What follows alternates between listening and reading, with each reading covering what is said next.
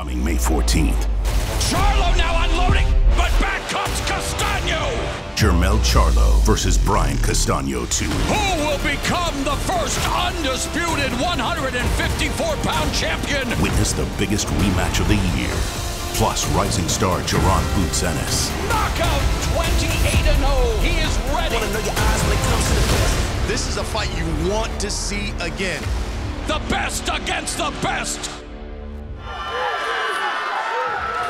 The tail of the tape. Both fighters 5'11". Cota with a slight reach advantage. Charlo 29 years of age. Cota is 31. To the ring we go. Jimmy Lennon Jr. Ladies and gentlemen, we welcome you to the Mandalay Bay Resort and Casino in Las Vegas, Nevada, as Premier Boxing Champions presents the featured bout of the evening, brought to you by MGM Resorts and Brooklyn Boxing. Judging at ringside, Tim Cheatham, Glenn Feldman, and Glenn Trowbridge. All right, fans, here we go. A showdown in the super welterweight division, scheduled for 12 rounds of boxing. And now, ladies and gentlemen in attendance, and boxing fans joining us around the world, live from the Mandalay Bay Resort and Casino in Las Vegas, Nevada, it's time for the PBC main event of the evening. Introducing to you first on my right, fighting out of the red corner, wearing white trunks with gold trim, hailing from Mexico's hotbed of boxing, Los Mochis, Sinaloa, Mexico. He weighed in at 154 1/4 pounds.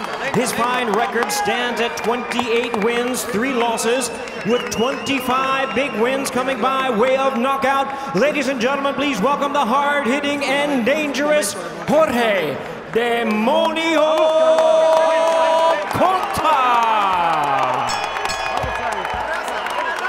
And his opponent across the ring, fighting out of the blue corner in this 12-round main event, wearing white trunks with orange and black trim, fighting out of Houston, Texas.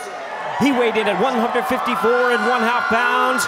His record stands at 31 wins, 1 loss, with 15 wins coming by way of knockout. He is the #1 contender on his path to regain the title. Ladies and gentlemen, please welcome the former WBC Super Welterweight Champion of the World, introducing Jermell Iron Man Charlo. And introducing our referee in charge, now to give instructions, Jay Nady. 10 rounds. Obey my commands. I'm gonna sweat that. Good luck, touch glove, let's go to work.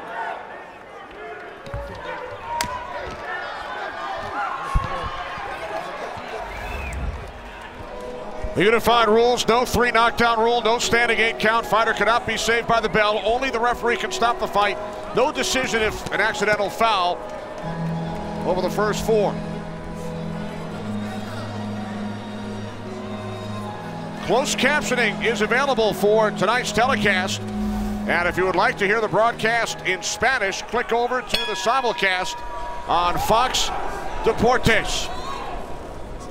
Underway from Mandalay Bay, scheduled for 12 in the super welterweight division. Jermell Charlo back in the ring for the first time since the first loss of his professional career back in December. Now, you might have heard the referee in the instructions say 10 rounds, but he stands corrected. It is 12 rounds. It is scheduled for 12. Okay. Jorge Cota fighting in the United States for the 4th time. The other 27 bouts have come in his home country, Mexico. There's part of that awkwardness I talked about right there. He's went from that left hand, he threw in the left hand straight to the body, ended up basically in a right-handed stance.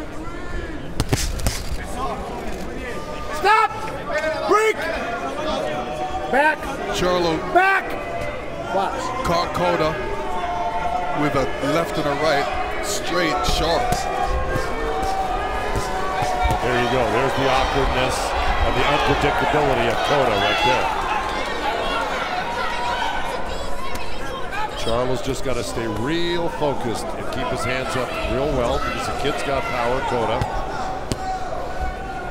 And he has to keep his defense tight as well, which he's doing in the early rounds. This is important, not to get hit with no support. Oh, big right by Charlo. Yeah. Cota took it well. Cota took it well. Cota's dropped in 2 straight left hands to Charlo's body, and he's gotten away with it. So, you know, he's got enough quickness to get there.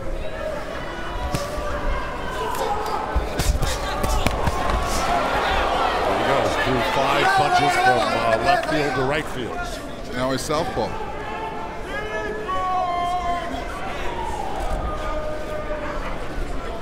Final minute, round 1.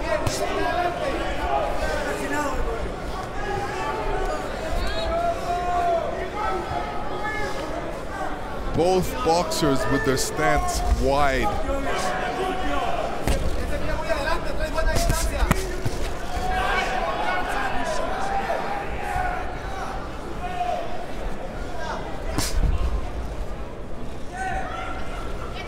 .30 seconds remaining. So you usually get rounds like this when both fighters don't know each other. They're really getting used to each other and testing each other's different spots and see what they can do.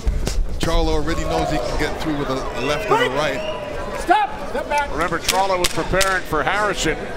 Made the adjustment 3 weeks ago when Cota was named as the injury replacement. 1 round in the books. U.S. has not yet allowed a goal. Over to Heidi Androl. Heidi. Thank you very much. Kenny here with Jermall. Jermall, what did you guys talk about at breakfast? What was the game plan coming to this? Because a lot of people don't expect this fight to go the distance. Well, I told him to stay focused. I want my brother to stay focused. I want him to, you know, keep doing what he's been doing. I know he's like a little bit antsy because of, you know, the last fight or whatnot, but I told him don't focus on that. Every fight is different, and he's doing exactly what we talked about. Going into this round, what do you guys want to see from him, and where do you expect this fight to progress? We want him to keep doing what he's doing and you know, take his time. Like, he's a knockout artist. He has like a different arsenal, so we want him to show it, and he's doing it. All right, thanks so much. We appreciate it, Kenny. Back to you. All right, thanks, Heidi. Jermall Charlo, 1 minute older than Jermell, getting set for his next bout next weekend in Houston. Watching his twin brother Jermell in the ring here tonight against Jorge Cota. And I think Jermall was exactly right. He's got to stay focused, you know. You got to get used to where this guy's rhythm. It's a wacky rhythm, and Cota just scored a little short left hand on the inside while Charlo was landing some body shots. But Charlo also, in the beginning of the round, is starting to step back and looking to counter, too, instead of just waiting for the guy to come in, and now forcing him backwards. So he's got to do one or the other. He's got to step back and counter, or he's got to force this guy backwards, because he doesn't, Cota does not fight well going back. Yeah, I agree with that. You know, Charlo has to throw that double jab. That double jab will help him land that right hand. You know, get Cota confused with that left jab, especially 2 of them, and then drop that right hand in. Well, let's see if he can do that, because you're right. He's got a beautiful straight right hand off that jab. We've seen him take guys out with it. But again, he's trying to throw it against the southpaw. So it's not a right-hander he's looking at, like you know, a right-hander makes a certain hit, you can drop the right hand.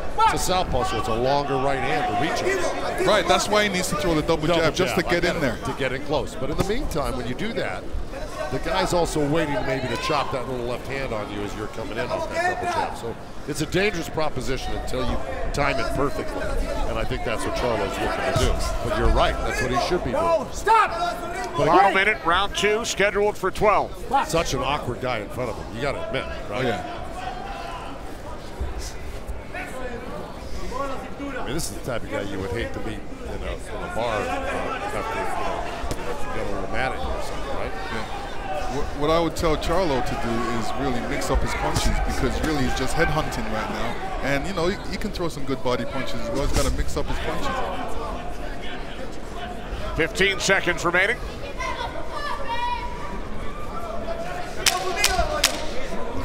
Just got some awkward style. Just such a very herky-jerky style. Yeah, when guys are herky-jerky like that, you punch him right in the body.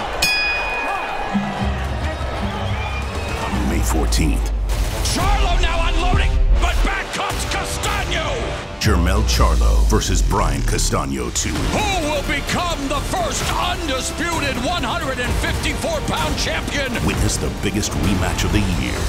Plus rising star Jaron Boots Ennis. Knockout 28-0. He is ready. Want to know your eyes when it comes to the best. This is a fight you want to see again. The best against the best. Back in Las Vegas as we get set for round 3. Look at Jermell Charlo. Thank you. Give me four. Shoot the stick. More sticks, step over. Go for some more shots. Some more shots.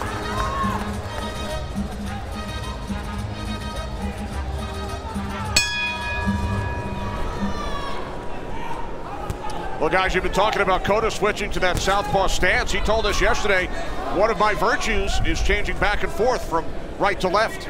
And even how he does it, you know, he races in sometimes with the jab, and then all of a sudden he ends up on the other side, like he's a southpaw. So it's definitely unorthodox, and he's got a wide stance. It's working for him, but sometimes you can get caught running into punches. Oh, down goes Cotto! Like that!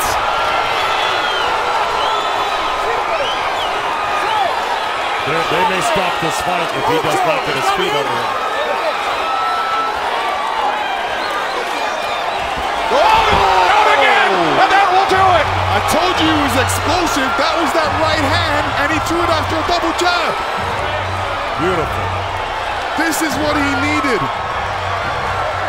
This is what he wanted it, and he got it. And you know what? This may have been a great fight before the Harrison fight for him too. And he did the right thing. He threw the double jab, and he moved to the left, and he came through with that right hand afterwards.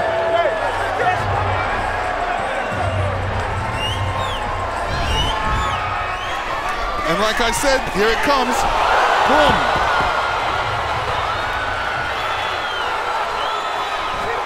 Let me tell you, the referee should have made him walk to him like the other referees. Not holding the roll. He's basically holding himself up. He wasn't ready to stand back in there. Well, we kind of talked about it. It would pose a problem early, and then the speed of Charlo and power. Explosive power. But you called the right hand, of course. Jermell Charlo ends it in round 3. His brother Jermall celebrates. Welcome back to Premier Boxing Champions, PBC Fight Night on Fox. Jermell Charlo victorious, raising his record to 32-1, coming back from the only defeat of his career to knock out Jorge Cota in round 3. And here's the first knockdown. It was a right hand over the top, explosive. And here's the second knockdown, straightforward. All he did was go straight to him and threw it straight right hand. Yeah, he was left, right. He was still dizzy from that first knockdown. You were right there. Here's another look at it. Boom. So focused, so determined, so powerful.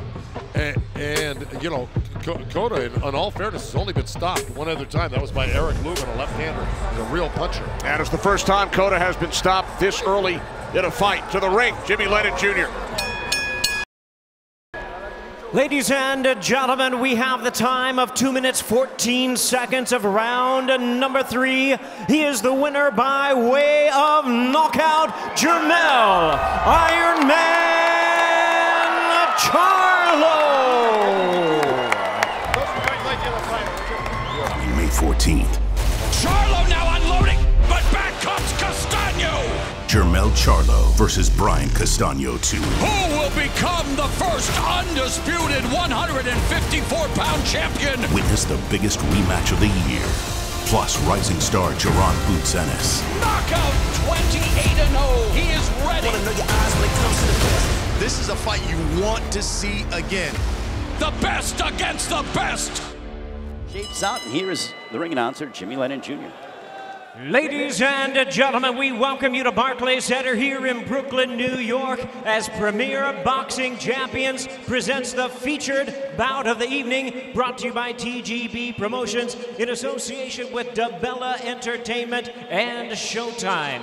We are sponsored by MGM Resorts and Brooklyn Boxing. This bout is sanctioned by the WBA, the president, Gilberto Jesus Mendoza, supervisor, Jose Oliver Gomez, along with the New York State Athletic Commission. Introducing to you our 3 judges scoring this bout from ringside, all from the state of New York. From West Nyack, Julie Letterman. From Flushing, Queens, John McKay. And from Rockville Center, Kevin Morgan. Introducing our referee in charge, he'll be giving instructions after the introductions, Ricky Gonzalez. All right, fans, here we go with the main event of the evening. 12 rounds of boxing for the WBA Super Welterweight Championship of the World. And now, ladies and gentlemen in attendance and boxing fans joining us around the world, live from Barclays Center in Brooklyn, it's showtime! Introducing to you first the challenger. On my right, fighting out of the blue corner, entering the ring wearing black trunks with red trim, fighting out of Houston, Texas by way of Guantanamo, Cuba. He weighed in at 153.5 pounds. His record stands at 25 wins, 3 losses and 2 draws, with 14 of his wins coming by way of knockout. He is currently ranked the WBA #2 contender. Tonight, in his 8th consecutive world title appearance, ladies and gentlemen, please welcome the former longtime WBA Super Welterweight Champion of the world, introducing Erislandy, the American Dream, Lara. His opponent across the ring is the defending world champion, fighting out of the red corner, wearing white trunks with gold trim, hailing from San Justo, Buenos Aires, Argentina. He weighed in at the super welterweight limit of 154 pounds even. He is undefeated in his campaign to the ring with a record of 15 wins, no losses, 11 wins coming by way of knockout. Tonight, in his Showtime debut, he is making his 2nd world title appearance. Ladies and gentlemen, please welcome the undefeated, reigning and defending WBA Super Welterweight Champion of the World, introducing Brian El Boxy Castaño. And our referee in charge now to give instructions. Once again, here is Ricky Gonzalez. Ya te di las reglas en el camerino. Protéjase en todo el tiempo y obedece mis órdenes todo el tiempo. Toca el aguante. It is main event time here in Brooklyn. Brian Castaño making the first defense of his title, but he has to do it against that man, the former world champion Erislandy Lara. His age, but a number. Or will it affect Lara? Or will the young man in Castaño find a way to retain his title? We are underway here in Brooklyn.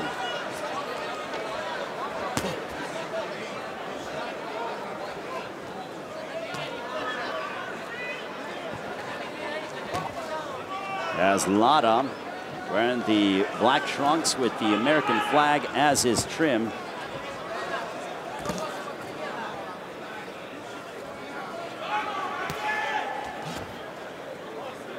We have the American flag and the Cuban flag, so they both, it was very difficult to judge by our broadcast position, but he does have both flags, one on each thigh, that being Lara.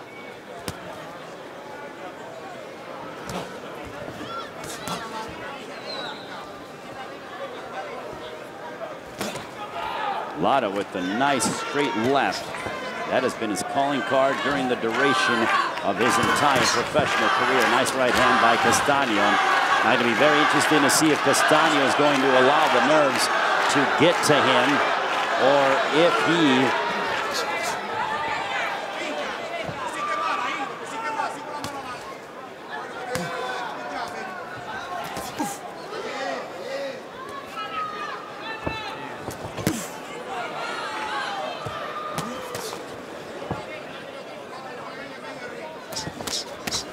Good work by Castaño. He's trying to crowd Lara.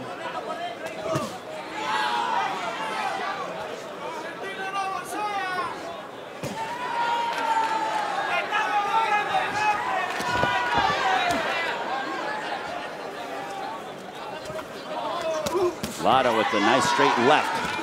Castaño has had moments where he's crowded Lara, but he needs to apply the pressure. There's Castaño. Getting close, trying to crowd Erislandy Lara. He's got to make Lara uncomfortable. That is without question. He's got to press and use his physicality to his advantage.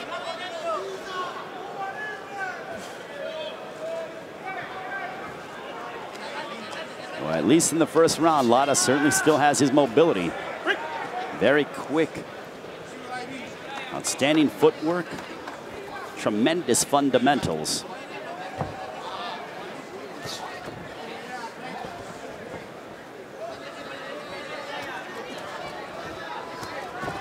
Straight left by Lara. And two straight lefts again. Lara and Castaño mixing it up to end round one. And that's the end of the first.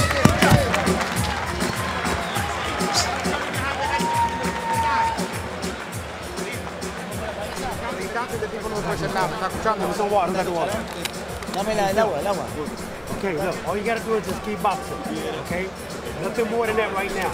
Okay? No, I just don't want you to stay on the rope with your hands up. You gotta stay away from that. That's the only thing we gotta stay away from, okay? Keep the middle of the ring as long as you can.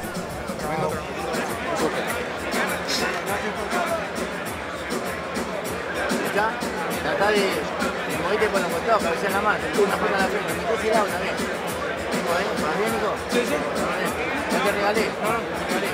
Cuando llegas, te tiro por los pasos a la siempre. Vamos.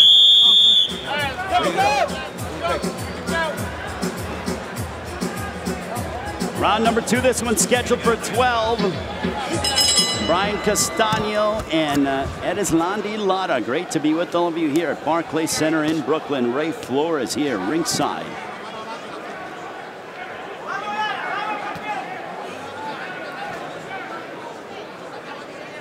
At this pace, this would favor Erislandy Lara. Lara has got to really go ahead and just continue to control the tempo. If you're Castaño, though, he's got to pick up the pace. He's got to crowd Lara. He's got to go to the body and slow down the mobility of the 35-year-old. The youth is certainly on the side of Castaño here tonight. But the wits and the intelligence would go the other way to the challenger in Lara.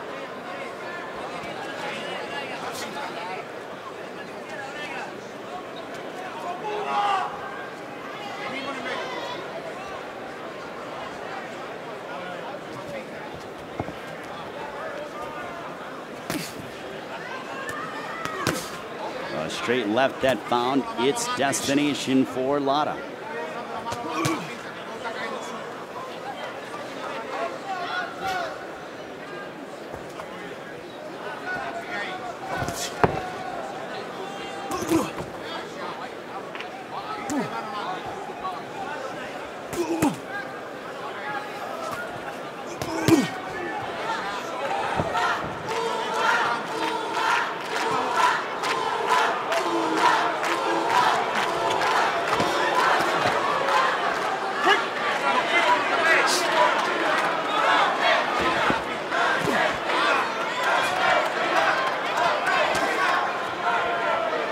Tie up a close distance. 65 seconds remaining here in the second.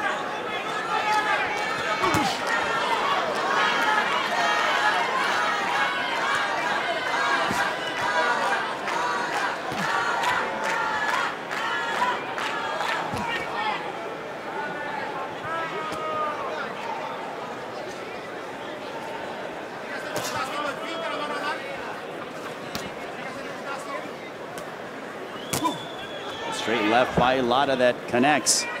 Castaño waiting. I think he's He's reluctant. He wasn't that reluctant in the first round. Now he goes to work, hitting the body of Lara. But this slow tempo, this pace is something that is advantageous for Lara. Lara's so crafty and durable and smart.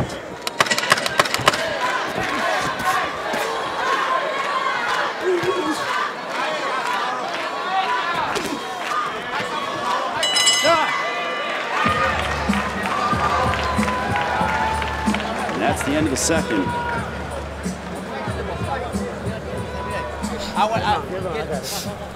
Rinse it up, rinse it up, rinse it up. Deep breath.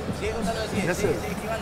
Don't let this guy push you fast, okay? Just keep taking your time. Okay? When you backing him up, keep backing him up behind your jab. And there is Peter Kit Chocolate Quillin and Zab Judah, both of them from Brooklyn. They're out here enjoying the fights here tonight. Great to see Kit Chocolate, Peter Quillin, and Super Zab Judah, both from Brooklyn, out here at Barclays Center. Round 3, this one is scheduled for 12. Wherever you're joining us around the world, we greatly appreciate it.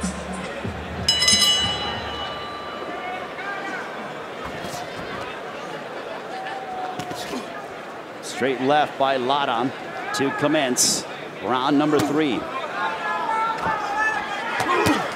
Now Lara's starting to get more active, but Castaño has got to really crowd and make Lara put him on his heels, put his back against the ropes. Because that's when Castaño can attack.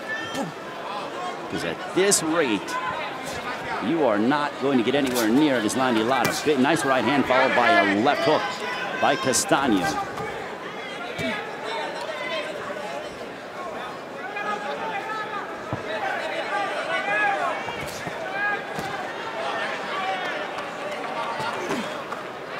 Left to the abdomen by Lara.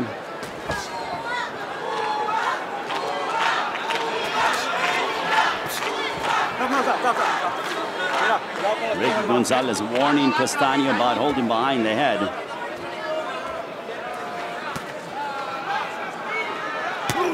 This is the 5th time that Castaño has fought here in the United States. He fought 4 straight times in the United States from 2015 and 2016. Now Castaño going to the body of Lara.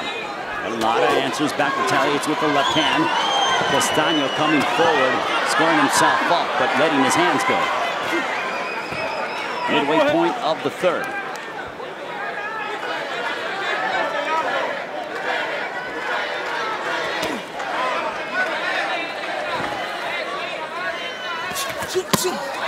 Left hook, thudding left hook to the body of Lara.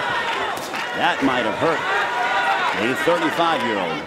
Because now he's backpedaling, and Castaño is coming forward with a lot more vigor, a lot more energy. Left hook to the body by Castaño. Oh, right hand that caught the chin of Lara square. Castaño can make a big impression if he can find a way to stop Lara. But a 1-2 combination by Lara, some stinging shots.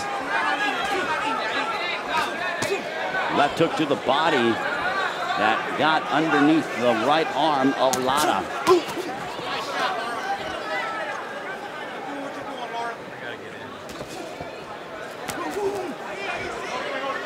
If you're Castaño, though, this body work is going, he should continue to rip on the body and attack it. Right hook to the body by Lara. But back comes Castaño.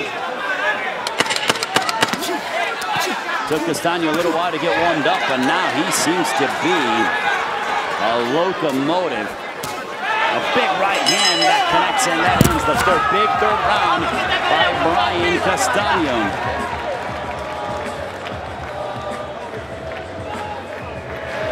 Tira pie, tira pie. Agua la cabeza, agua la cabeza. Bien, Brian. Se fue en pedo, se fue en pedo Rincón, No le gusta la presión abajo. Se fue en pedo, hijo, armate bien, Agua. No. Let's take a look at some of the work.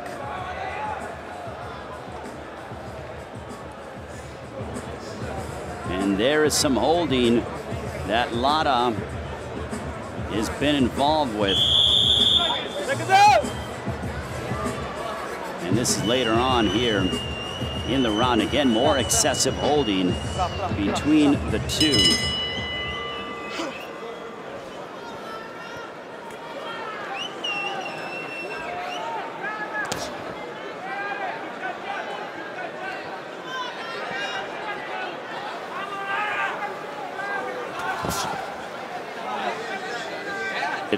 Round 4, this one's scheduled for 12. Lara and Castaño. Straight left by Erislandy Lara. The jab to the body by Lara, but I would have to say I have a 2-1 in favor of Lara. I'm not really going to get caught up too much in the scoring because it is, there is a method to it. But when you're calling a fight and you're trying to judge vastly different. Straight left that connects by Lara. However, Castaño certainly is coming alive in this matchup, and it's going to be very curious. And again, Ricky Gonzalez warns him about holding behind the head.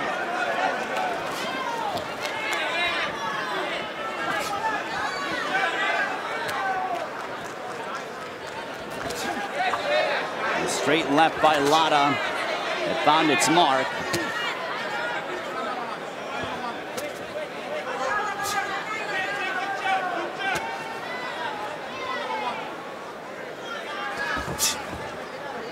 Castaño pretty much chasing Lara around the ring, which is what we thought was going to happen in the lead up to this matchup.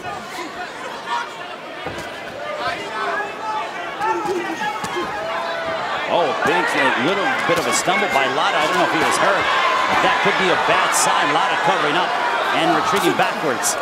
Castaño comes forward.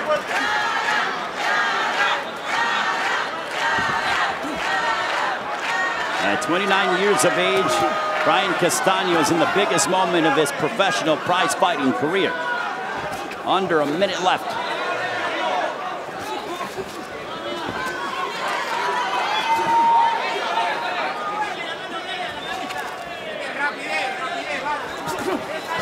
Castaño uncorks a right hand at close distance. Lara throws back himself.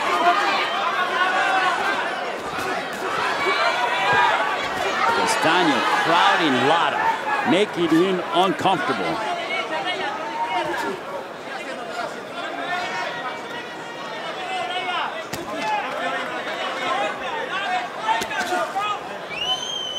Final moments of this 4th round. Castaño having another solid outing here in the 4th round.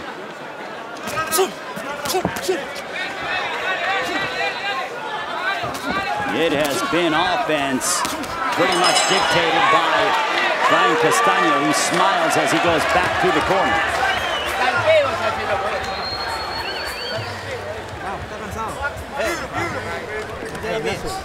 The guy just walking straight to you. So he's walking right into the jab. So keep using your jab. But when he's close, you got to dig the body a little bit more. Okay? Okay? Go to that body. The body's there for you all day. Let's take a look at some of this work by Brian Castaño. Uppercut up the center, the jab, and just really pouring it on. The left hook to the body. Good punch variation by the Argentinian. But Erislandy Lara in a bad spot here. Being muscled with his back against the ropes. Coming May 14th. Charlo now unloading, but back comes Castaño. Jermell Charlo versus Brian Castaño 2. Who will become the first undisputed 154-pound champion? Witness the biggest rematch of the year. Plus rising star Jaron Boots Ennis. Knockout 28-0. He is ready. Want to know your eyes when it comes to the best. This is a fight you want to see again. The best against the best. As we are getting ready to start the 4th round. Round 5, I stand corrected.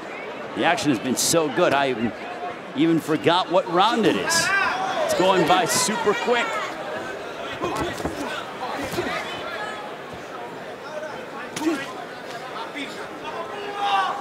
It is Landy Lara, the former world champion, who is 6 years older than Castaño. Castaño continues to pressure and be all over. That is Landy Lara.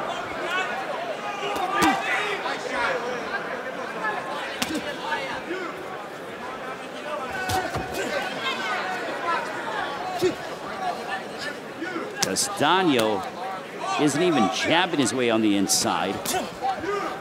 Unloading right hands.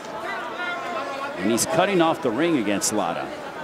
So this is the question that we had coming in. Does Lara have the mobility to keep a younger, fresher fighter off of him? In the first 2 rounds, that was the case.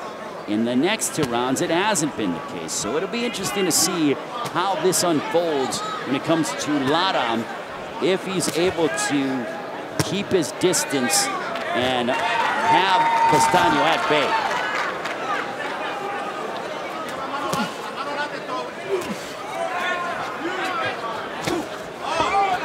Straight left that connected by Lara.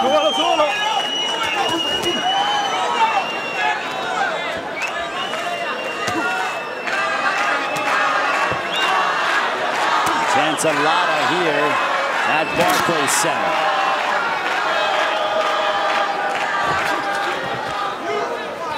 Close, a left hook by Castaño, followed by a right hand.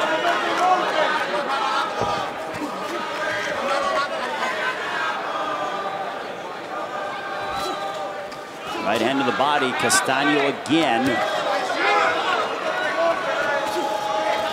A lead right hand. Lara pushes him off. Lara looking for that home run uppercut shot and that straight left.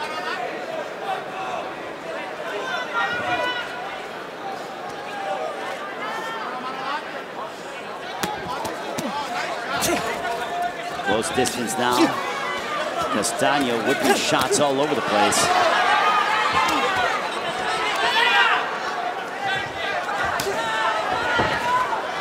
Powerful right hand by Castaño. Left hook to the body by the champion. Again, Castaño swarming Lara now. Final 10 seconds. Lara looking to create some space. A straight left hand that found its mark for Lara. The action has picked up considerably here in the 5th as we go to 6.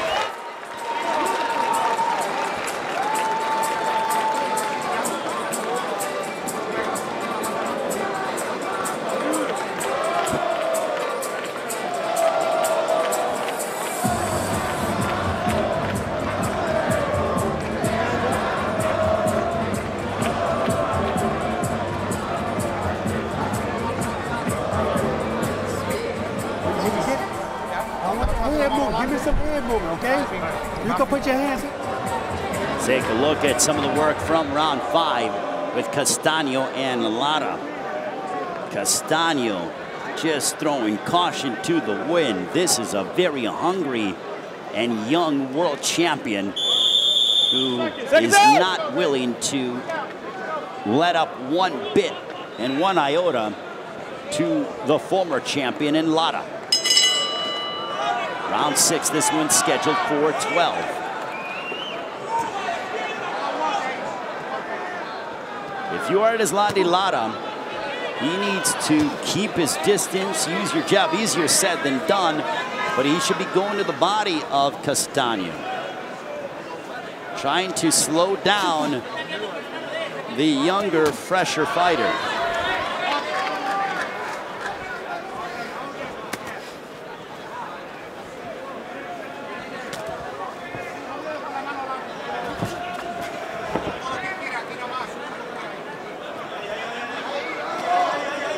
Now Castaño, instead of waiting, Castaño has got to attack. He's done that from 3 through 5. But will he be able, he's got to not think as much and just use his reflexes and let his punches go.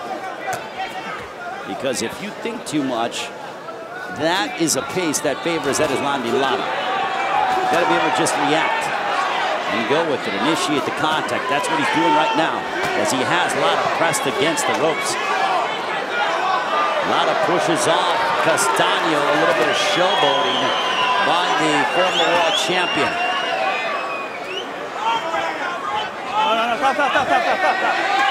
And now Ricky Gonzalez warns Lara about too much holding on the top of the head.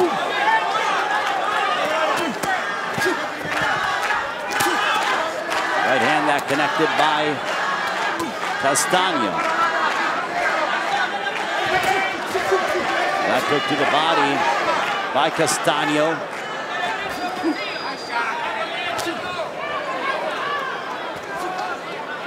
Lara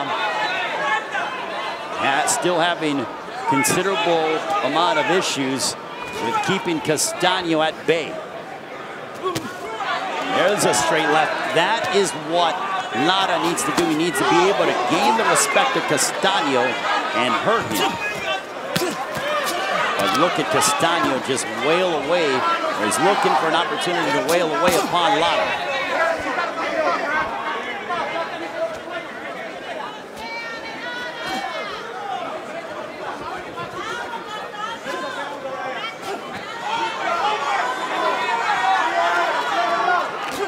Castaño throwing combinations at Lara. Hitting him, Lara just covering up, not throwing anything significant. And he throws a straight left.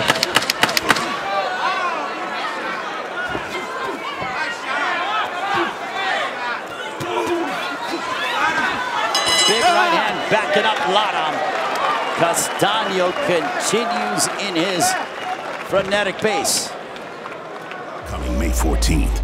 Charlo now unloading, but back comes Castaño. Jermell Charlo versus Brian Castaño 2. Who will become the first undisputed 154-pound champion? Witness the biggest rematch of the year. Plus rising star Jaron Boots Ennis. Knockout 28-0. He is ready. This is a fight you want to see again. The best against the best. And here is the constant pressure by Brian Castaño. But Lara, he has his back on the ropes, and if you are Ronnie Shields, I would be admonishing Erislandy Lara to say, what are you doing? You cannot, Lara cannot have his back touch the ropes, because that is where Castaño does his best work, especially in this matchup stylistically. Lara needs to stay right where he is right now, in the center of that ring, and not have his back touch the ropes, because that is when Castaño, who is 6 years younger than him, will push and use his forearms and throw tons of punches, and Lara is in a position where he can't get out of there. They talk about fighters that Father Time is undefeated in this sport. I'm not saying that Lara's career is drawing to a close by any means, but this is a Lara that is not as mobile as we have seen in the past. And this is a Castaño who has gotten considerably better since we saw him in the United States for 4 consecutive fights. Castaño literally chasing Lara around the ring. Straight left that touched the chin of Castaño, another one. Now Lara's accuracy is starting to increase. He's starting to land bigger shots, the more authoritative punches, and he got out of the way with his back off the ropes. This is what Lara needs to do, and he should tie up right now at this moment when Castaño comes and tries to press him against the ropes. Tie up, spin him around, allow the referee to get in there, separate them, and then go right back to work on your jab. If you're Castaño, you need to do more of this. Nice left hook that connected on the jaw of Lara.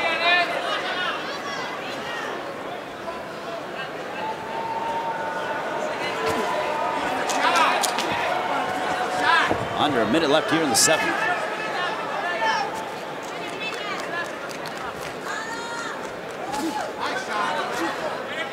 This is a very good round by Erislandy Lara, the man known as the American Dream.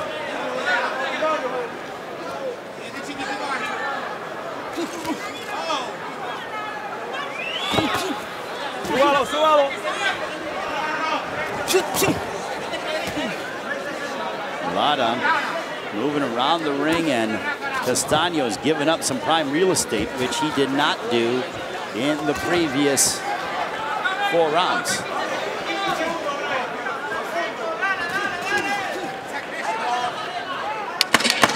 Lara now with his back off the ropes, fighting well, but Castaño hammering away with the right hook. And that's the end of the 7th, and a straight left as the bell sounded after. Watch your feet, He's getting tired. Keep boxing. That's all we got to do is box, all right? Boxing is the key to it all. Just don't stand still on them ropes for me, okay? Everything else looks good. Just don't stay on them ropes, okay? Right. Keep using the jab. Just keep throwing the 1-2s at him all day. All right? But come back with the jab. Once you let the 1-2 go, come back with that double jab. Okay? Keep stepping around. Don't stand in one spot. Keep stepping around this guy, okay? I got to have you around him. Don't stand right in front, okay? I got to have you moving around. What is it? Right by his foot. So that was the straight left after the bell sounded by Lara. Round 8, this one's scheduled for 12. I think it's a very close fight between the two, the champion Brian Castaño, the challenger Erislandy Lara, here at Barclays Center in Brooklyn. The 154-pound title is on the line. And chants a lot echoing here at Barclays Center.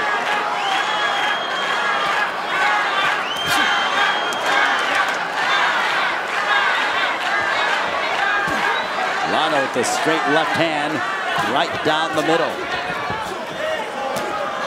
But Castaño is coming forward. Lara's accuracy that has Castaño a little bit befuddled. He's confused, it seems like. Is Castaño, based on the technical ability of Lara? He's looking for his openings. Sometimes you have to create your own openings, which Castaño is figuring out right now.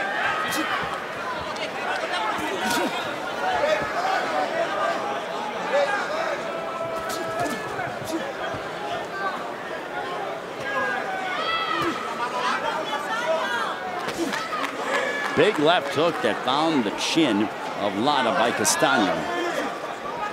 Just over the midway mark.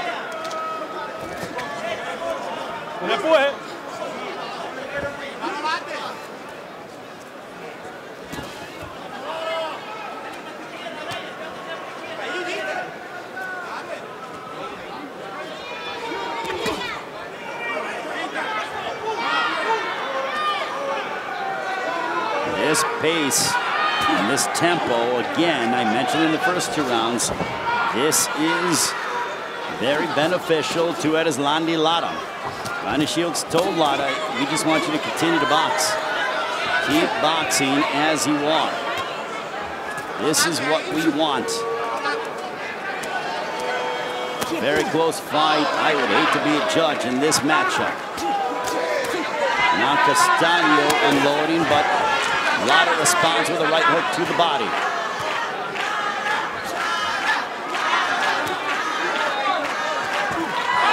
Big straight left backing up Castaño. Best punch of the fight by Lara. Castaño took it well, but boy did he get lit up.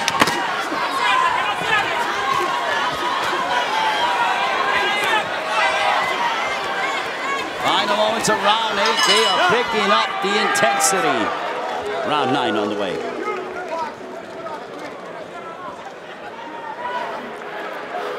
Va, que bien. Va, siéntate bien.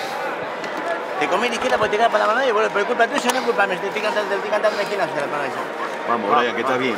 Vos estás bien, estás muy bien. Físico. Está para tirar el triple de lo que estás tirando. Necesitamos la presión, Necesitamos la presión. La vaselina. Once you put together 3-punch combinations. Sí, está muy bien. Fue la mano por dentro, cuidado. Fíjate.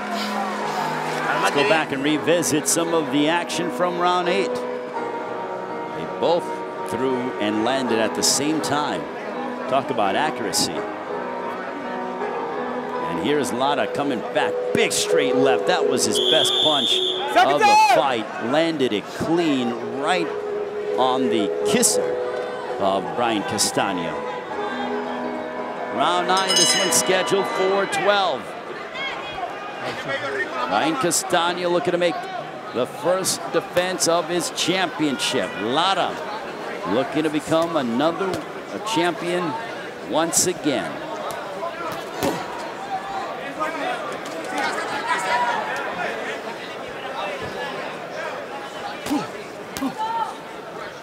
Bumping the jab is Lara in the center of that ring.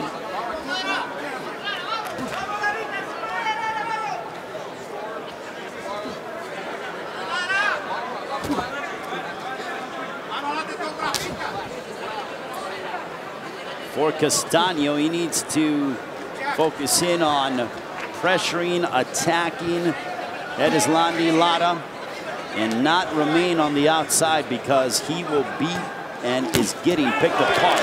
What a straight left that stopped Castano in his tracks. And if you are Lara, continue with the jab, mix in an uppercut or two, hit the body of Castano.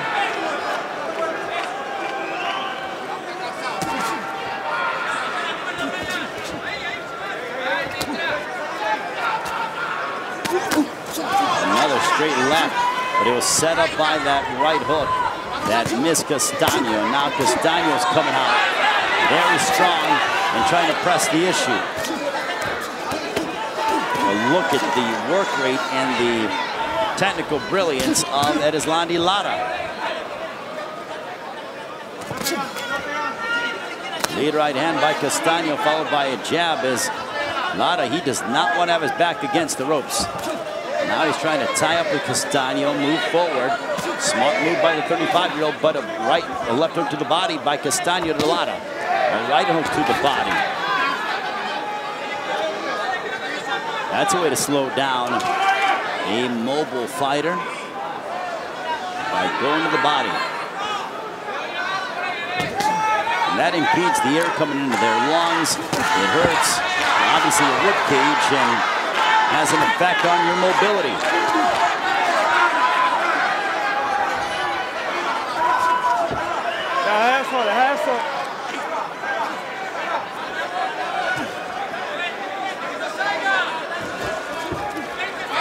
Scores in this fight could very well be all over the place. Castano crowding Lara, but none of them are really answering or landing clean. Now Castano will put in the work with Lara with his back on the ropes. Now they're trying to tie up. Castano pounding away upon Erislandy Lara. Lara throws as well. 3 more rounds remaining.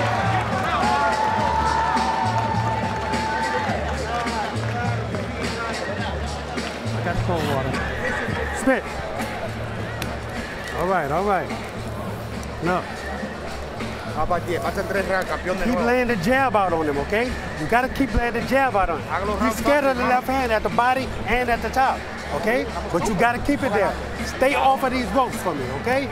That's all I need you to do. Stay off of these ropes. Let's go back and examine some of the action from round 9. Erislandy Lara using his jab as a rangefinder, and then boom, there's that straight left right on the button. But Castano, not to be deterred, comes back with a flurry of his own as he steps in pretty much the chest of Lara, hammering away on the body. That's how much this world title means to both. They are pushing each other to the limit here tonight in Brooklyn. 3 more rounds remaining, and Castaño forgot his mouthpiece, goes back wisely, gets it. And now we will resume the action. It is such a great honor to be here with all of you. Ray Flores, ringside, Barclays Center, as we are nearing the championship rounds of this 154-pound title tilt between the champion, Brian Castaño, and Erislandy Lara.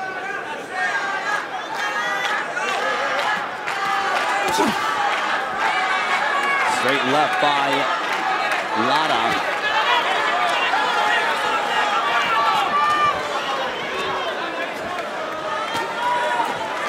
Castaño pounding away on the body of Lara. Now some inside work by the Argentinian. But Lara responds with some body work of his own. Castaño with the right hand. Lara with the left, right to the abdomen of Castaño.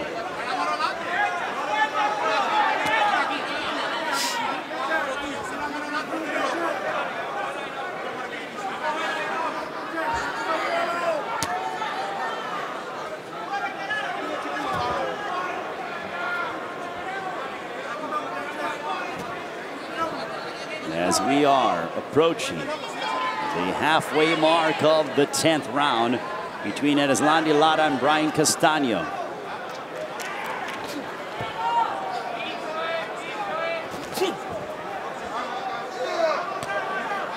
It's a very close round. There's several rounds that are toss-up rounds that they could go either way.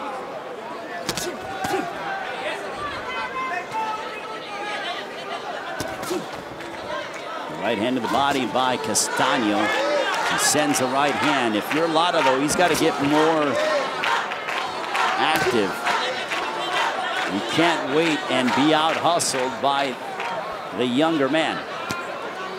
Because judges will look at it when it's a close round. They will more than likely see who is the aggressor. Who's the one that is bringing the fight. Left hook to the body by Castaño. Retaliating is Lara. Lara close distance. They both are sitting down in their punches. Castaño keeping himself at close mid-range. He pounds away on Lara, gets out of his range, and then goes back. A straight left that backed up Castaño for a brief moment. But Castaño, look at a swarming crowd. Erislandy Lara. Straight left that found its mark right on the jaw, and we are entering the championship rounds. May 14th. Charlo now unloading, but back comes Castaño. Jermell Charlo versus Brian Castaño 2. Who will become the first undisputed 154-pound champion? Witness the biggest rematch of the year.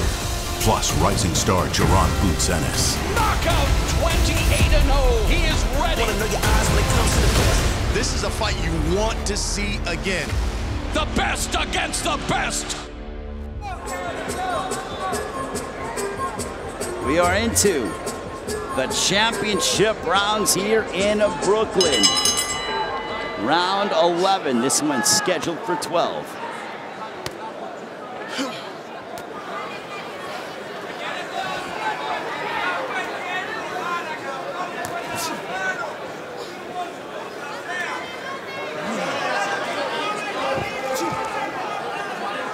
Brian Castaño, the champion, making the first defense of his title. Lara with the jab followed by the straight left. Castaño, nice left hook to the body.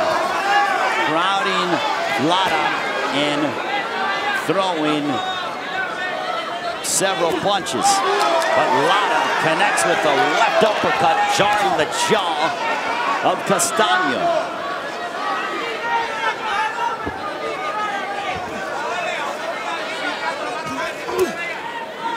And a left right down the center.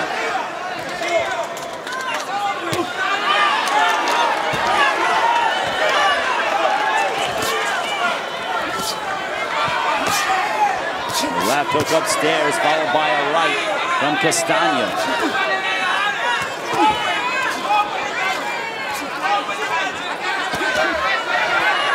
Left hook to the body by Castaño. Close distance, and we'll see if Lara decides to throw that uppercut. Right hand, big right hand on the top of the head of Lara. Castaño bricks to the body of Lara, but Lara responds. 70 seconds remaining here in the 11th. Left hook to the body, 2 left hooks by Castaño. Castaño is doing all he can to try to hold on to his title.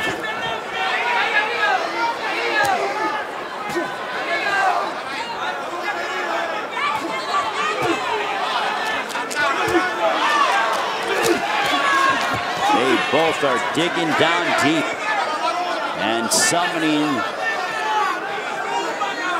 using all parts of their will to try to attain this victory. Left hook to the body by Castaño, followed by a straight left from Lara.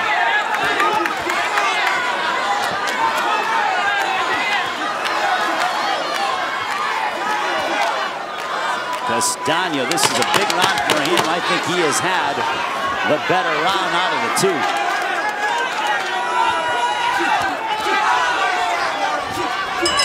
And one more round left in this championship affair here in Brooklyn. Vamos, que está muerto el gato ese. ¿Vemos bien? Respira bien, hijo. Respira. ¿Vamos bien, hijo?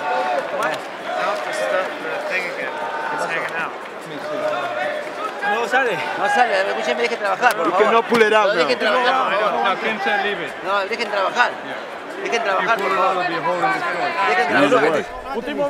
Pick him up, keep picking him up. Okay? And look, on the outside, use the jab, keep using the jab, okay? You gotta keep using the jab. He's going to be coming, he knows he's behind. Beautiful. Okay? He's going to be coming this time, okay? sabe que está perdiendo. Let's go to work. Ronnie Shields, Terrence Erislandy Lara. Let's go to work. Brian Castaño looking to retain his title. Erislandy Lara looking to try to become a world champion once again. Wipe that down right here, please. Now Ricky Gonzalez warning the corner of Erislandy Lara. Too much water in the corner. Doesn't want anyone to slip.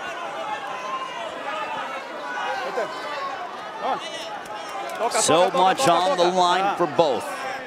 Lara would love a rematch against Jarrett Hurd, and also feels that he is one of the best, if not the best, super welterweight out in the world today.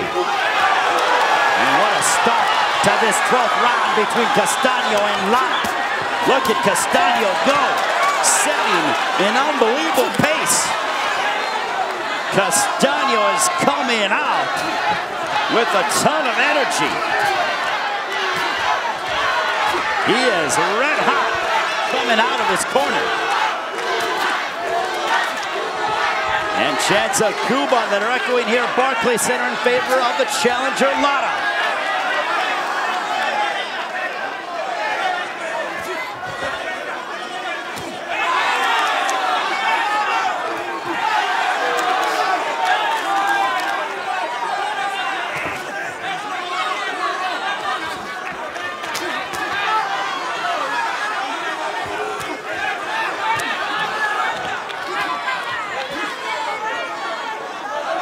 Erislandy Lara lost his title almost a year ago. Castaño won the title about a year ago. As we are coming up, we have 90 seconds left in the fight. It has been entertaining on so many fronts as Lara put together a 4-punch combination punctuated by a straight left on Castaño. Another big straight left by Lara. Castaño started off strong in the 12th. Now Lara starting to seize control. Both men fighting at such a high level. This is entertaining stuff. Under a minute left here in this 12th and final round.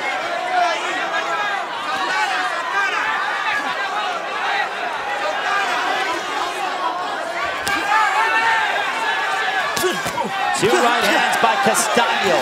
Castaño coming forward. Lara looking to pick him apart. Castaño bringing the fight to Lara. Big right hand. Another one. They are both sitting down and throwing with reckless intentions. Castaño feels he has Lara hurt. Trying to take him out. Body work by Castaño. Final 10 seconds of this championship matchup. What a battle this has been here in Brooklyn. Lara and Castaño go to the scorecards. Excellent fight here tonight in Brooklyn.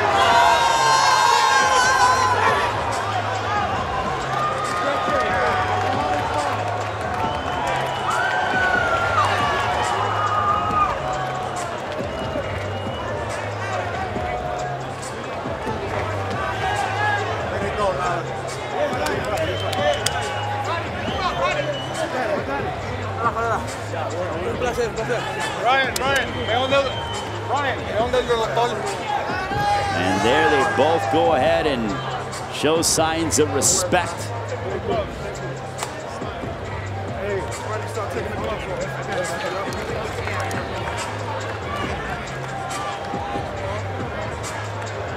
That is Landy Lara being checked out by the ringside physician.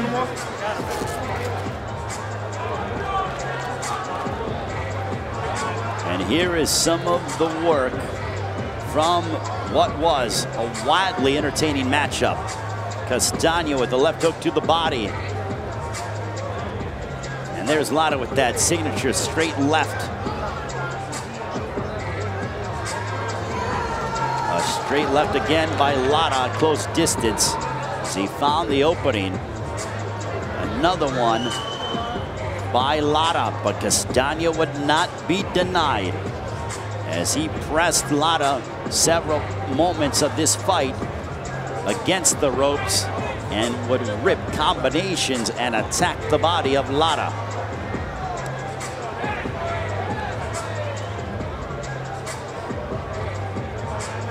And we await the decision of this matchup.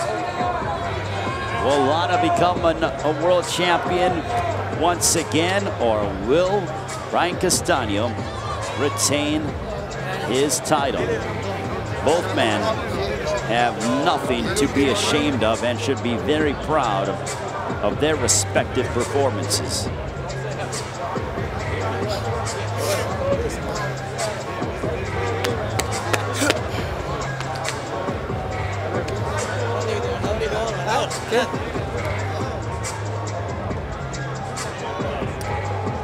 We await the decision.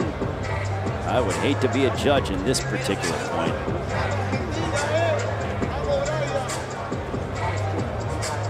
I believe Jimmy Lennon, he has the scorecard and just awaiting. He is processing it.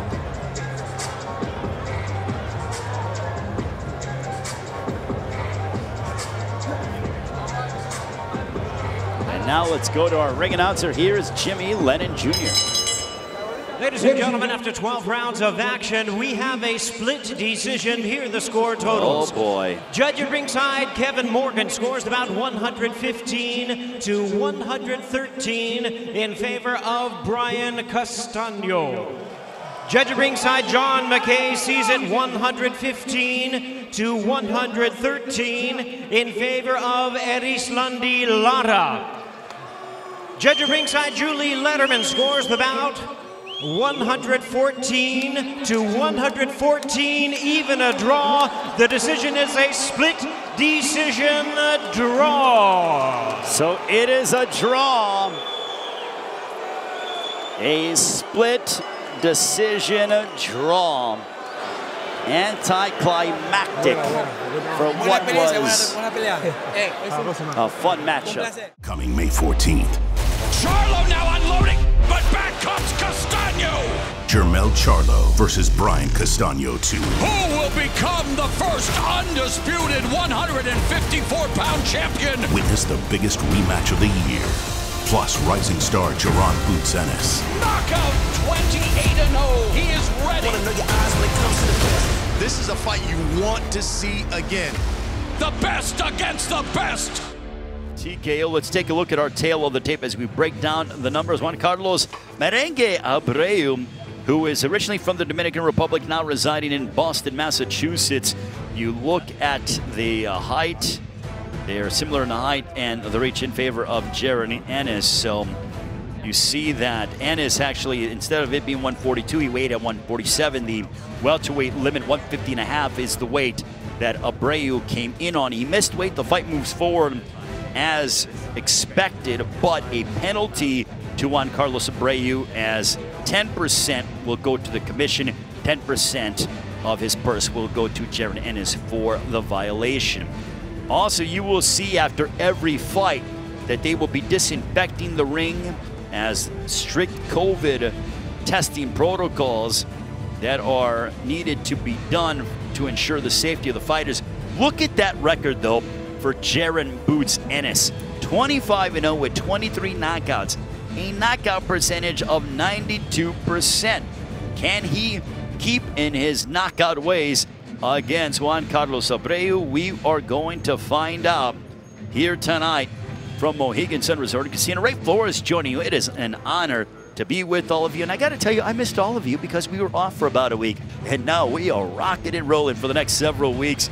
And it is great to be bringing you this outstanding action with everything going on in the world. We are bringing you a form of entertainment with Premier Boxing Champions. I hope all of you and your families are safe and sound during this worldwide pandemic. But tonight, we hope that we thank you for inviting us into your homes to enjoy a few hours of world-class prize fighting. So, we are awaiting Jaron Ennis and Juan Carlos Abreu to get the action started here from Mohegan Sun. Here's Jimmy Lennon Jr. Welterweight special attraction. Now making his way to the ring, here is the veteran contender from the Dominican Republic, Juan Carlos Abreu. And here is Juan Carlos Abreu. He's coming out to merengue music, which is a form of Latin music. His nickname is Merengue, and he certainly loves it. He's coming out, and we'll see if he's going to be doing some dancing if he's victorious tonight against Jaron Ennis. Well, if you beat Jaron Ennis, you can dance all night long for all I care, because that is no easy task whatsoever. What was a hard task for him was making weight. He didn't make it. He came 3.5 pounds overweight, but Abreu, who is a significant underdog, is not paying attention to the prognosticators and wants to spoil the undefeated record of Jaron Ennis.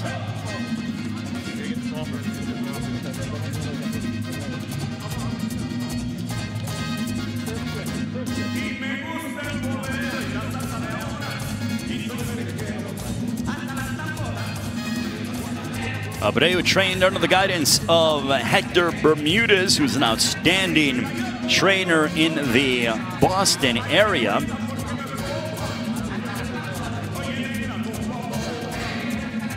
Hector Bermudez trains Javier Fortuna.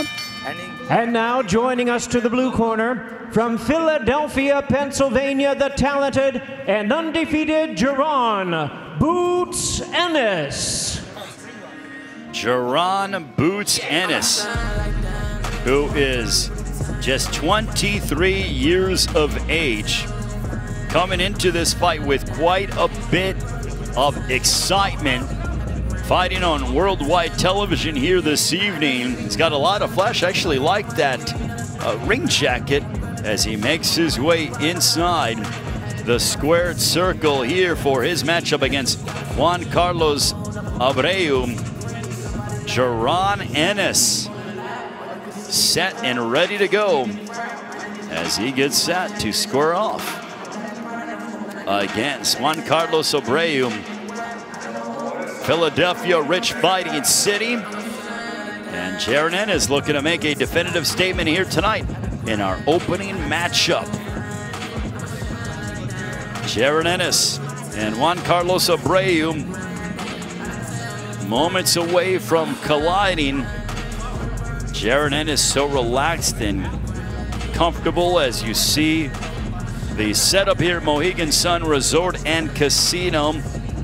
Takes quite a bit of discipline and diligence for everyone involved to put on an event of this magnitude during this worldwide pandemic of COVID-19. You saw that the age difference is 10 years.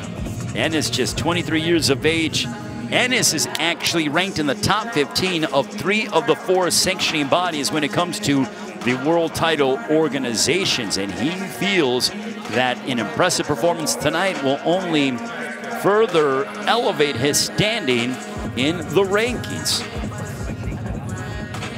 Can Jaron Ennis finish off Juan Carlos Abreu, or will Abreu shock the world and get a monumental upset? And here's Jimmy Lennon Jr. Ladies and gentlemen, good evening and welcome. From the Mohegan Sun Arena here in Uncasville, Connecticut, Premier Boxing Champions presents a big night of boxing coming your way, brought to you by TGB Promotions and Showtime. This bout in the ring is presented in association with DND Boxing and CES Boxing. Introducing our 3 judges scoring the action from ringside, we have from Flushing, New York, John McKay. From Noank, Connecticut, Don Trella. And from Rivervale, New Jersey, Steve Weisfeld. And presenting our 3rd man of the ring, the referee in charge of the action, Johnny Callis. All right, fans, here we go. A battle of welterweight contenders scheduled for 10 rounds of boxing. Introducing to you first on my left, fighting out of the red corner. He is wearing camouflage trunks with gold trim, fighting out of Boston, Massachusetts by way of La Romana in the Dominican Republic. He weighed in at 150 1/4 pounds. His record stands at 23 wins, 5 losses, 1 draw, and 1 no contest, with 21 wins coming by way of knockout. Here is the hard-hitting contender, introducing Juan Carlos Merengue Abreu. And his opponent across the ring, fighting out of the blue corner in this 10-round special attraction, wearing silver trunks with light blue trim, fighting out of and representing the boxing-rich city of Philadelphia, Pennsylvania. He weighed in at a ready 146 pounds. His fine record stands at 25 wins, no losses, 23 big wins coming by way of knockout. Here is the undefeated welterweight sensation, introducing Jaron Boots Ennis. Once again, our 3rd man in the ring, the referee in charge of the action, Johnny Callis.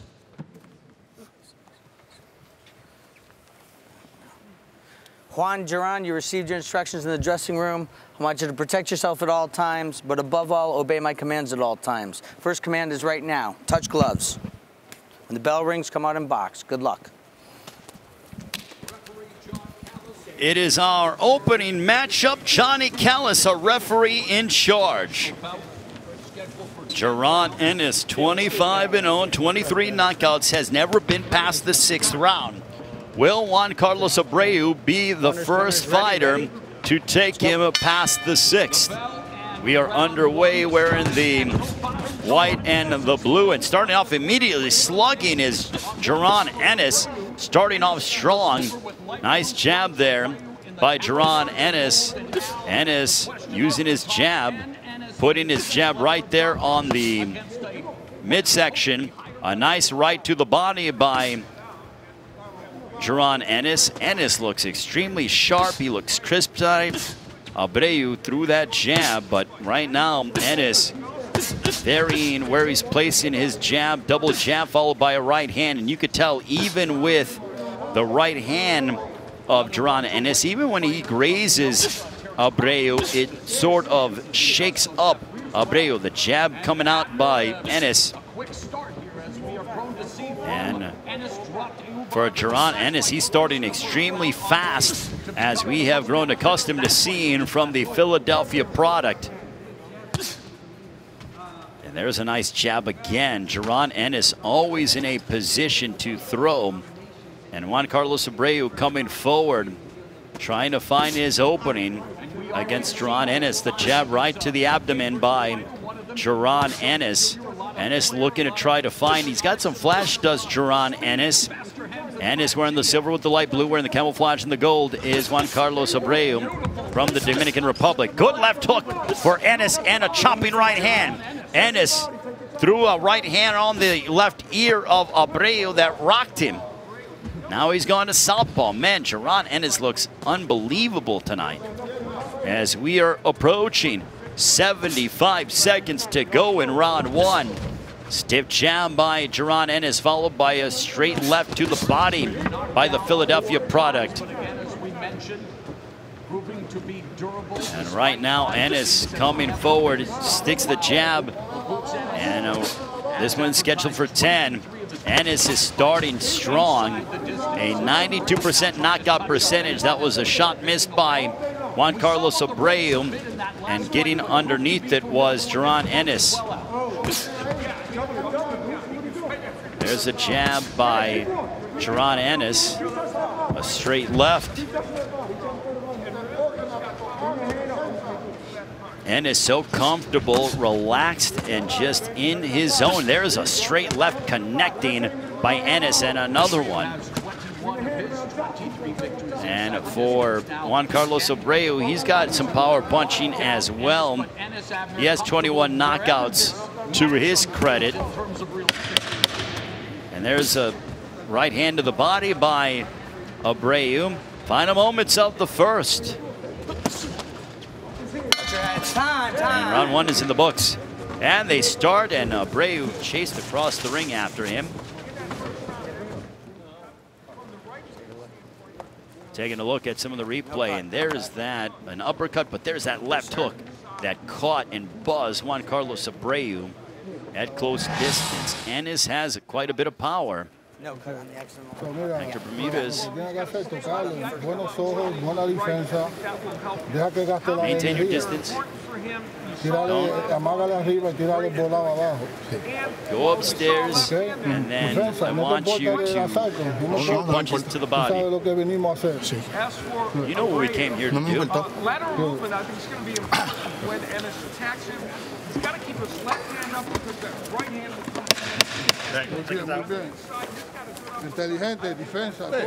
Intelligence, use your defense. Since I speak Spanish, I will translate in between rounds with the native Spanish-speaking fighters here tonight. Jaron Ennis, southpaw, sticks that jab right on the abdomen of Juan Carlos Abreu. And there's a left, couple lefts down the center, backing up. Juan Carlos Abreu, another straight left by Ennis. Ennis looks outstanding, so sharp here this evening. Yeah, I like the placement of his jabs. He'll go upstairs, he'll go to the chest. He puts the jab on the abdomen of Abreu as well. And there's a straight left, and if you are Abreu, he's coming forward. Oh, he got clipped with a straight left. And another time that Ennis comes forward. Johnny Callis, a referee in charge. Keep him up, keep him up. There's a jab, snapping back the head of Juan Carlos Abreu several times. There's a straight left by Jaron Ennis, and Ennis unloading a combination. Not much of it got through. And then Ennis steps up and he throws a straight left right on the temple of Abreu. And we are seeing scintillating combinations from Jaron Ennis. Jaron Ennis looks very sharp tonight. He's putting together machine gun-like combinations in this opening affair.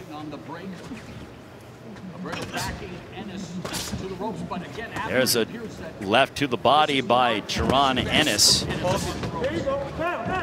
Coming forward, though, is Abreu, and then he got lit up with a straight left. Both of you, keep it up, keep it up. Johnny Callis separates the two.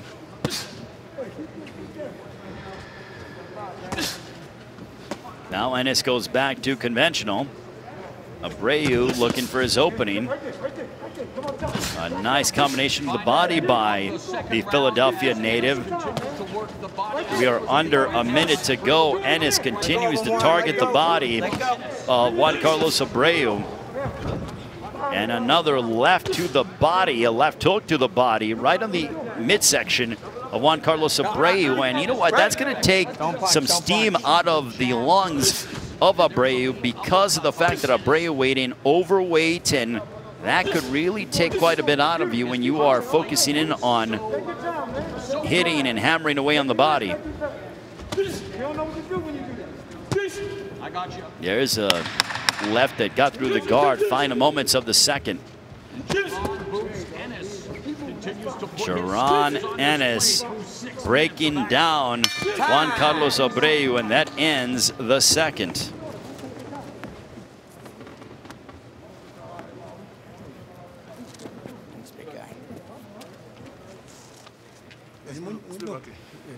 Get the spit bucket up.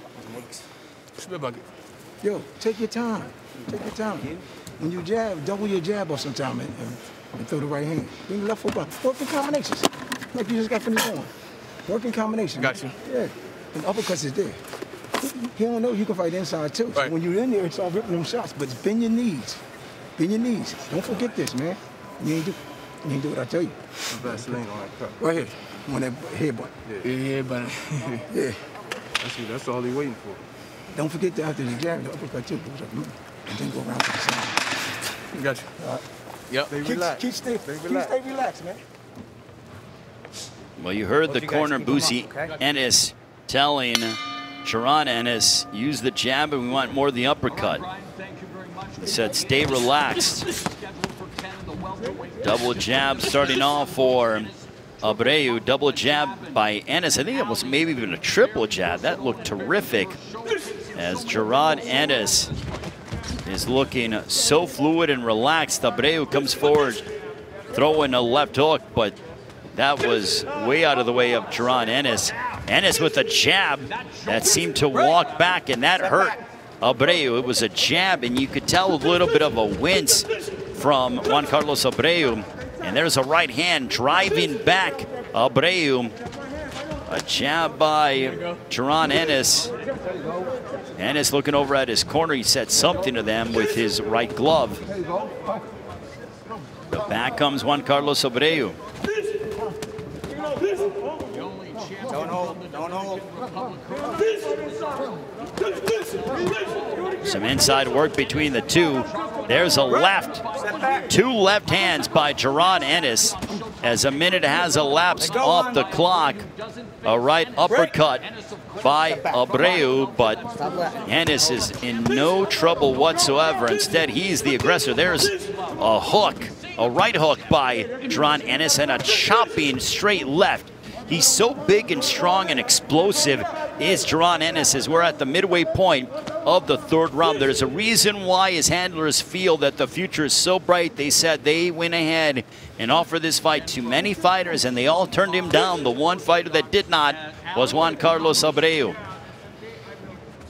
75 seconds to go in our third round, and remaining steadfast, placing the jab right in the face of Juan Carlos Abreu is Jaron Ennis. Ray Flores here, Mohegan Sun Resort and Casino, for this triple header here tonight. There's a straight left by Jaron Ennis. There's a right hand by Abreu. Mixing in his attack is Jaron Ennis. Ennis with a couple of straight lefts. Abreu just covering up. He has no answer to the heavy artillery that is being thrown his way from the Philadelphia native in Jaron Ennis.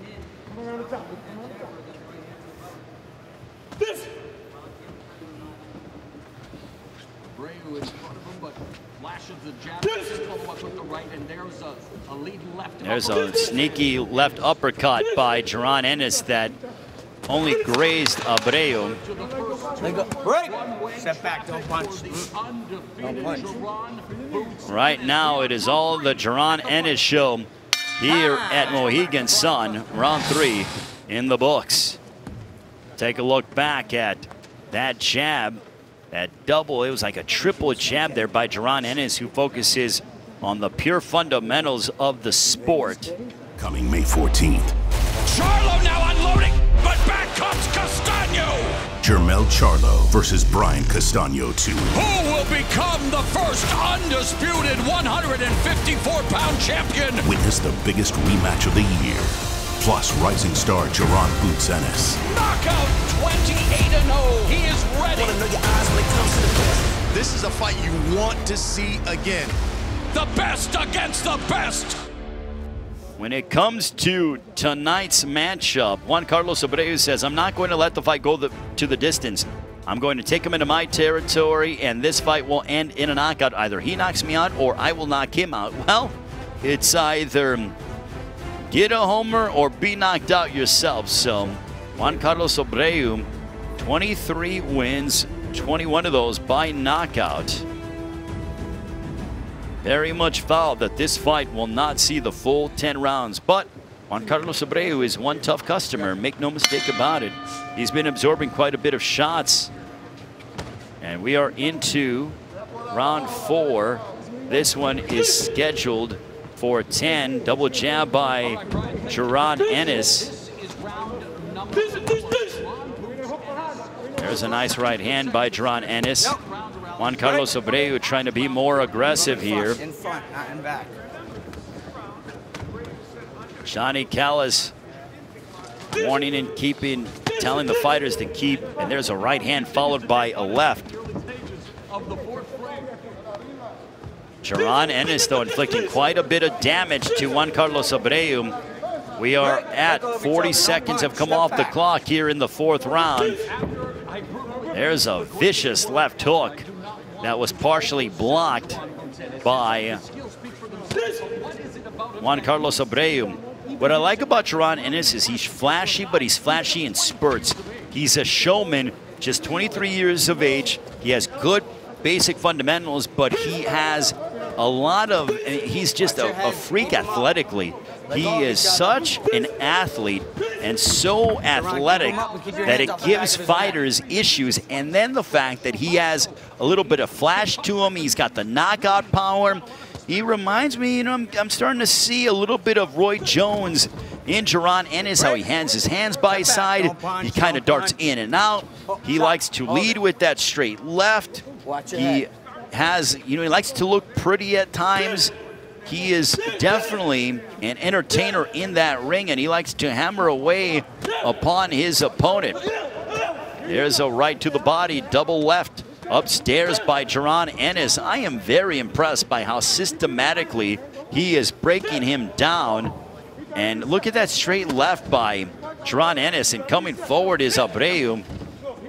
But Abreu knows he is in for the fight of his life against Jaron Ennis. And no measuring. Johnny Callis, the referee in charge, saying, nope, I don't want you pushing off with the forearm and no extension. That's a little bit of veteran-like qualities and veteran-like tricks by Juan Carlos Abreu. There's a right to the body by Jaron Ennis. And right now, Jaron Ennis in total control. The jab right to the abdomen and a straight left. And Abreu covering up, but he is getting hammered from vicious shots from Jaron Ennis. Step back, what? No punch. Final moments of the 4th.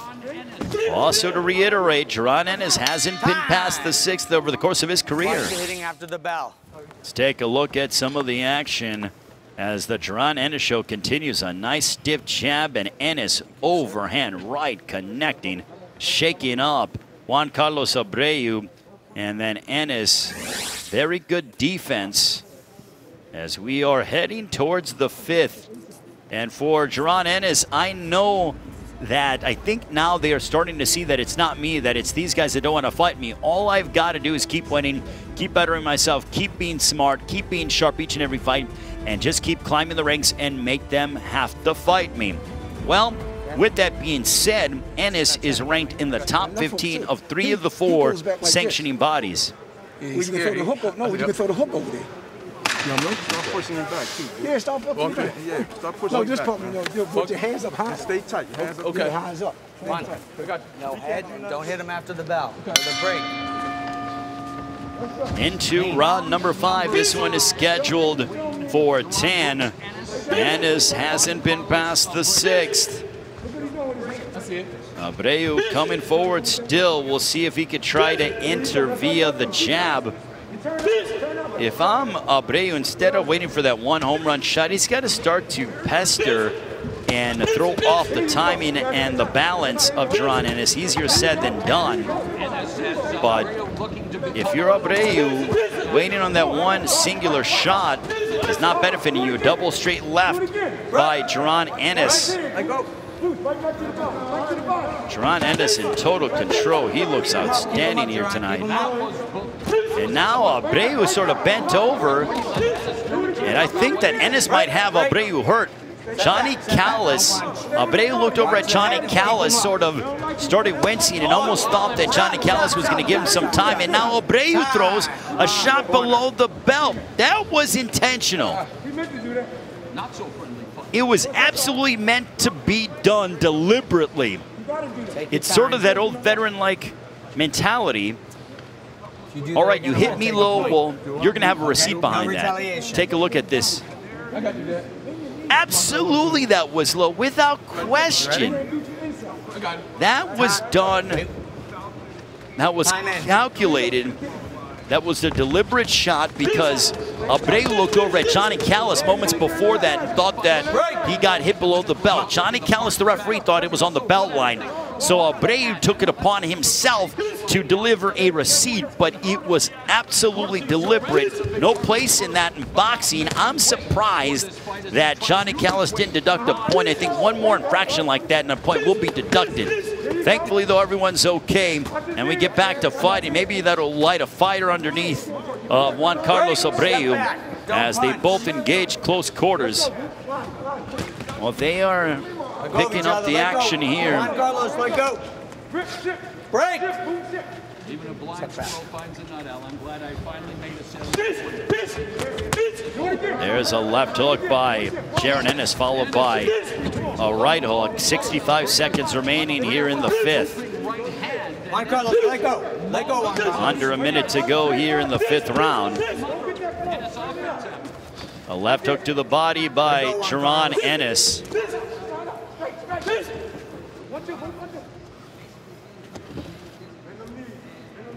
Ennis looking to find his opening. And Ennis for the first time here in round 5, getting those rounds in now. Go over each other. Jaron Ennis Hands are free. Juan Carlos, getting ready to enter the 6th round. A left hook to the body by the Philadelphia native, showcasing his hand speed. There's a right. Oh, there's a vicious right uppercut. Down goes Abreu. 4, 5, 6, 7, 8. Walk to me, son. Talk about a home run shot. You want to continue? Abreu is on wobbly legs, final moments. Jaron Ennis, what a shot as Abreu is saved by the bell. And now look at this. Abreu wants to fight Ennis well after the round is over. What is his thinking?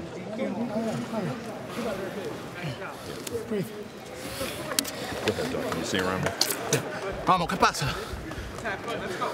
What happened? What's wrong? Mano arriba, ¿ok? Mano arriba, tira el volado para el estómago y mata un brazo y después trabájalo. ¿Ok? Pero cuando lo mate, míralo un poco para que coge fuera de balance. ¿Ok? Fíjate. Let's take a look at that.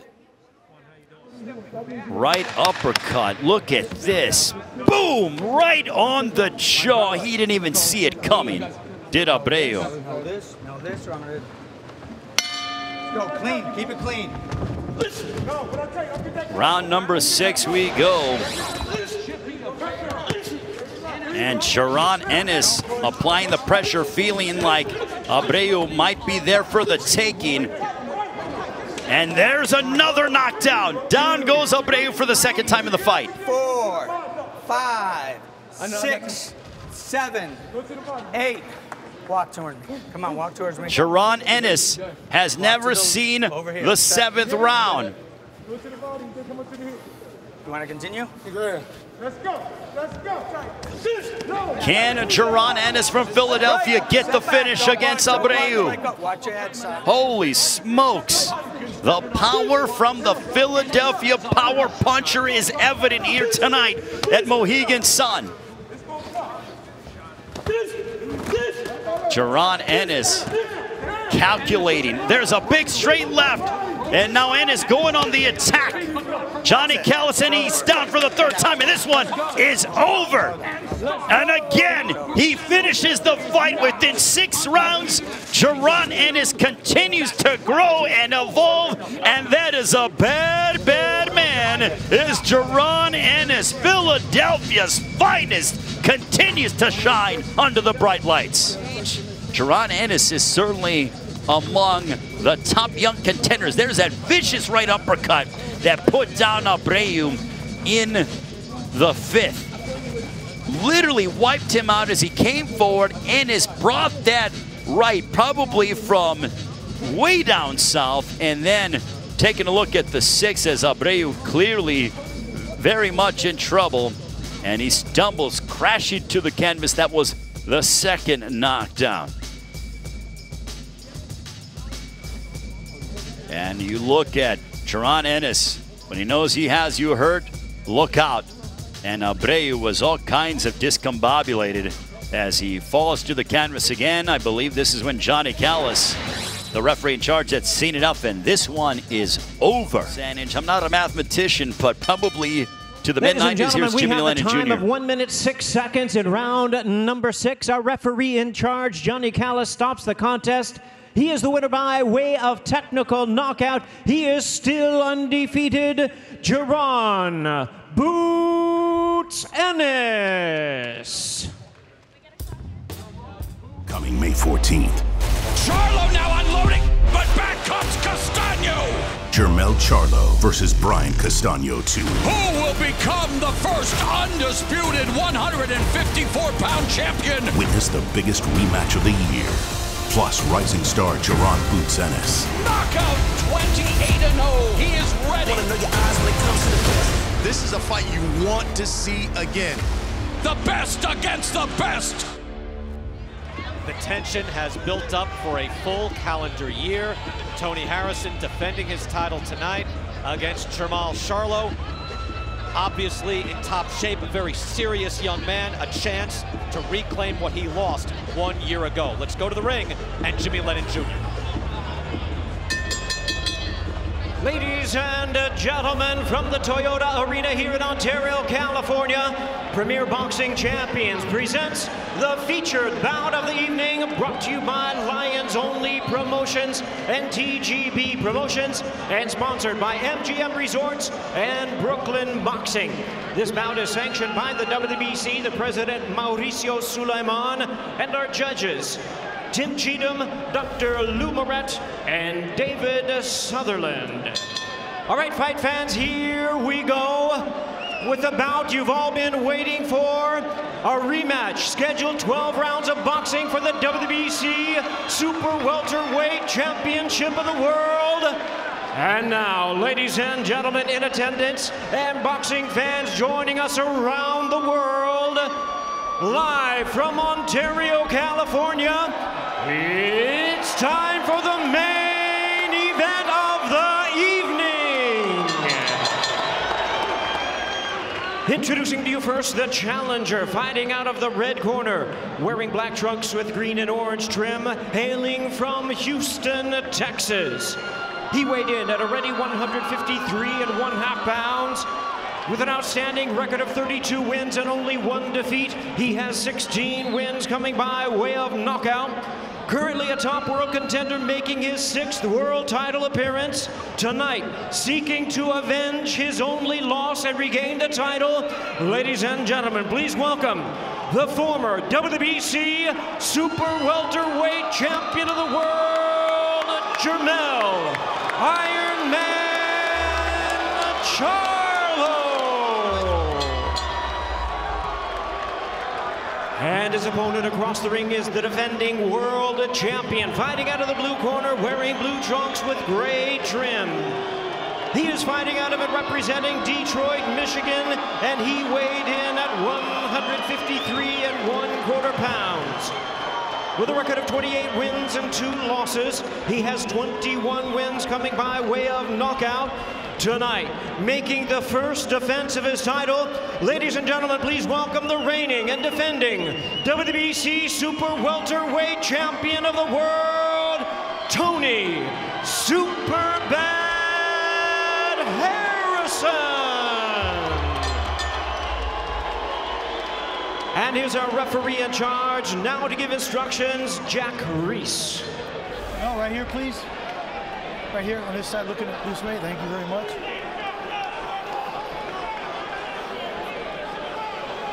Good, no good, we're good.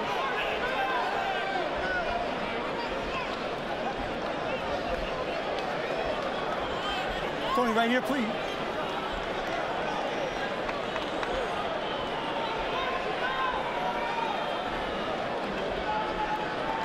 Tony, right here, please.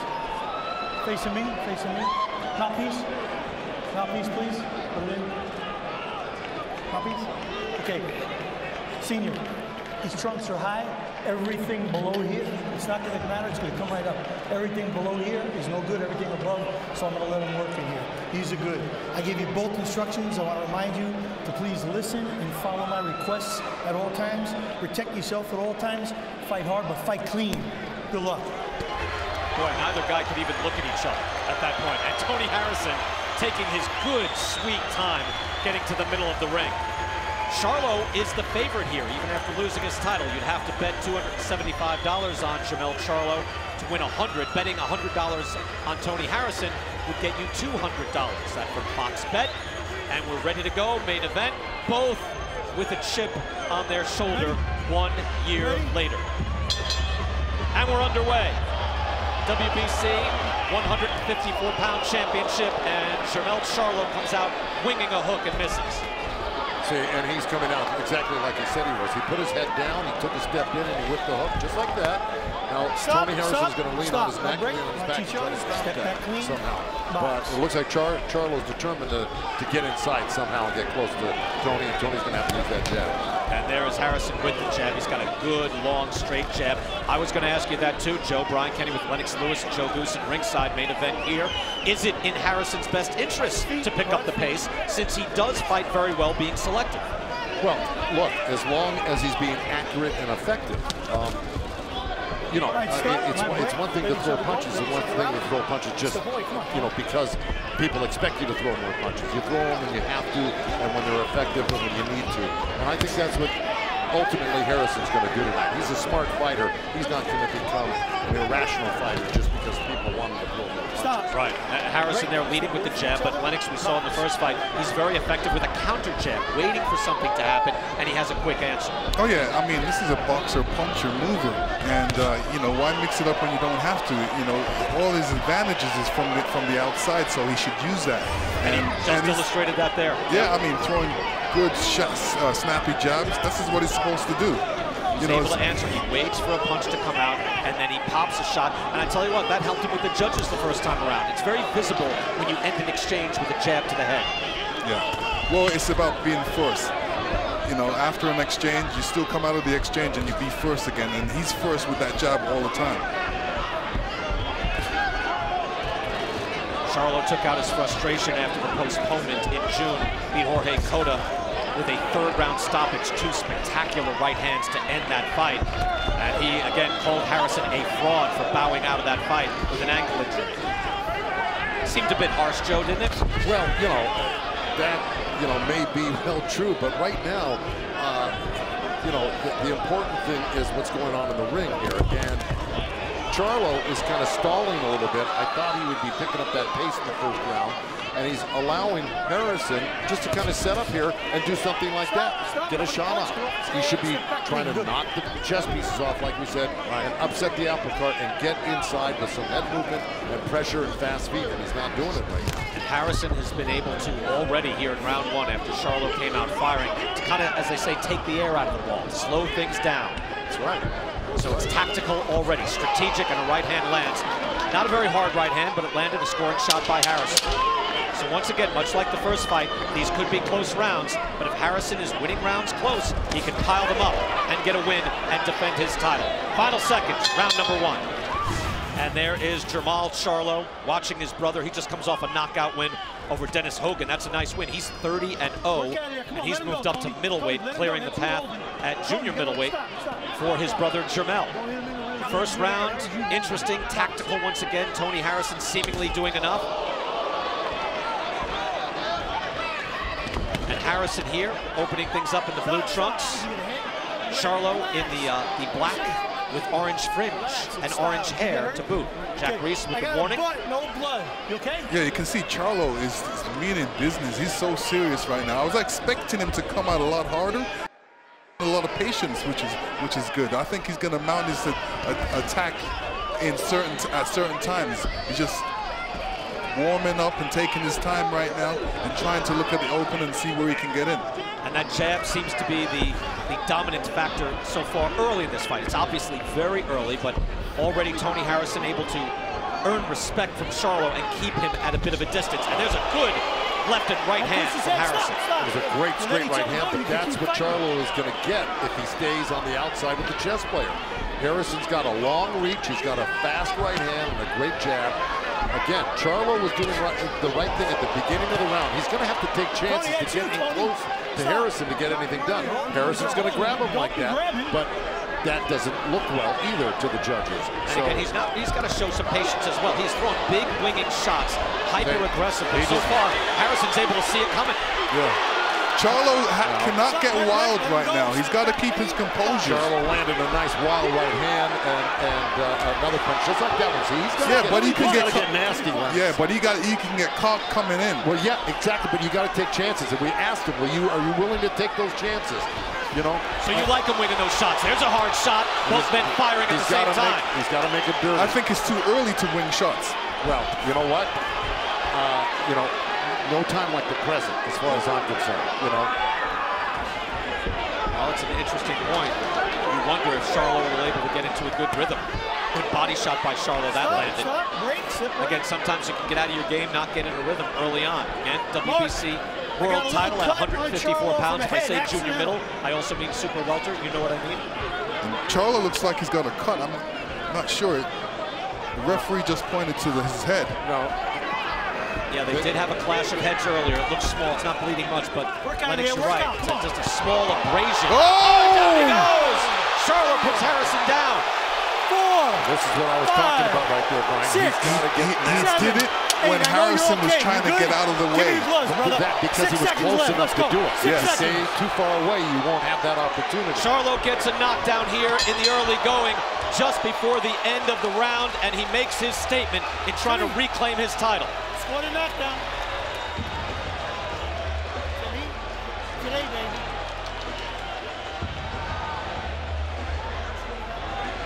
It seemed like Harrison was, point Lennox, a bit off balance, but it was Charlo who put him down with a punch. Yeah, he was basically backing out. It was right on the chin. And they were actually punching together. Both guys were punching at the same time. Charlo got hit with 2 short right hands right there. Now, like I said, you're going to have to take chances. Are you willing to get hit coming in just like that? He got hit 2 right hands, but that's what he got from it, see? Because he got in close enough to counter, and he hit him with that good left hook or right hand. Tony Harrison should be on the outside boxing and moving and being the mad professor boxer tonight. This is not going to serve him well by sitting there doing this at all with Charlo. The grazing right hand there. You can see Charlo now is finally fired up. He looked like he was just about to start getting frustrated, but a big hook, grazing right hand, makes it a 10-8 round in round 2, as Charlo is able to establish his championship presence. Let's see how Tony Harrison answers. He's the champ now, round 3. Here at 154 pounds, title is on the line, and already Charlo winging shots. Aggressive Harrison ducking out of the way. It has to be controlled aggression. He can't leave himself wide open like that. Just missed with the hook. Firing shots, and Harrison is on the ropes. This is a danger zone, fellas. Yeah, what Charlo should be doing when he's, instead of winging the shots to the head, he should be hitting the arms, the body, before he goes to the head. And Harrison, of course, to his credit, did really well defensively on the ropes right there. Look at that shot, landed in by Charlo. Charlo's able to land with a little more regularity. Harrison tries to fire back. And Joe, to your point, if Harrison's going to stay on the ropes, this could be an early night. Charlo is obviously determined, fired up. Look at the punches landed in round 3. 11-2 for Jermell Charlo. Harrison's regained his composure, and he's looking to land something himself, and he's actually backing Charlo up, which I think is a mistake for Charlo to back up one step. Harrison throws straight punches, and Charlo throws, looping punches, and whichever one, if they throw at the same time, Harrison will get through with his punches a lot cleaner. Harrison able to land right hands and an uppercut as well. And Charlo came back with a nice little left uppercut himself. We could have a fascinating championship fight here. Already one knockdown in round 2. Hook lands by Harrison, the last, or one of the last Kronk fighters on the international scene. That right hand lands, and it looks like Charlo's mouthpiece has popped out. Yep. Harrison able to take that mouthpiece right out. Charlo fires back. Jack Reese will wait to put that mouthpiece back until the action stops right there. And it looks like it's Harrison's. Oh, that was Harrison's that came out. How about that? And Harrison's got some blood coming out of his nose right now, probably from that left uppercut he got hit with. Right hand and fire. I thought it was Harrison that landed as the mouthpiece popped out. How did it come out of Harrison's mouth? Yeah, Charlo needs to keep that left hand up, because Harrison's still dangerous with that right hand, and they're coming across straight. Let's watch this again, and you'll see the mouthpiece come out. Look, right hand lands, and he just spits it out. Yeah, it just came out from inertia. That's it, basically. I've seen that. Interesting. It was actually it was part of his breathing. When he's throwing the shot, he's breathing at the same time, which that's what pushed it out. Good body shots by Harrison, strafing left hand there to the body of Charlo. Yeah, and look at him. He's backing Charlo up now. This is a real reversal of tactics. Yeah, this is fascinating already. Look at Harrison fire back, head, and then body. He's really going from to Detroit is getting after it. Really going to the body well. He landed 2 great shots, one on the belt line and one around the elbow. And he's, look, he's sitting in the pit right now. Lands a hook as well. Tony Harrison showing his championship pedigree. Firing back, was put on the deck, but fires back in round 3. There's some action from Charlo. He's through that double hook right hand, back with another hook in the right hand. That was a 5, 6, 7 punch combination. 2 uppercuts, and that's what did the nose in. And you see Harrison coming back with a left and a right and a body punch. Straight punches, straight to the target, very accurate. Brian Kenny, Lennox Lewis, Joe Goosen, along with Heidi Androl here, ringside. Round number 4. It's been fascinating so far as Tony Harrison able to keep his composure. Let's go to Heidi Androl now in the corner. Thank you very much, Ali. What adjustments do you want Tony Harrison to make as we start this 4th round? Well, he doesn't necessarily have to make any adjustments. He just got to continue doing what he's doing. I need him to finish with more than 2 punches. He's throwing a beautiful right hand, but he's leaving the hook off the right hand. So I need him to throw 3 or more punches and then get him in front of him. He's doing exactly what we want him to do now. Backing him up, putting pressure on him now. There you go. There you go. There it is. All right, thanks so much, Ali. Brian, we'll send it back to you. Heidi, thank you. That's Tony Harrison's father, Ali Salam El. As Harrison was able again to regain his composure, reestablish himself in this fight, because it is not easy. Charlo is really bringing some weight. And that last round, again, according to our unofficial judge, Marcos Villegas, he gives it to Tony Harrison, who's now up 2 rounds to 1, but again, with the knockdown, obviously, a 10-8 round in the second. Harrison would like to make this a tactical battle. Charlo would like to make it a war. And so far, we've seen success on both sides, Lennox. Yeah, we have. Charlo's, is coming ahead. Like I said, you know, he's got to straighten up his punches a little bit. Or if he's going to get wild, let him get wild against the ropes with Harrison, putting Harrison up against the ropes so Harrison can escape. Jermell Charlo throwing a career-high 89 punches in that third round. Punches landed in favor of Jermell Charlo. Again, and that's a good hard hook from Charlo. And a right hand to the body. Harrison back with a hook. 2 hooks. And there you see right there, Charlo with a big advantage in the 4th round. There is hard-hitting action going on right now. This is really, really 5-star quality boxing and punching here right now. There's a great counter punch by Charlo, but Harrison's been taking the action to him, landing good body shots off touches to the head. He'll go back downstairs quickly, and he's chosen to walk down Charlo, which is an amazing thing. I don't think we would have thought that. And he even said he wasn't going to do it, but here he is, backing Charlo up, landing little uppercuts, little shots to the body, right hand there. And then the occasional counter from Charlo like that. I think Charlo's able to making a fire mistake. back. And Joe, to what you were saying, we expected a fight like the first fight, but on Bruce a lot more, and we're seeing that at just a higher level of aggression. Charlo now firing back with the combination. Final seconds, round 4, hard-hitting title fight. Coming May 14th. Charlo now unloading, but back comes Castaño. Jermell Charlo versus Brian Castaño 2. Who will become the first undisputed 154-pound champion? Witness the biggest rematch of the year. Plus rising star Jaron Boots Ennis. Knockout 28-0. He is ready. Wanna know your eyes when it comes to the best. This is a fight you want to see again. The best against the best. Part of the controversy a year ago was that Jermell Charlo outlanded Tony Harrison. A lot of people thought he won that fight, but CompuBox had a good read on this, pointing out that Charlo, while he outlanded Tony Harrison, he was within 5 punches of him in 9 of the 12 rounds. Again, not all punches are created equally, and the judging came out in favor of Tony Harrison. Again, 7-5 or 8-4. Depending on which judge you went to, but it was a unanimous decision. Tony Harrison became the champ, but here it is all on the line, and it's been a fascinating back and forth so far in terms of style and aggression between these two. A much different fight from Tony Harrison, as he promised. Now, he said he'd probably box a little bit more, but he said in sparring, he was sitting in the pocket all the time, and he said, I do well when I spar, but sometimes when I get in the fight, I decide to move backwards. Let's go to Heidi Androl right now in the corner with Derek James for Jermell Charlo.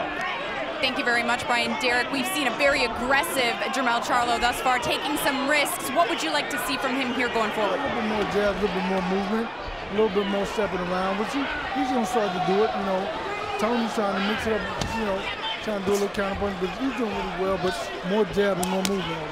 Excellent. Thanks, Derek. Brian, back to you. All right, Heidi, thank you. Good body work there by Charlo. Again, in that first fight, Charlo was at times really just showing off his defense, had beautiful head movement throughout, thought he was aggressive enough, but this is a very different fight.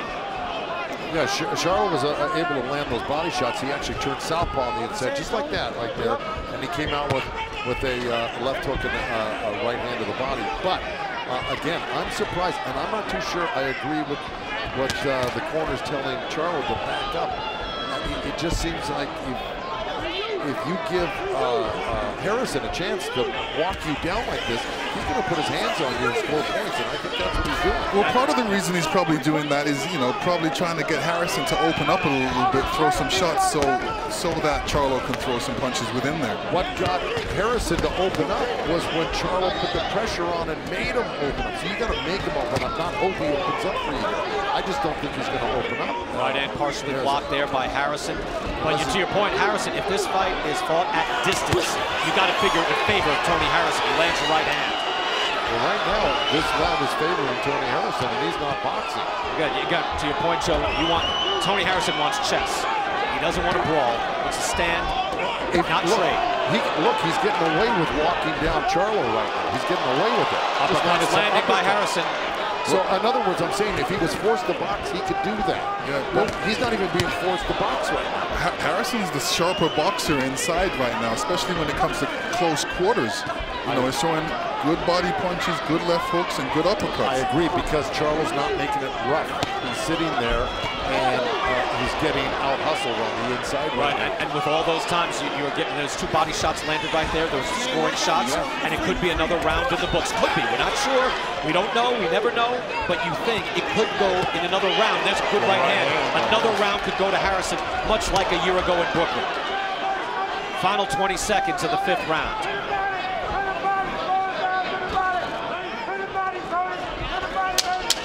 One knockdown in this fight already. A big hook and then a grazing right hand from Charlo in the 2nd round.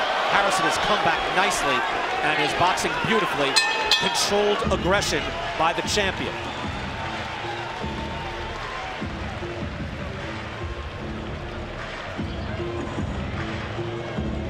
But if you're wondering what Jermall Charlo has to say, let's go to Heidi Androl again. Heidi? Thank you very much. Here with a man with a very vested interest here. I know I've seen you watching every round by round. What have you seen from your brother, and what does he need to do more of? I see good patience. You know, I just think he needs to get a little bit more aggressive on the outside, but he's doing good right now. Was the game plan for him to come out here and be a little bit more patient? It's to be patient, but be aggressive and land the right shots, and he's doing good. Definitely being aggressive. What did you say to your brother? I saw you backstage in the locker room with him before the fight. I told him he got to take it to him. He got to take his heart. This dude got a lot of confidence, but he don't know what he's into. So we'll see tonight.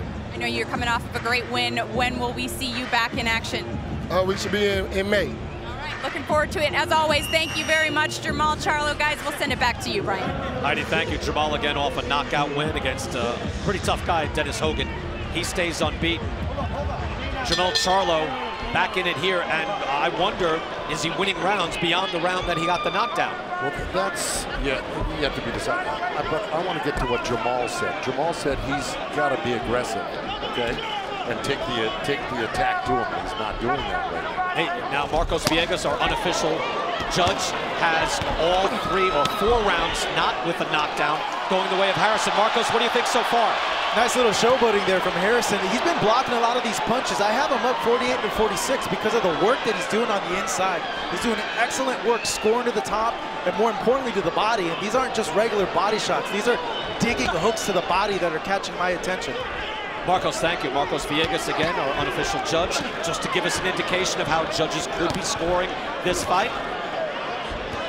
And here's the showboating for Harrison. Well, yeah, and right there, I would have just jumped right on him. Right. You know, if on the party, but Jermall actually backed off for a second. You know. Yeah, that does not do anything for the judges. I don't think it's even doing much to infuriate Charlo. But back to the actual boxing, which is the basic point of this whole night. You could make a case that beyond that knockdown in the 2nd round, Tony Harrison could be winning every other round. And that's the way Marcos Villegas has it right now. Yeah, that's not unreasonable to think that. Good exchange there by Harrison on the inside. Charlo firing back. Good body shot with the right hand by Harrison. Tony Harrison is keeping his hands up real nice, real tight. The closer he gets, the more he closes off the middle for the uppercut, and he closes off the right hand and left hook by his hands keeping up near his chin. So he's being smart. And now Charlo gets on the inside, and if they're winging shots, it could favor Charlo. Yeah, I don't think Charlo should back up. He needs to push the action forward. He needs to be throwing a lot more punches, a lot more combination punches. Harrison is landing as well, landing those body shots. Right, he also landed a few seconds ago, a nice little right uppercut, left uppercut to the chin too. Real subtle stuff on the inside, like that little right uppercut. And a right hand to answer, to punctuate. Charlo firing back as well, throwing combinations as the fight is now at close range. He's throwing 1 or 2 at a time, and that ain't going to do it because Harrison's defense is so tight. A couple of shots from Charlo ain't really going to do anything. Again, Harrison, one of the last fighters to be trained by Hall of Famer Emanuel Steward. Toured through Europe when Emanuel Steward had Vladimir Klitschko. So kind of the last of the Kronk fighters. That great era of 70s, 80s, and 90s. And he carries the flag now, and he's doing an outstanding job here trying to defend his title. 2 great body shots, too, right there. And Lennox, to your point, one thing's for sure, Harrison ain't fighting off his back foot in this fight, is he? No, he's not. Tony Harrison appears to be winning rounds. Charlo with the knockdown could be very close. There's the hitman, Tommy Hearns. Yes, sir. Seven-time world champion. I asked him how many champions. I said 3 or 4. He said I had 7 championships. He goes, that's all I wanted. I mean, Hearn's an all-time great, obviously trained by Emanuel Stewart, as was Tony Harrison. And the Super Bad nickname comes from one of Stewart's fighters in the 70s and 80s. And again, one of the all-time great gentlemen in the sport as well, the late Emanuel Stewart. Round 7, Tony Harrison, Jermell Charlo. Marcos Villegas gives round 6 to Tony Harrison as well. Again, this is just an indication of how the judges could be scoring this fight. And I would say, just to take a breath here for a second, this has been an outstanding answer from both men. Yeah. Right? I mean, they've upped the ante. This is a better fight. Yeah, it is. And, you know, Charlo needs to be really, when he's throwing his punches, he's got to look where he's placing his punches and make sure he's placing them around the hands of Harrison so his punches are scoring. Harrison's really become real comfortable just walking down Charlo right now with his hands up. He sees everything, and then he decides to do stuff like that. Right, he's very calm as well, shoulders relaxed, firing off right hands, multiple combinations. Lands an uppercut there and able to move Charlo's head. And see, the guy who's fighting the different fight tonight is Harrison. Okay? And Charlo needs to be concerned because every time he gets out of a clinch or even an exchange, that's when Harrison is coming back and catching him while he's leaving the clinch or exchange. By the way, that was a good combination. I just don't want to let that pass by Charlo. And I think he drew a little blood from the nose of Harrison as he whacks another hook off the head of Tony Harrison. He's got to do that more often. He's got to actually shorten up his punches too. Good right hand by Harrison. Another by Harrison as well, firing off the right hand. Shake of the head from Charlo saying he's not hurt, but they're landing. I think a lot of fans out there thought Jermell Charlo would come out here, bum rush Harrison, and take him out. It looked like that was a possibility in the second round, but every other round has not been that way. And it seemed like that tactic was working, and he abandoned it right after the second round, which is surprising. And Harrison needs to, Charlo needs to, if he wants to get a little bit more glory out of this round, he needs to put Harrison up against the ropes. Charlo's saying, look, I want to be more aggressive. I want to win the fight round by round. He's not really heeding that advice. He could be letting rounds slip. That could be close. Now, again, we could be surprised, again, fellas, by the end, depending on what the judges have. Wild uppercut misses by Charlo.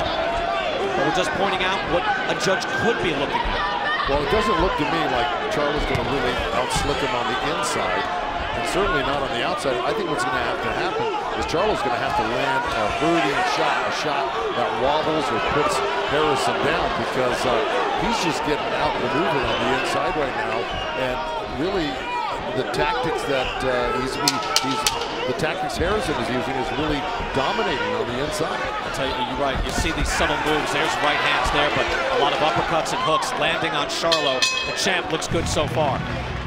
Yeah, and here you see Charlo coming in with a good combination, 1, 2, 3. And this is what he needs to do, throw combination punches. And here's Tony coming back with a straight right. You know, straight punches always are better than roundhouse punches. Good body punch by Charlo right there. This is what he needs to do as well. We're in round 8 already. World title fight at 154 pounds. And Tony Harrison seemingly putting some rounds in the bank. By the way, Charlo has thrown a career high in power shots, throwing, but he's landing only 28% of them. Tony Harrison much more accurate, according to CompuBox, landing 41% of his power shots. And that's what's important, landing up. In terms of what happened with Harrison in the corner, I think his corner had it right. They said, look, you're putting all these rounds in the bank. He goes, keep pressuring them, keep walking them backwards. You know, so because you're winning the fight this way. And he's able to win, seemingly, if we believe he's leading, at close range, Joe. I mean, I thought at least he'd have to be at range like this on the outside. That hasn't been the case. I think we all thought that, and I think even Harrison himself, in all the fighter meetings we had, said the same thing. He was gonna have to be the chess player, the master chess master, and that Charlo was gonna have to be aggressive. And Charlo even agreed, I have to be aggressive. It's really been a role reversal tonight, but it's been a great fight nonetheless. And Charlo looks dangerous at all times anyway. One punch could turn this around. It's a good point. He's been the jab as usual from Harrison. He's got a beautiful long jab, able to land it throughout the night. But you're right, Joe, to your point. Everything Charlo is throwing is serious. It's hard. He's already put him down. That was in round 2 with mainly a hook, and he's able to land another hook there. See, that left hook should have been followed up with a quick right hand right over the top right there. At least, you know, make him defend on both sides of his head, not just one side. See, Charlo's making a mistake right now in the sense of allowing Harrison to be first all the time. And Harrison's doing the right thing. Get that jab out there, be first, pile up the points. Starting to feel it now, getting a little rhythm, able to fire off the jab and does a little dance. He has talked Detroit over the last few months, the build-up for this fight, saying, look, man, you can't scare me. We can talk trash back and forth, but I'm from Detroit. I've been through a lot. Pride is on the line, and so much on the line for his career as well. A win here solidifies his standing as a real champion. Charlo's got to do more of that. He landed two right hand, a left hook to the body. That was a hard right hand from Harrison. That was that fires off a right hand. That's one of the better shots of the fight. Charlo able to answer back with a jab. I wonder, the playing around in the ring though. Yeah, I mean, going to be leaving himself vulnerable. I mean, he feels comfortable in there. I mean, he's doing what he wants to do, but you know, you also have to be careful when you're doing that type of thing. Keep it here between rounds. We're going to go into Tony Harrison's corner, and we'll be able to hear him and his father, Ali Salam El. Listen in right now. We'll go to the corner.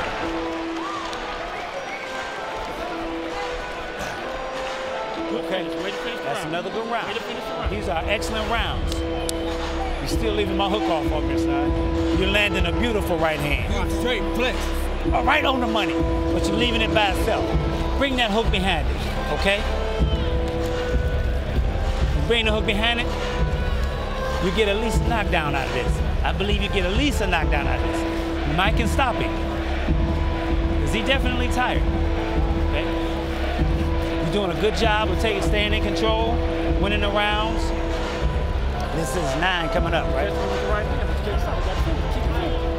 9 coming up. Yeah. Yep.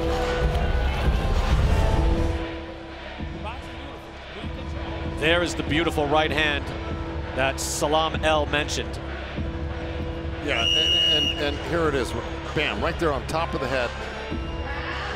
But more importantly, what was being said in the corner, I think, was very important. His corner was telling him, I think you can hurt him. I think you can stop him. And you're winning these rounds. They're very confident in the corner, and well, they should be right now. It looks like Tony Harrison has been in control of this fight since after the second round. Do you feel that Charlo's energy is ebbing somewhat? No, I think he's in great shape. I think he's got energy to fight 20 rounds. It's just how he's fighting them.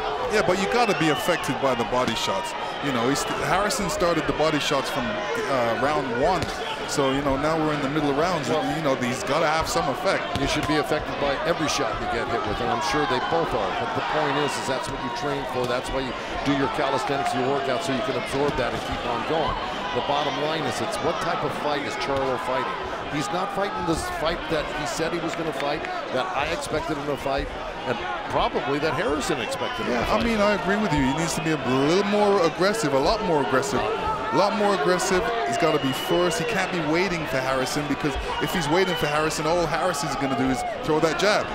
Throw that jab and throw that right hand. And why wait for a guy to throw a jab on the right hand? You got to be first. You got to be throwing your jab, right hand, hooks, and body punches. You know what? All these things can be true. Let's go to Marcos Villegas. Marcos, sum it up for us. How are you scoring it? I have it 76 to 75. I felt the last 2 rounds, Charlo kind of picked up the volume of his punches, just landing a little bit more. Tony, like I mentioned earlier in the fight, doing a good job of blocking a lot of these punches. A lot of these punches aren't landing flush that Charlo is throwing. But for the last 2 rounds, I've liked the work that Charlo's put in so far, and it's tightened up the fight. I'm a little surprised they gave the last 2 rounds to Charlo. Do we agree with that, disagree, fellas? Yeah, especially the last round. I mean, look, the corner is not stupid over there. They thought they won the round handily. And Marcos may be right. I think that's the bottom line, is that Marcos saw it one way, we could disagree. The 3 judges could all reasonably have it either way. But, you know, we're talking about guys that have been, you know, intimately aware of who they've got in front of them, and that's Tony Harrison and what he's doing, and they think he's landing the shots and winning the rounds. And I would tend to agree with that last one, especially just, if not nothing else, that's big right hand he landed. Now, that being said, I got Harrison ahead right now. See, the fact that Charlo's against the ropes, he's got to do a lot of work to catch Harrison, because Harrison has all that room behind him to move back. So anytime Charlo tries to mount of attack, he's got all the room to move back. He needs to turn Harrison around and not allow him to move back and put him against the ropes. Good three-punch combination there by Tony Harrison. Doubling up on the jab, following with the right hand. Those landed. These are all close rounds. Reasonably close. Again, it's not a perfect science scoring a 10-9 round. We're going to stick around right here, keep it here on Fox. We're going to go into the corner of Jermell Charlo as we end this round. Derek James is in the corner for Jermell Charlo. Let's hear what they are saying if they feel they're winning these rounds.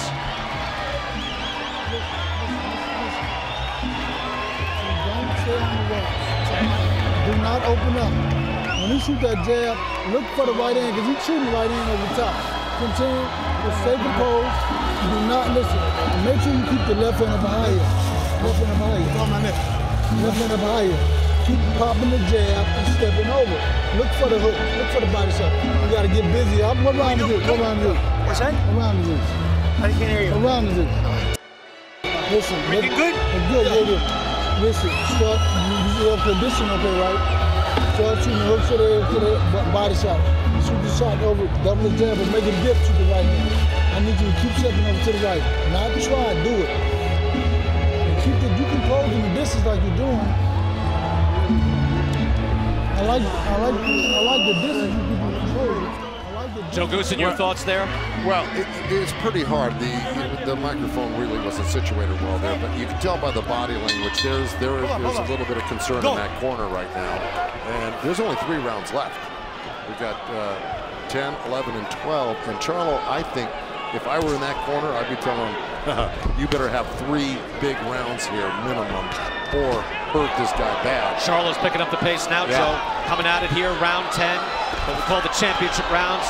Jermell Charlo could feel it slipping away from him. It's very possible Harrison has put a bunch of rounds in the bank. He has been feeling it. He's been accurate throughout the fight, showing off that jab. Charlo has the knockdown now, so that is a 10-8 round back in round 2. Slight advantage in punches landed for Jermell Charlo. Yeah, round 2 seemed like a million years ago right now. Good popping jab by Harrison. However, it's an extra point. Yeah, that's what it comes down to, the points. They file it in round by round, and that's it. I'm just being a little snarky. No, I know, you've been like that all week. I plead guilty to that too, Joe. No disrespect. Little dance there by the champ. Will he be the champ at the end of the night? Marcos Villegas gave that 9th round to Tony Harrison.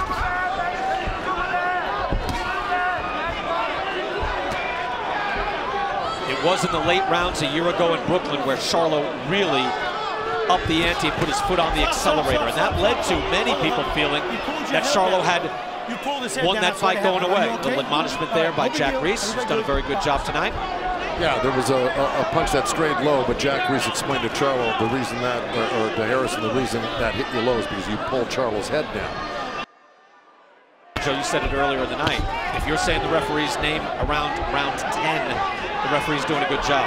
Right, exactly. No, Jack Reese. I tell you, this California Commission, the referees are great. Jack Reese is an old veteran. I don't mean old, but he's an experienced veteran and one of the best in the country, if not the world. Experience vitally important in that job. Another jab lands by Harrison, and that 3-punch combination that was just thrown by Charlo, all of those missing, including the one on his hip. And it's not a scoring area. I know, but he's doing the right thing by doing a double jab in there, and you know that's allowing him to get closer to Harrison so he can throw that right hand. But he's got to throw not only the right hand but the left hook as well, because that was what hurt Harrison in the second round. So he's got to go to that again. Final 30 seconds, and we're talking a lot about the judging in this fight because that's what it is likely to come down to. How about this note from CompuBox? These two have been within 2 punches landed of each other in 7 of the 9 rounds. So again, not all punches are created equally. Certainly we thought Harrison was winning some rounds just the way he was landing there, and he's landing again with the right hand. But the bottom line is, a judge is looking at this round by round, and it could be extremely close. Yeah, in the last 20 seconds, he landed 3 great right hands. And that's Final seconds of the 10th round. It's been outstanding so far. Coming May 14th. Charlo now unloading, but back comes Castaño. Jermell Charlo versus Brian Castaño 2. Who will become the first undisputed 154-pound champion? Witness the biggest rematch of the year. Plus rising star Jaron Boots Ennis. Knockout 28-0. He is ready. Wanna know your eyes when it comes to the best. This is a fight you want to see again. The best against the best. This has been a good World Championship fight so far. The knockdown in round 2, the hook coming from Jermell Charlo. But Tony Harrison has done some outstanding work as well. And to how close this is, it's now 8 of 10 rounds where these two have been within 2 punches landed of each other, according to CompuBox. Round 11, the championship 12, Charlo able to back Harrison up. Harrison says, come on, man, I'm fine. Why does Charlo stop there? I don't get it. Yeah, I don't get it either. It's the third time. Yeah, he needs to, as soon as he does anything like that, just jump on him. I've seen guys get whacked doing that, seriously. Body shot there by Charlo. I mean, Harrison is just, he's so experienced. He is able to feel it. He's confident. He's able to step back and know that, hey man, I'm all right. And he can sense that Charlo can't get at him. Moving his head nicely. And he just sensed a break in the action. You could smell it that Charlo had thrown his combination and now needed the second off. Well, that's what I'm saying. Charlo's just throwing the combinations when he should be throwing the combinations and placing them. You know, being accurate with his punches and not trying to hit his arms, trying to get around his arms, trying not to hit his elbows, trying to hit his stomach. Punches landed according to CompuBox, extremely close. Now Harrison takes the lead, but just by 2 punches. And again, it is scored round by round. Oh! Harrison is hurt. Harrison's down. Second knockdown of the fight. 6, 7, 8. You okay? Walk over there and come back to me. Come here right now. Come here. Jack Reiss says, take a step toward me, or he could stop this. Over a minute left. Harrison hurt again by the hook. Harrison could go down again. The ropes are keeping him up. Over. Now he's wobbled. And down he goes. Third knockdown of the fight. Jack Reiss is counting, so it's still on. Charlo is celebrating. 7. He should not be celebrating. Walk over there and come This back. The commissioner should not be in the ring. Come here. Charlo's celebrating. He hasn't looked back. It's not over. Come on. Someone's got to tell Charlo it's not over yet. Well, he's got 50 seconds left. Harrison is badly hurt. You can tell he's wobbled. Jack Reiss is very close to stopping this fight. You better believe it. His head is wobbling back and forth. Charlo can get his title back, but he hasn't done it yet. Jack Reiss is looking close. Jack Reiss has ended it. Is the champion of the world again. Harrison is protesting, but he was wobbled several times after that second knockdown. Well, let me tell you, it's all down to one punch, and Charlo was there. He was always looking dangerous. That's why you can't be fooling around in this fight. In a fight, you got to be serious all the way through because these things can happen. An emphatic statement by Charlo, who could have been down by points. You can see the resolve in him. His brother comes in, Jermall, to celebrate with him. And I tell you what, he was a member of the commission got in and said, the fight's still on, get back in there. No, he thought the fight was over. Everybody thought the fight was over. Jack Reiss was counting. No, if he had turned around I didn't think the fight was over. And anybody that was he thought it was over. But I'm just saying that the inspector jumped the gun. He should have stayed outside the ropes no matter what. Charlo was just celebrating whether the fight was being stopped or there was a count going on. He can turn his back. There's no law against him turning his back to the referee. I just thought it wasn't count. to his advantage if he thought, hey, you know, adrenaline, you know, suddenly drains. I'm just saying there's no reason for anybody. Jack Reiss was doing his job, counting. He gave Harrison every opportunity. But let me ask you, Lennox Lewis, do you agree? There he is celebrating. We can take a look at this first. As he goes up, and he's celebrating up on the top rope, but that fight is not over. Okay, that's fine. And he'll eventually find out from the referee the fight ain't over. Yeah, there should be nobody in there. That's right. At that point. All right, let me ask you, the final stoppage. Lennox, do you agree or disagree? Because, you know, although Harrison looked like he was out on the feet, but mentally he felt okay, but his equilibrium was gone. And, you know, it's up to the referee's discretion.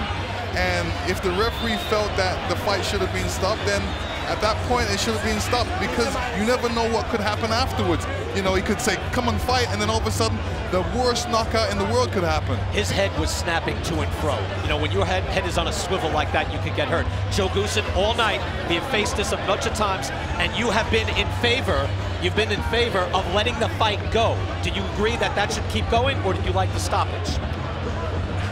That's a tough call right there. I would probably say this: had Charlo not turned his back on Harrison when he hurt him first over there, he could have ended it right then and there.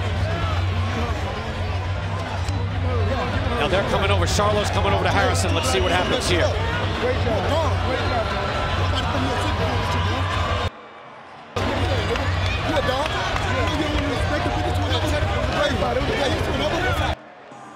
His better angels came out. He shook his hand, so that's good.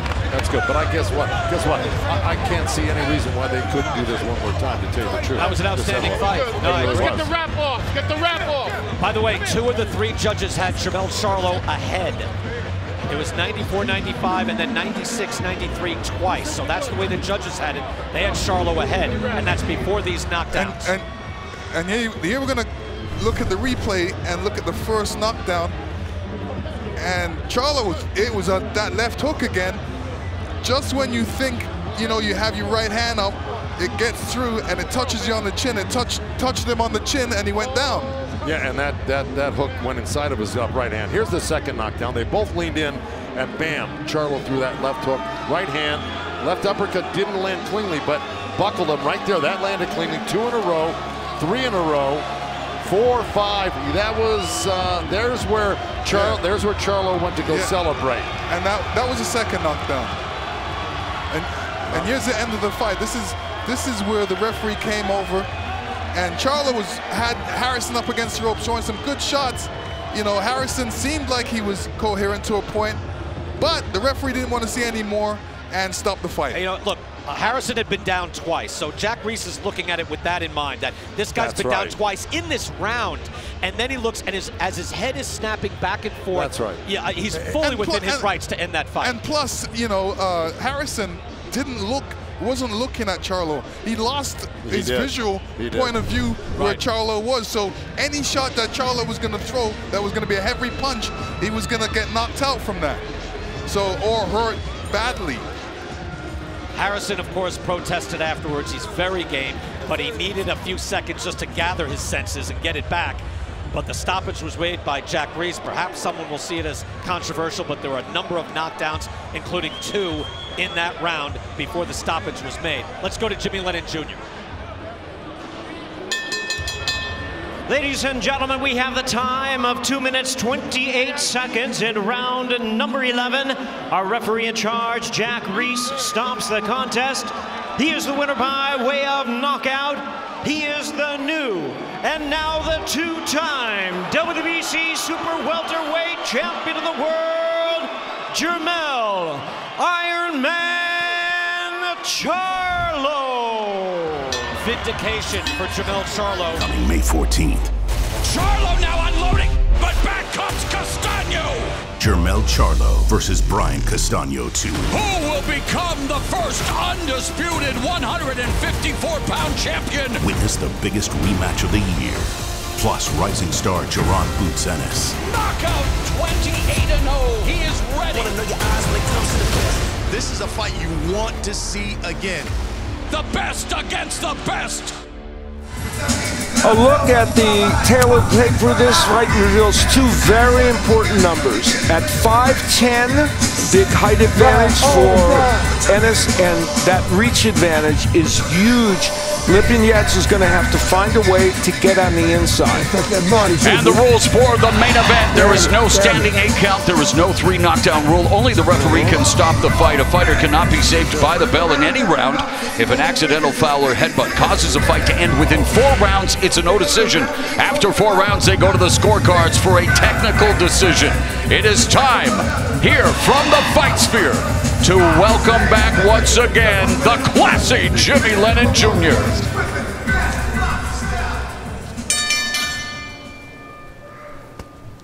Ladies and gentlemen, we welcome you to the Mohegan Sun Arena here in Uncasville, Connecticut, as Premier Boxing Champions presents the featured bout of the evening, brought to you by TGB Promotions, D&D Boxing, and Showtime. Tonight's action is sanctioned by the Mohegan Tribe, Department of Athletic Regulations. The chairman of the Mohegan Tribe is James Gessner, and the executive director is Michael Mazzulli. Judging this bout from ringside, from Connecticut, Glenn Feldman. Also from Connecticut, Don Trella. And from California, Fernando Villarreal. Introducing our third man to the ring, our referee in charge of the action, Arthur Mercanti. All right, fans, here we go with the main event of the evening. 12 rounds of boxing scheduled in a welterweight special attraction. And now, ladies and gentlemen, boxing fans joining us around the world, live from the Fight Sphere, the Mohegan Sun Arena, it's showtime! Introducing to you first, on my left, fighting out of the red corner, wearing the colors of Kazakhstan and Russia, blue, white, red, and yellow. Fighting out of Woodland Hills, California, by way of Ozori, Russia, he weighed in at 146 3/4 pounds. With a record of 16 wins, 1 loss, and 1 draw, he has 12 wins coming by way of knockout. Ladies and gentlemen, here is the world-ranked welterweight contender and the former IBF junior welterweight champion of the world, introducing Sergey Samurai Lipinets. And his opponent across the ring, fighting out of the blue corner, wearing orange trunks with blue and white trim, fighting out of and representing his home of Philadelphia, Pennsylvania. He weighed in at a ready 146 1/2 pounds. He is undefeated in his campaign in the ring with a record of 26 wins, no losses, 1 no decision, with 24 big wins coming by way of knockout. Ladies and gentlemen, here is the hard-hitting rising star of the welterweight division and the undefeated world-ranked contender, introducing Jaron Boots Ennis. And our referee in charge, now to give instructions, Arthur Mercanti. Good evening, gentlemen. We both went over the rules early in the dressing room. I expect you to obey these rules. Let's have a nice, clean fight. Touch gloves. Good luck to the both of you. Arthur Mercanti, 37-year pro referee, working his 366 professional bout. A significant matchup here at 147 as Jaron Boots Ennis wanted the big fights, wanted the big test. He is knocking on the door of some major fights, but has to get past this major test in the form of Sergey Lipinets, a champion at 140 pounds, and now looking to derail Jaron Boots Ennis hype trains. Round 1 with Jaron Boots Ennis, orange, blue, and white. Lipinets in the blue, white, red, and yellow, the flags of Russia and Kazakhstan. Relax, relax. Ennis coming out as a righty and immediately trying to establish the jab. He told us before the last fight with Van Heerden that was going to be important to him, but that fight only lasted a round. So I think we'll see the jab a lot tonight from Ennis. Double it, double it. There you go. Told you. And one thing we got to see from Lipinets is he's got to be active. He's got to throw punches. He's got to jab with Ennis because you're going to have Ennis throwing that jab all night, making a distance. And Lipinets lands 6 jabs per round. He's got a good jab, so he's going to have to throw it, as you point out. Lipinets working with respected trainer Joe Goossen, and he credits Goossen with teaching him about the short game, working on the inside at just 67 inches. He has a short reach for a welterweight, 7-inch reach disadvantage in this fight. That's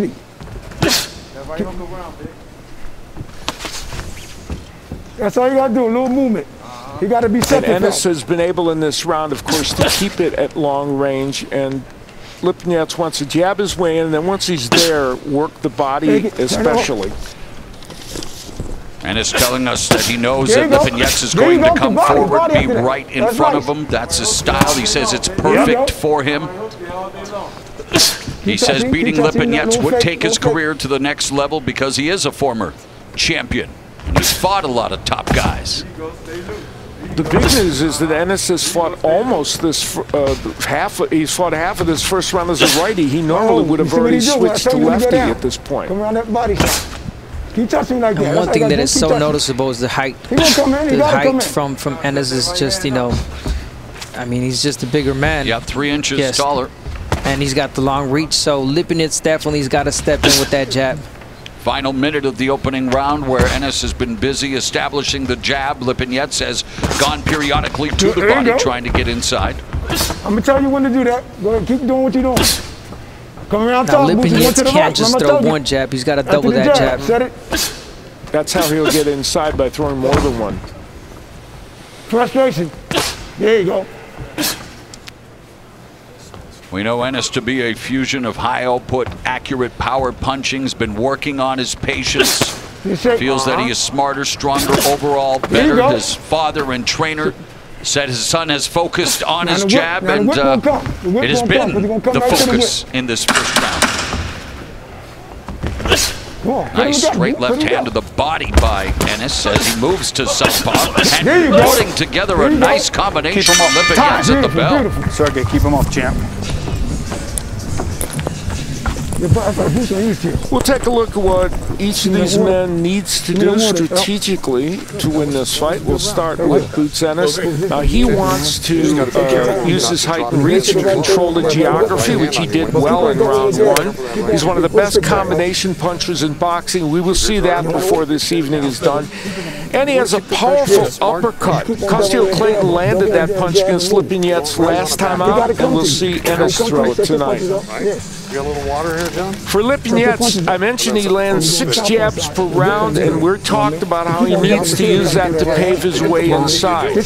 Once there, he has to go to the body. He's an excellent body puncher. He lands 34% of his punches to the body, and he is adept at using the double left hook. He'll want to use that against Enes, especially when he's a lefty.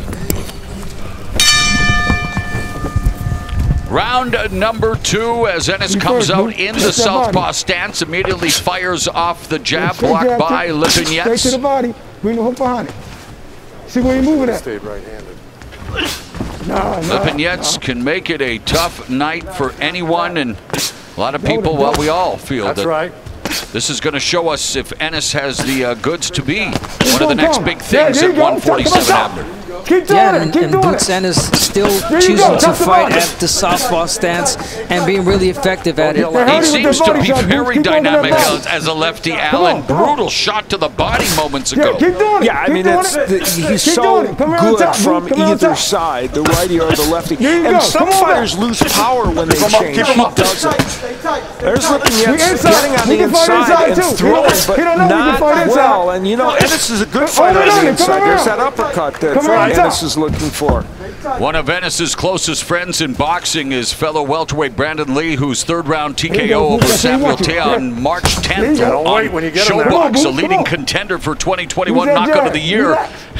Ennis would love to one-up him if he can. Whip it. Give her a whip. Give her a whip. You see where his head going at.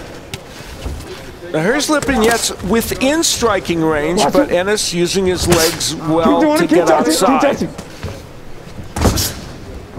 Bring the hand back up, Boots, when you do that. He's looking for a lefty shot. And Lipinets landing a solid right hand on Ennis, but Ennis continues to go to the body. Do it again. So you have to wonder again, Lipinets a champion at 140 now at welterweight. Does he have the power to hurt Jaron Boots Ennis? Lipinets taking advantage while he was inside. He threw his overhand right hand and left hand, and he caught Boots really well. Keep going, keep going. And Boots just split the guard with that straight left hand. There you go. Come up top. Come up the top with the hook. You're doing beautiful. Lipinets' lone loss coming to Mikey Garcia, every time. who was then a pound-for-pound staple and has been in against high-quality competition, and it's that experience that he brings to Enes Exam here in tonight's main event with 30 seconds left in the second round. There you go. There you go. That's strong. Lipinets, we mentioned wants to double with the jab, but he's just throwing that punch sporadically. And there it is to the body. That's what he wants to find a rhythm for that punch. Keep doing it. Keep doing it. There it is. He stepped in with that. Well, it was more like 2 feints and then that jab. Body. But now you find yourself in the inside. Your defense is tight. You ain't got to go. Your defense is tight, boo. Keep touching. Keep Jab touching. to the like body by Ennis as round 2 comes to an end. Time. Beautiful, beautiful, boo. Keep doing that, just like that. We're going to get him. Take your time. Good. Ooh. Start ripping that body shot. That's 2 rounds. The body shot. See, when you're inside, when you're doing that, when you're in close like that, rip, boom, boom, and angle out or pivot and come back with another shot. All right. Yeah. Keep your hands up. Boots Ennis, that's beautiful. From that lefty stance, landing the good, working to both the body and the head, the straight left hand. Lipinets couldn't find a home for the left, but did get his right hand in as Ennis kept his hands low. And the Lipinets overhand right has always been an effective weapon for him. It's only there. Double it up. Looking good, man. Only looking for one shot. We're going to get it. Boots, when you go to that jab, throw the uppercut like I told you. Huh? Jaron Boots Ennis' streak of 16 consecutive knockouts ended in his last That's fight. What we do when he try to fake. No decision against Chris Van Heerden when Van Heerden suffered a severe cut on the forehead. Don't worry, keep turning. That's the opening round due to an accidental clash of heads. There you go. There you go. Lipinets, 2 fights ago, beat lefty J.R. Inson. And of course, Ennis fights as a lefty a lot in this fight, so Lipinets has had success against lefties, but this is a different animal in there, obviously, than Inson. There you go. Keep touching. He got caught with the sneaky uppercut that Boots threw out of nowhere. It was really short. See? Yeah, we tried again. Keep doing it, up and Ennis down. is fighting at range more than even normal. Normally he would have gone in and Joe Guzman said, before the fight, the good news is that Ennis likes to stand in front of you and fight, and the bad news is he likes to stand in front of you and fight. And I thought that was a great comment, but they're not really getting that from Ennis here tonight. Right there, using that height reach very effectively. Lipinets able to close the distance and land a few punches here. Another right hand left to the body, and now Ennis fires back with a combination. Lipinets landed a very nice overhand right there, and he's getting more of a chance now because Ennis is standing in front of him. And Ennis focusing his attack on the body as Lipinets just misses with the left to right uppercut combination by Ennis. There we go. Oh, solid lead right. Come on, Boots, you got it. Do it again. Keep going, baby. Lipinets comes back with the right, but gets jolted with that right hand. Lipinets feeling the power of Ennis and fighting back with the right hand. Body here, Boots, body here. And just like you mentioned now, Lipinets wanting that type of fight. He wants this, but at the same time, it's a dangerous fight for him also. Yeah, that's the point that speaks to Joe Guzman's comment. Touch the body after that. He may be there for you, but you're getting hurt, so it's hard to hit him, even on the inside. They don't know we fight inside and outside. Watch this shot. The one punch that has worked for Lipinets when he's within range is that overhand right. Straight. But he hasn't hurt Ennis. Keep it clean, son. Lipinets saying that it may look like he's a fighter who's standing there in front of you, but he's good at working hard, getting into his opponent's chest and doing what he does best, which is throw punches from every possible angle. And of course, Lipinets telling us it's the one that you don't see coming that hurts you the most. That's right. There you go. Keep working. Stay tight, baby. Stay tight. Bring the hook behind it, Boots. Stay tight. There you go. Do it again. Stay tight. Time. Good work, Boots. Good work. May 14th. Charlo now unloading, but back comes Castano.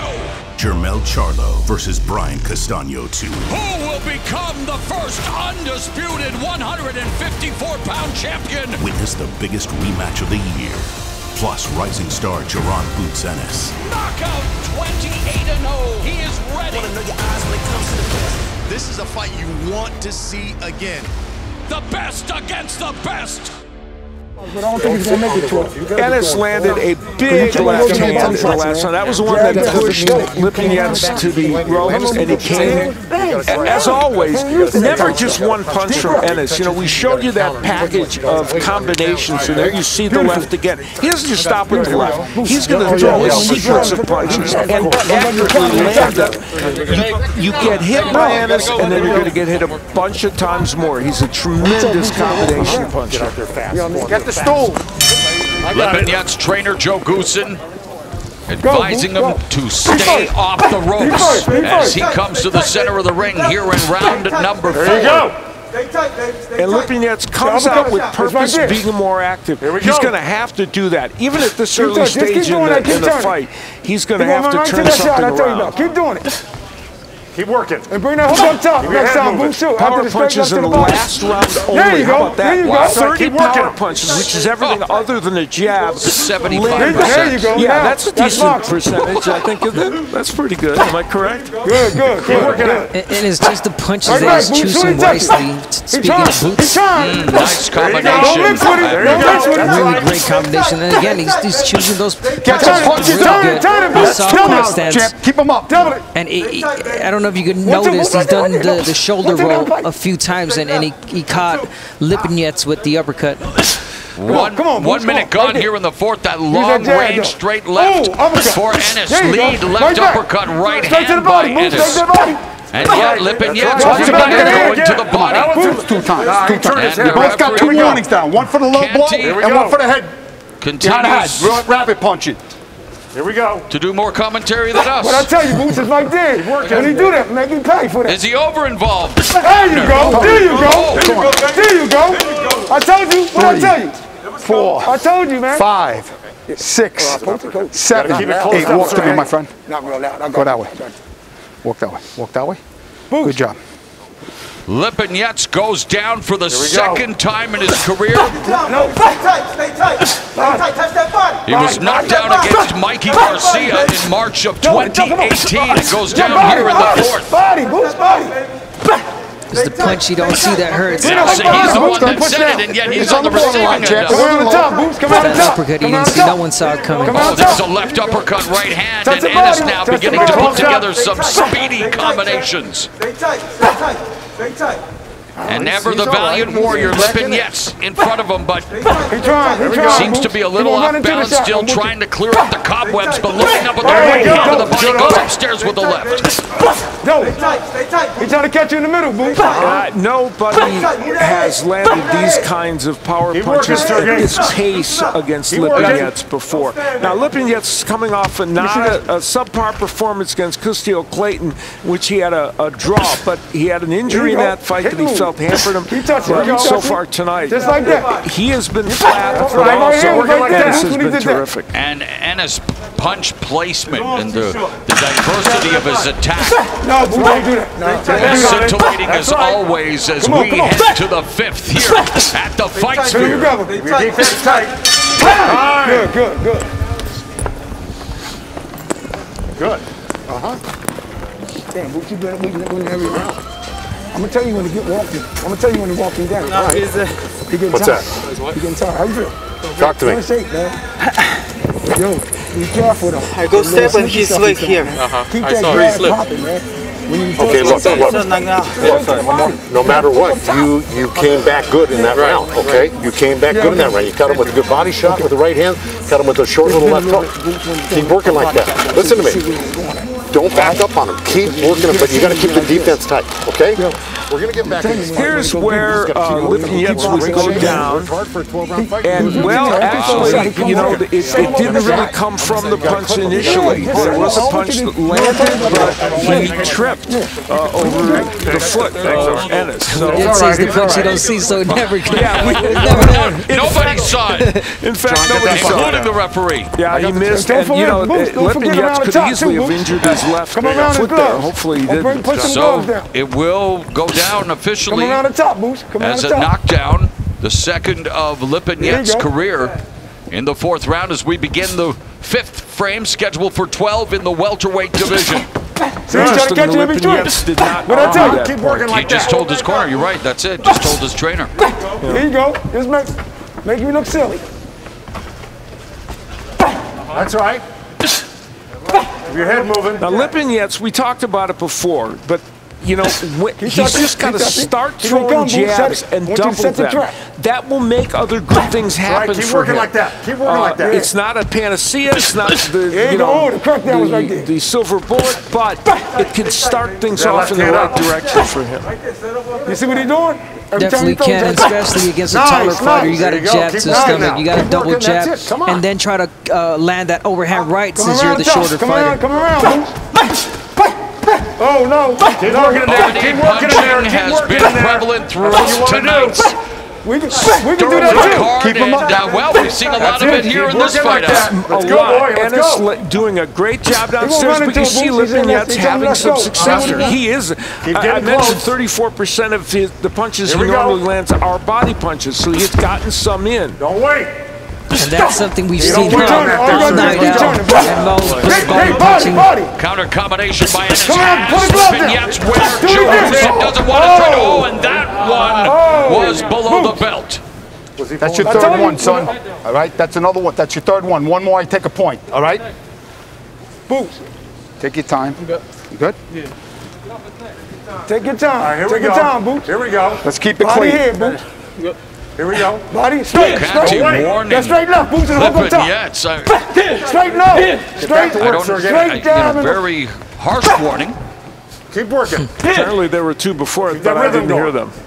See them. He gonna come. Every time 45 seconds now left in the fifth, and Lipinets trying to navigate some path to inside, and yet gets hit with a lead right hook from Ennis. And Ennis, the Matador, avoiding There you go. Good right hand.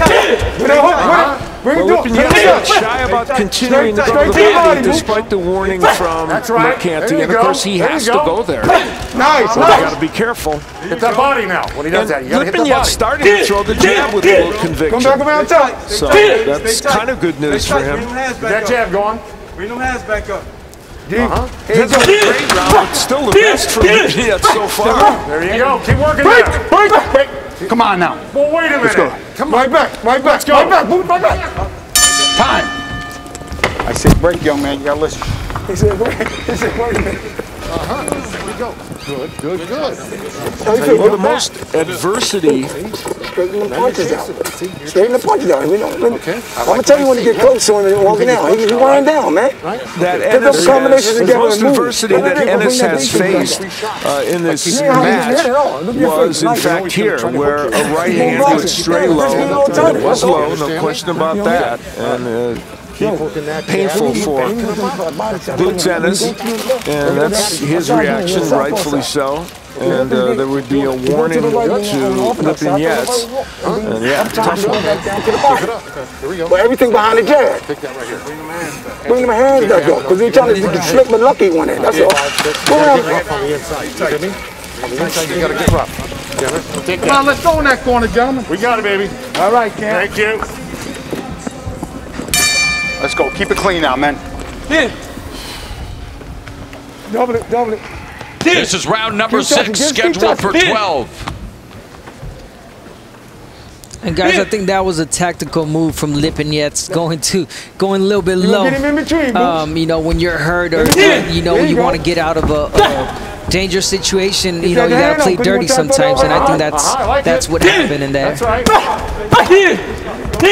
That's right. Beautiful overhand right, and again a little bit low. There you go. Keep working. Don't sit there. And Ennis is about to cross a threshold. He has yet to reach the halfway point of round 6 as a professional. Here he is in the 6th against Lipinets. Lands that left hand to the side. Lipinets' face, and Ennis effective with the counter. Marvin, you read my mind. I was just about to say that. We're 2 peas in a pod. Appreciate it.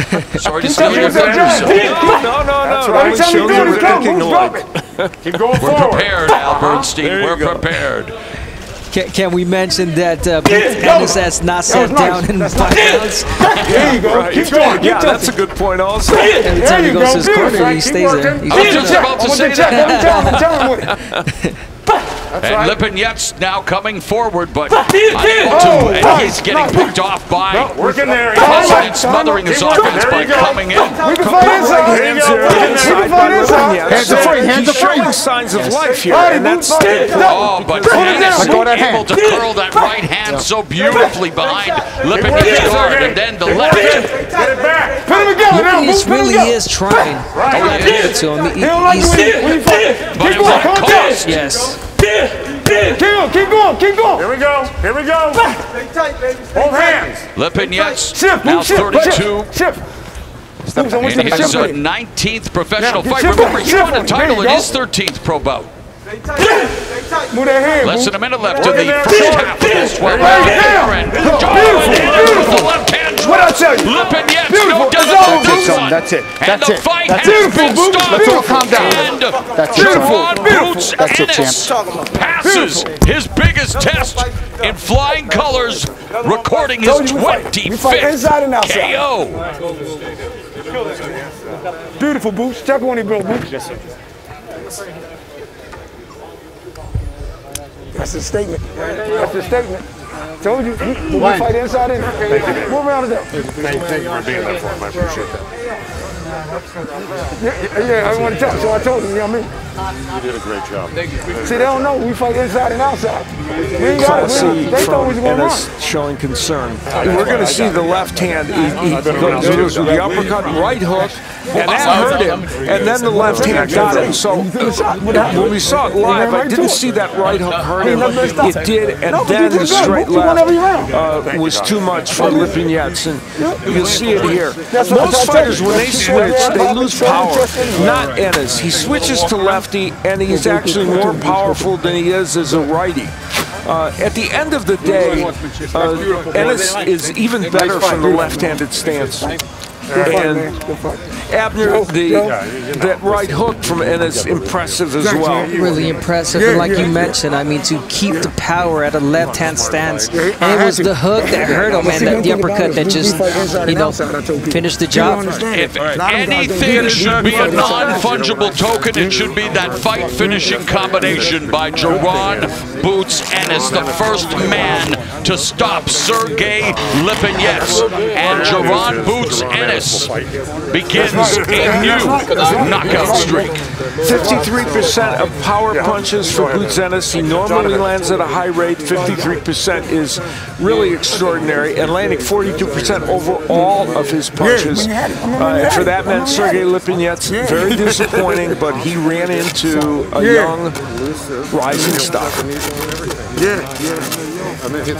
Let's make it official. Here is Jimmy Lennon Jr. He got his manuscript, only 23. Ladies and gentlemen, we have the time of 2 minutes 11 seconds of round number 6. He is the winner by way of knockout. He is still undefeated, Jeron Boots Ennis. May 14th. Charlo now unloading, but back comes Castano. Jermell Charlo versus Brian Castano 2. Who will become the first undisputed 154-pound champion? Witness the biggest rematch of the year. Plus rising star Jeron Boots Ennis. Knockout 28-0. He is ready. Want to know your eyes when it comes to the best. This is a fight you want to see again. The best against the best. Tonight. Well, Lipinets' 15-month layoff may be a defining factor because based on the footage from Clayton's last 2 fights, Clayton appears to be an upgrade in quality compared to Abdukakharov, especially in terms of defensive prowess and overall technical skill. But we're about to find out what Lipinets and Clayton serve up in our main event. Let's take a look at the numbers for this fight and how it shapes out. Now, Lipinets is used to being the shorter fighter, and he's used to having less reach. But will the style of Clayton be the kind of style that will take advantage of that? We're going to find out. And here are the rules for tonight's main event. No standing 8 count, no 3 knockdown rule. Only the referee can stop the fight. A fighter cannot be saved by the bell in any round. If an accidental foul or headbutt causes a fight to end within 4 rounds, it's a no decision. After 4, they go to the scorecards for a technical decision. From the fight sphere at Mohegan Sun, once more, it's the inimitable, the classic Jimmy Lennon Jr.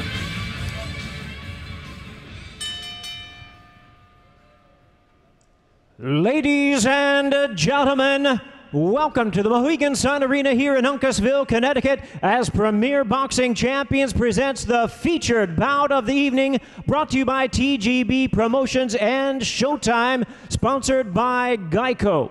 This bout is sanctioned by the IBF, the President Daryl Peoples, along with the Mohegan Tribe Department of Athletic Regulations. The chairman of the Mohegan Tribe is James Gessner, the director Michael Mazzulli.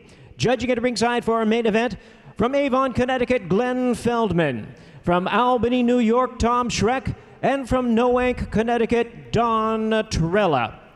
Introducing our third man to the ring, he'll be giving instructions after the introductions, David Fields. All right, fans, here we go with the main event of the evening. 12 rounds of boxing for the interim IBF Welterweight World Championship. And now, ladies and gentlemen, boxing fans joining us around the world, live from the Mohegan Sun Arena, it's showtime!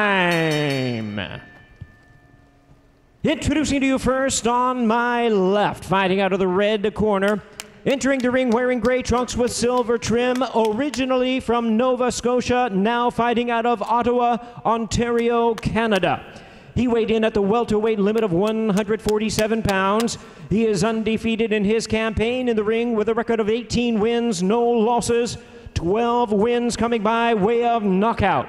Tonight, making his U.S. debut, here is the acclaimed amateur standout and the current IBF number 5 world-ranked welterweight contender, introducing the undefeated fighter known as the War Machine, Castillo Clayton. And his opponent across the ring on my right, fighting out of the blue corner, wearing the colors of the Russian flag, white, blue, and red. Born in Kazakhstan, raised in Russia, now hailing from Beverly Hills, California. He weighed in the same as his opponent, 147 pounds. His record stands at 16 wins, 1 loss, with 12 wins coming by way of knockout. Unbeaten as a welterweight, he is currently ranked the IBF number 3 contender. Ladies and gentlemen, here is the former IBF junior welterweight champion of the world, introducing Sergey Samurai Lipinets. Once again, a referee in charge, David Fields, now to give instructions.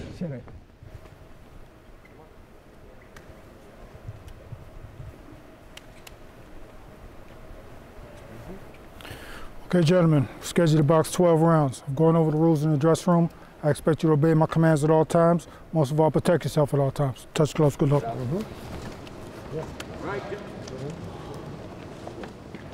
David Fields is the referee for tonight's main event. 20-year pro, his 241st professional bout. Sergey Lipinets, this is his 18th professional bout, looking to move one step closer at becoming a 2-division champion. Castillo Clayton, hey, this is his American debut. He wants to make the True North strong and free proud. He wants to introduce himself as a prime-time player at 147. The bell and round 1, Lipinets in the white, blue, and red, the colors of the Russian flag, while Clayton is in the gray and silver. You know, both these men throw almost exactly the same amount of punches per round, 54 punches. They land almost the same. Lipinets 15.5, Clayton 14.5. The only thing is, Clayton has done it against lesser competition than Lipinets have, so we'll see if it all remains the same. We talked about Lipinets hooking up with Joe Goose, and he told us that it's like going from a high school education, then to college, and now he feels like he's in graduate school And the best part, Al, is that he says none of it took place over a Zoom call. None of the classes with Joe Goosen, and classes in session now for Custio Clayton. And what do you look from Clayton early on, Abner?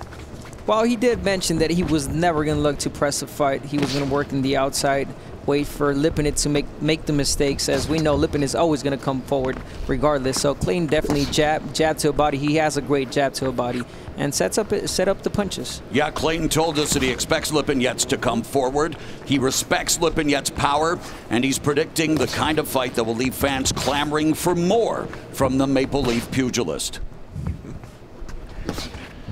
You know, it's an interesting dilemma for Clayton because, in a way, as we pointed out, he wants to back Lipinets up, but he wants to do it at the moments when he thinks it's appropriate. We'll see if he can. Sharp jab through the guard for Lipinets. Start touching him, Custio. Start touching him. There you go. Clayton's trainer, Eric Belanger, has been his trainer since Clayton's pro debut. They work out of, well, Canada's capital city of Ottawa. Belanger believes Clayton's rare blend of speed, power, and ring IQ will make him a threat to anyone in this talent-laden division. He's a very good ring technician. You know, he doesn't get over his skis, and I mentioned at the beginning of the show, he's not flamboyant, but he's very solid, and he does everything right. And notice how Clayton, every time he lands that jab or throws that jab, he puts Lipinets in an uncomfortable position. It almost gets him off like a balance. So he has to keep going with that jab, just as he did right now, Clayton. And he told us at the fighter meeting that that was going to be a key part of his attack this evening. Lipinets, originally supposed to face Kudratillo Abdukharov, had visa issues. He feels that Abdukharov is more active and Clayton is more accurate. He also feels that Abdukharov is a little more aggressive and Clayton is patient, and Clayton showcasing that patience here in the first round as they exchange jabs as we go to round number 2. Turn.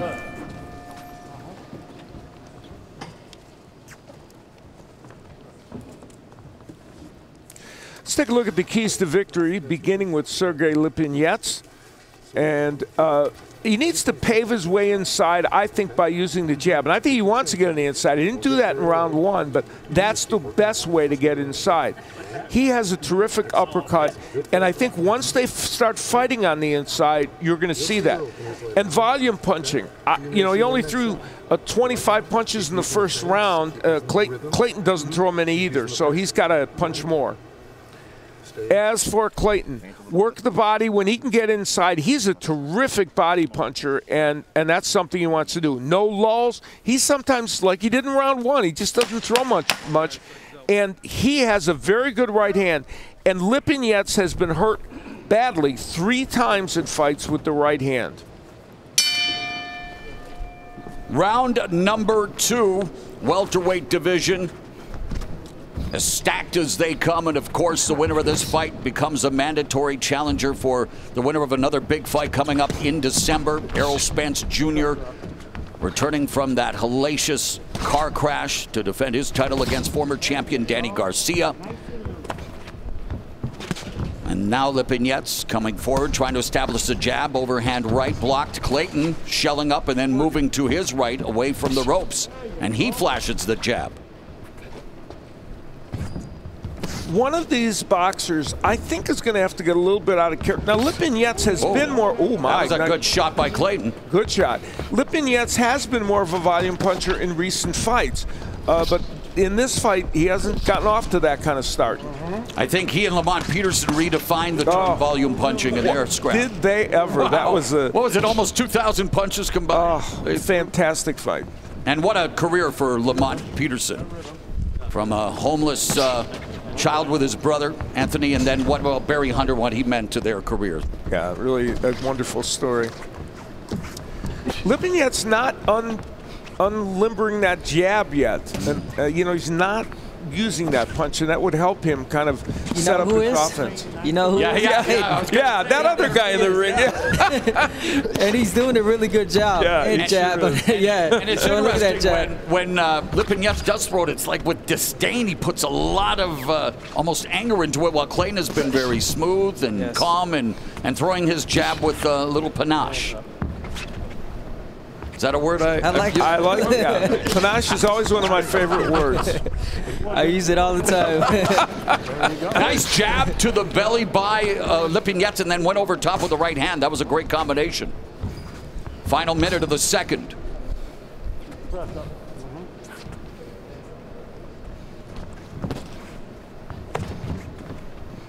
And it's almost as if Clayton is waiting for Lipinets to bring the fight to him. And he is. He's almost counting his steps. Like he's waiting for Lipinets to come in. He counts 1, 2, and then he lets that jab go to a body or to the head. Sharp and again, it gets Lipinets out of balance.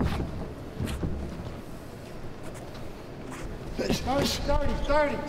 And it's funny because in his last fight in January against Diego Ramirez, it was a piercing jab to the solar plexus that ended the fight in the 8th round, and we mentioned it already tonight, but that's the same punch Jermell Charlo used to stop Jason Rosario in their 154-pound title unification fight on Showtime pay-per-view.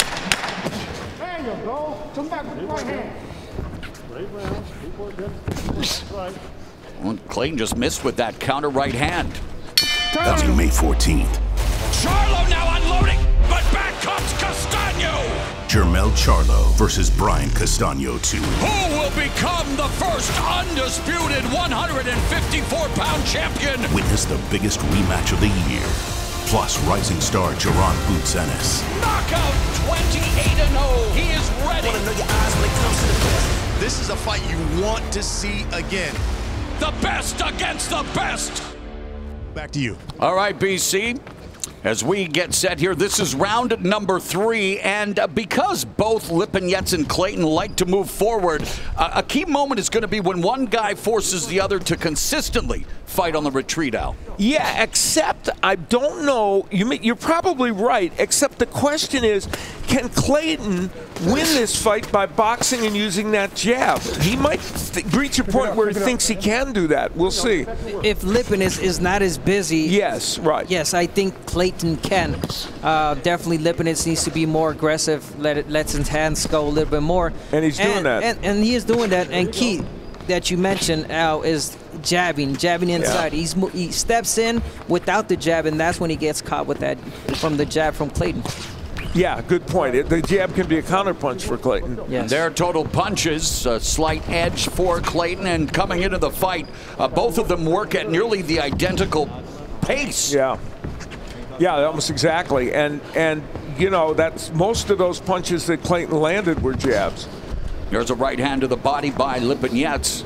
And Lipinets counter right hand by Clayton. And that Clayton has a really good right hand, and there have been a couple of fighters that have stunned Lipinets with that punch. So Clayton does want to get that in, and of course the jab sets that up.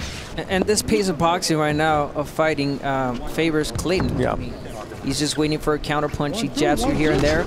You know, and he's winning rounds like that. To the body by Lipinets, right uppercut on the inside, and Lipinets now looks for that uppercut again, just grazing the jaw of Clayton. But Clayton again, very poised and circling away from the ropes. See, Sergey Lipinets looked over at the monitor and read my keys to victory. That's why he threw those uppercuts, I think, right? Has to be. Yeah, it's the only reason They're Hall of Fame uppercuts. I wish I could see him before the fight. No, something tells me you could figure out your game plan without me. I'm pretty sure. Under a minute left here in round 3. Lipinets backing up Clayton. But again, Clayton able to escape the ropes, get reset in the center of the ring. And again, there's a nice jab, but backs up to the ropes, and then Lipinets fires back. Clayton said Canada's current lone male belt holder, the Haitian-born Jean Pascal, inspired Clayton, and there's a left hook from Lipinets. Clayton started boxing at the age of 9. His superlative amateur skills propelled him to the 2012 Canadian Olympic team. And now his cousin Kirk Johnson, a 92 Olympian and a former heavyweight title challenger. Let's hope Clayton doesn't have the propensity for below-the-belt blows like Johnson did in his DQ loss against John Ruiz. And we are through 3 rounds here in the fight sphere in this welterweight main event, and aggression from Clayton at the end of the round.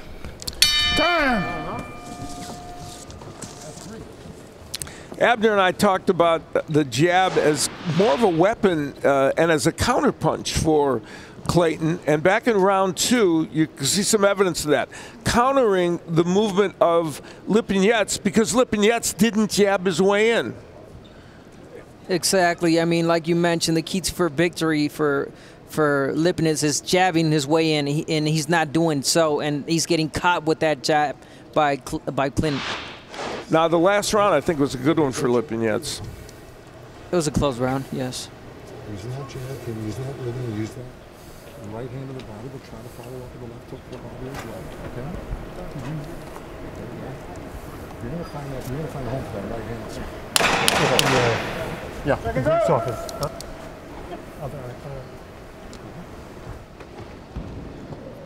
Back up. Lipinets trainer Joe Goossen refusing to be mic'd up tonight. We won't be getting trainer tracks from one of the best. Saving it for his broadcasting career, I guess, Al. Yeah, he's doing a fine job. He is doing a fine job. And Clayton, if you, in looking over his past few results, as Lipinets now continues to walk him down and has Clayton along the ropes, right uppercut, and now it's Lipinets working the body. You know, it was Clayton who was relying on his boxing IQ to cut off the ring and force opponents to remain near the ropes, but now, tonight, it's Lipinets who's putting Clayton on the ropes. Yeah, this is what they want Lipinets to do. I mean, this is the fight he needs to make. Well, let's see if Lipinets can keep doing that. I mean, I know the round just started. He was able to get in, but Clayton again, back foot, jab, closing up really good. Just left him there. Hand counter on the inside by Clayton, who's again able to circle away from the ropes. Jab to the body by the Canadian, but there's a right hand to the body by Lipinets. Do it again. Keep working. 1, 2. There's a double jab in the third one. Piercing jab to the midsection by Clayton. And you know, we have to think as we're looking at this, Lipinets is by far the best fighter that Clayton has fought. So as he kind of uses his computer to figure this out, and Ebner, you know this, when you're taking a step, it takes a little while to figure out what you're up against. Yes, it does, 100%. You're up against a fighter that, and a different side we've never seen, experienced fighter in Lipinets, but I think Clayton is doing a fantastic job. I mean, not doing much out of the ordinary, the basics, 1-2, but, you know, doing it fantastic. Yeah, Floyd Mayweather, master of many things, including collecting that data in early rounds and then putting it to work. So Lipinets doing his homework as well, going to the body. There's a counter left hand upstairs by Clayton, but Sergey Lipinets dictating the terms of the fight in this round. Yeah, he's controlling it. I thought he did to an extent in the last round as well. So Clayton's going to have to start hitting him with something. Right hand to the body, another right hand to the body, another one by Clayton. He might have stunned Lipinets with that punch. And the jab from Clayton. Lipinets jabbing, looking to jab the body. But yeah, you're right, Al. The Lipinets has suddenly slowed down just a tad after the triple right hands to the body by Clayton. And landing a nice right hand as well to the head. There's another counter right to the midsection by Custio Clayton. Less than 20 seconds left here in round 4. Back down with the jab. Here we go. This was around Lipinets was winning. It's got close. There you go. Time.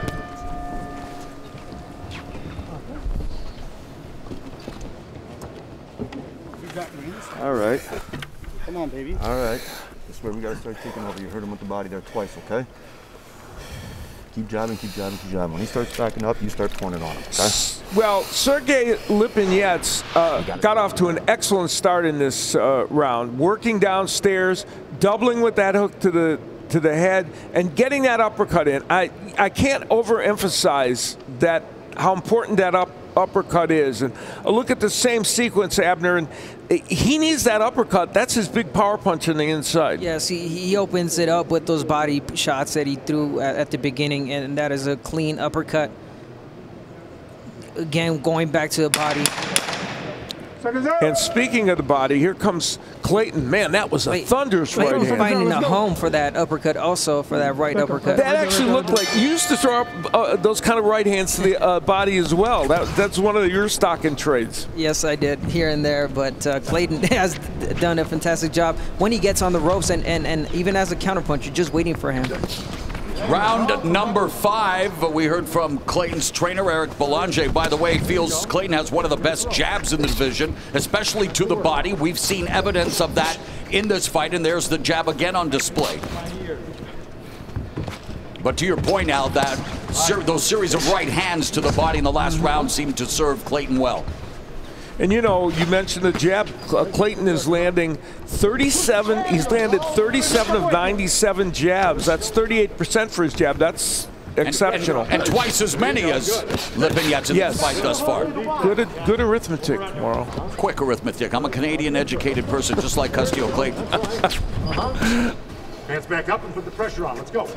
Although Clayton expected to get a real good education in boxing tonight from Sergey Lipinets, a guy who was, again, in just his 13th professional fight, won a title at 140, having to overcome adversity, a cut against Akihiro Kondo to win that fight, and then in his next fight, daring to be great against Mikey Garcia. And now here at a new weight class, he's 3-0 with 2 stoppages. And you know, he lost to Mikey Garcia, but he performed very well in that fight.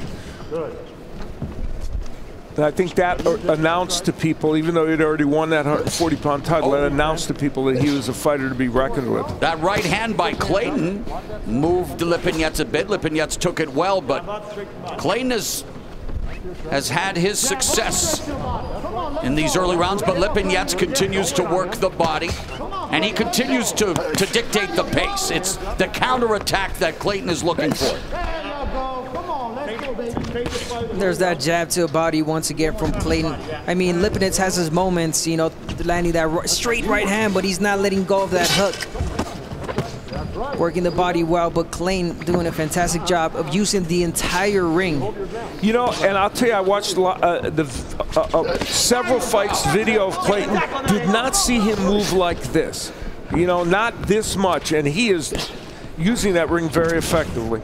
They've been waiting 2 years for an opportunity like this, and while it came at the expense of Kudratillo Abdukahorov due to visa issues, Clayton didn't take long for him to say yes, and again, undefeated in a division that is filled with sharks, and now that jab again successful here in round 5. Right hand chopping down by Clayton. You know, Clayton's holding his ground a little bit more, just by inches. I think in the next round or 2, we're going to see him try and push Lipinets back. And another counter right hand by Clayton that lands on the body.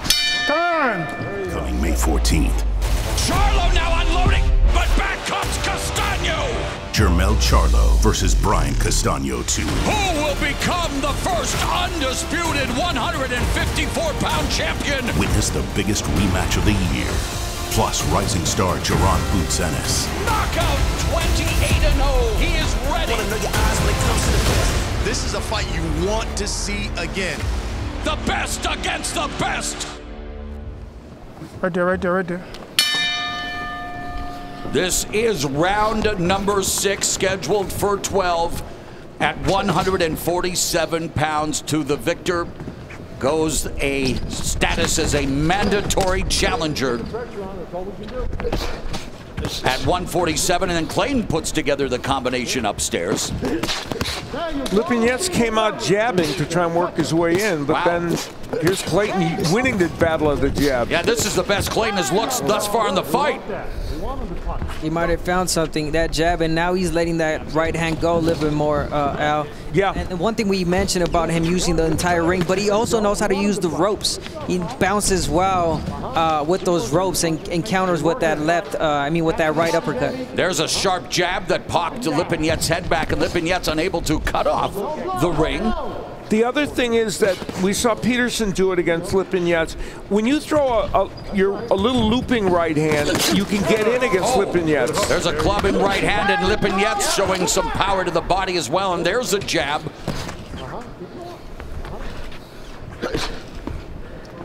You feel the urgency from Lipinets. He wants to be more aggressive here. It's just the movement and the counterpunching of Clayton sometimes breaks up his attack. And Clayton's, you know, bigger than Lipinets. Lipinets coming up from 140. Clayton established at 147, but by far the biggest test of his career, and acquitting himself well thus far in the first half of this 12-round affair. And Lipinets not so much closing the ring on Clayton. He's letting him go, just following him. Right there is where he needs to put his right foot, there it is, to close that distance and to close that ring from Clayton. There's a counter right hand again by Clayton. He is just a very good counterpuncher, Castillo Clayton. And Lipinets continues to target the body. And really accurate, too, Clayton. Yeah, yeah. Very effective jab, fighting from the right distance, now backing up along the ropes, and Lipinets digging to the body. So Lipinets on the offense here. You want to get in close. Let's go. And Joe Goossen saying, you want to get in close. Let's go. Yeah. Well, you got to be careful of those counters. There's a stiff jab from Clayton. Clayton doing well from the corner as Lipinets throws a left hook and allows Clayton to escape. That's where Lipinets wants him, and he did a little good work, but as you point out, also countering coming from Clayton. I said it at the beginning, man, he's a good technician. Yes, he is. We are through the first half of this 12-round welterweight fight here at the Fight Sphere.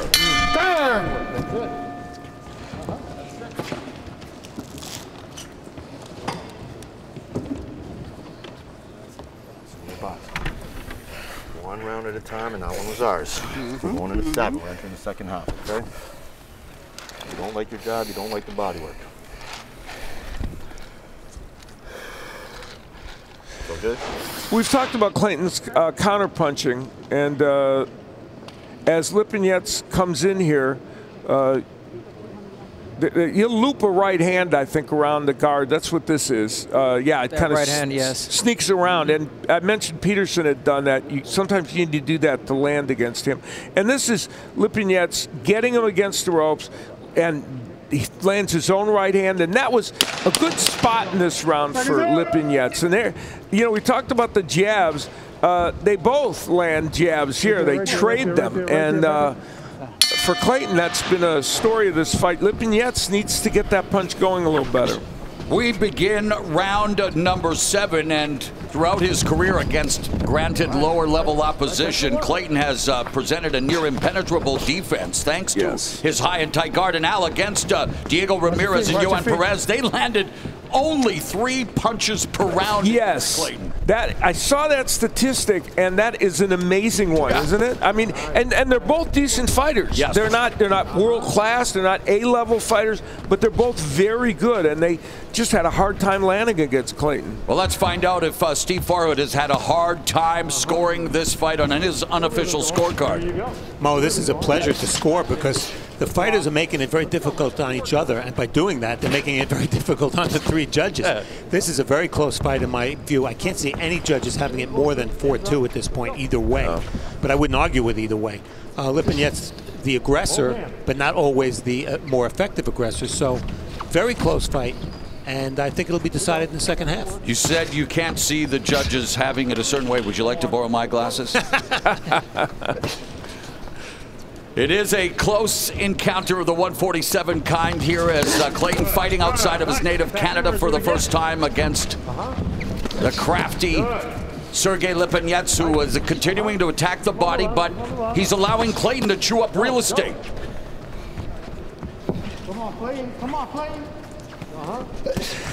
We talked about the jabs in this fight and the story they've told, and you see Clayton doubling the number of jabs landed. And Lipinets has thrown a fair amount. That's actually more than I thought he had thrown, so it's instructive when we're looking at these numbers from Show Stats. But Clayton's been more accurate. Abner, as we begin here the second half of the fight, as you have taken a look, as we all have, as what Castillo Clayton has been able to do, what Sergey Lipinets is doing. Can you talk at all about any adjustments you would like to see either fighter make going down the stretch? Well, first from Lipinets, he can't stand right in front of Clayton. And when he does, he has to be really inside, right there, on his chest, work the body, uppercuts, not in the distance where Clayton is going to be able to jab him in right hand. From Clayton, I think he's doing a fantastic job. I think he's using the entire ring. He's bouncing off the ropes, counter punching just like that. Great right hand and moving back to his distance. Yeah, solid technique on display from Custio Clayton, and really showing a lot of poise as Lipinets tries to attack the body again, bouncing off the arm, and those ones are at the belt.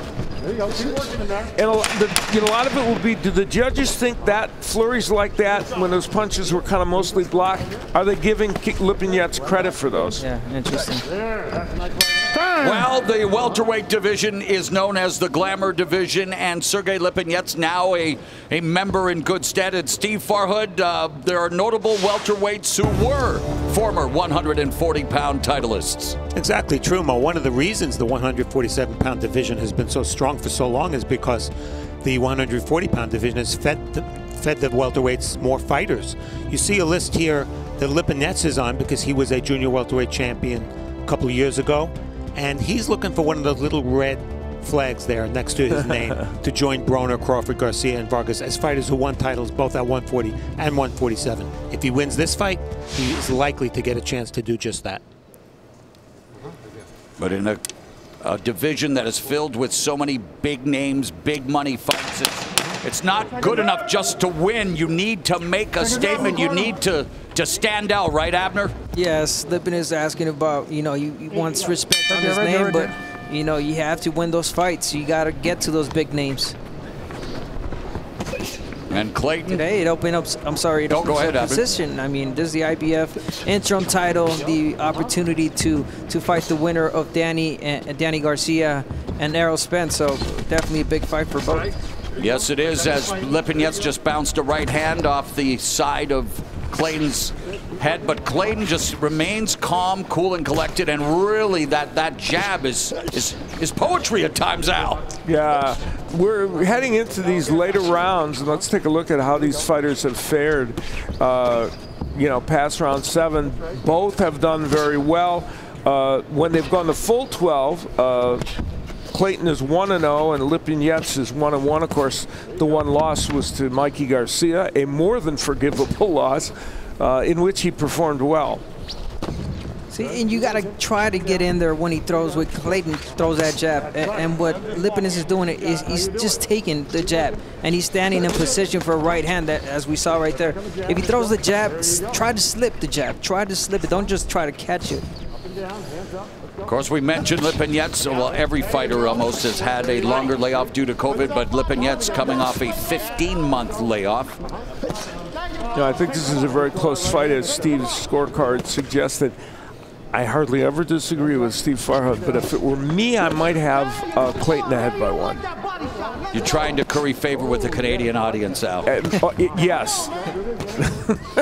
I desperately want their approval. You may want that. 1:15 left in the 8th, but you're right. I mean, it's a very competitive fight, and both fighters have been able to make their marks. It has been definitely the jab of Clayton, but Lipinets continuing to walk forward, landing to the body. Up and down, hands up, let's go. Under a minute left in the 8th as Lipinets again attacks the body. There's a body shot from Clayton. Another one. Lead right hand to the body by Clayton. There's a combination, and then Lipinets just missed with the sweeping left hook, but lands the right to the body. So the pace beginning to pick up here in the last 30 seconds of the 8th round. And how about this? They've thrown almost exactly the same amount of punches. Lipinets 373 and 370 for Clayton. Well, remember what we said about them working at nearly the identical pace. There it is. The advertising speaks for itself. And Clayton landing at 39%, Lipinets at 29% so far. Lipinets goes to the body. And we are about to go to round 9 in this, the main event, the welterweight contest at the Fight Sphere.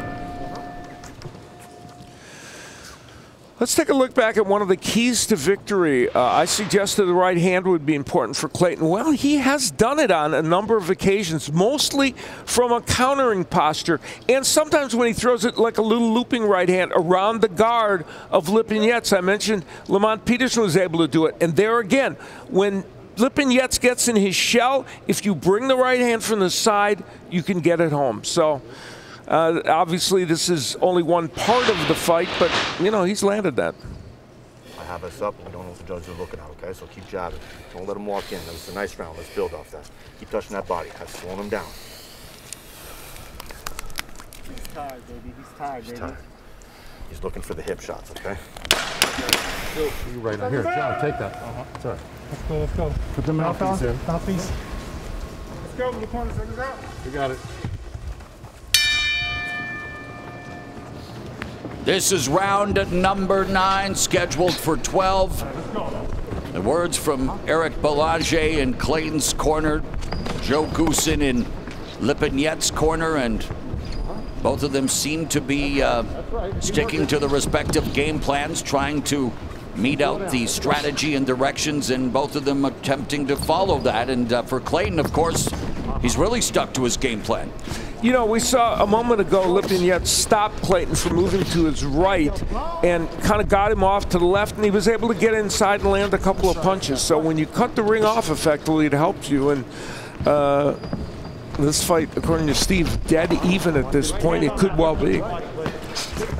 Oh, there's that right uppercut by Clayton, and Lipinets ate it and then ate the jab through the guard, and it momentarily bothered Lipinets, but Custio Clayton going to the body with those right hands, and now Lipinets attacking the body. You know, Lipinets has landed a lot more body punches than Clayton. Clayton's a good body puncher, but Lipinets has tripled his amount of punches landed to the body. So that's an impressive feat for Lipinets. Meanwhile, it's a 2-to-1 advantage for jabs landed for Custio Clayton. Tale of a fight that has a tale of two fights here. There's the body punches that, you know, we talked about. Lipinets is a terrific body puncher. Oh, there's a counter right hand by Clayton, and then upstairs the jab from Lipinets, and Lipinets now throwing with bad intentions, and another counter from Clayton, Abner. That right hand counter continues to be there. Yes, yes, it is. For Clayton, obviously, he might seem like he's in trouble at moments, and then he comes with that sneaky uppercut out of nowhere. He's really good with it. I'm sorry, Abner. This round is this fight in microcosm. It's both men doing exactly what they've done well. There's a right uppercut by Lipinets. Under a minute left in the 9th. This fight's picking up. And it's interesting to see how the judges score it. We just talked about the body work that Lipinets is doing. The judges looking at that. Clayton being really effective with the clean punches to the head. And while Clayton's had some effective counters to the body. Come on. Lead right hand off the shoulder. There's a stiff jab by Clayton. 20 seconds left here in the 9th. 20 seconds, 20 seconds. The head movement going. And Lipinets' head movement, avoiding the attack of Clayton. Some good defense being displayed by Samurai. Coming May 14th. Charlo now unloading, but back comes Castaño. Jermell Charlo versus Brian Castaño 2. Who will become the first undisputed 154-pound champion? Witness the biggest rematch of the year. Plus rising star Jaron Boots Ennis. Knockout 28-0. He is ready. This is a fight you want to see again. The best against the best. Here's from Clayton's standpoint, nice counter right hand that kind of pushed Lipinets back and would go with another right hand. But then Sergey Lipinets, and that jab also pushed him. Sergey Lipinets has, when he's attacked like this, and look, what happened? He paved his way in with the jab, and look what that made happen for him. He gets to go to the body, gets to come with the left hook upstairs, and push Clayton into the position he wanted him. This is round number 10.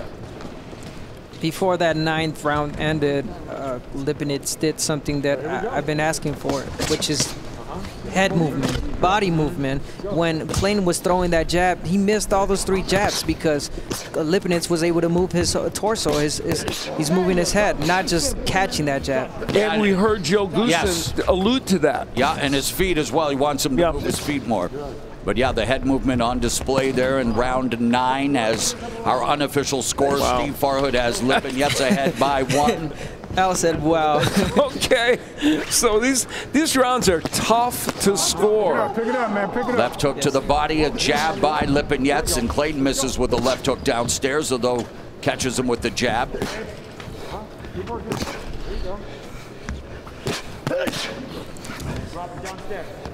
A minute gone here in the 10th.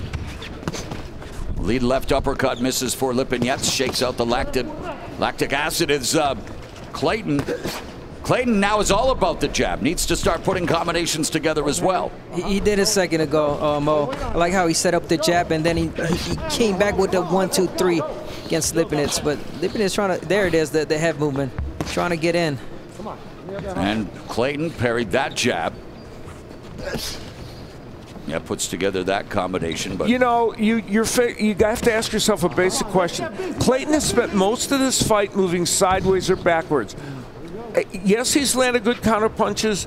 Will the judges see that as retreat or as tactical movement? That is a good question. Remember the key moment that we talked about? Will it be when one man forces the other to consistently fight on the retreat? And now you bring up the point right now, even though his counter game has been effective, you bring up a salient point as to what the judges will be looking for. Final minute of the 10th. Watch your feet, watch your feet. Jab lands for Lipinets.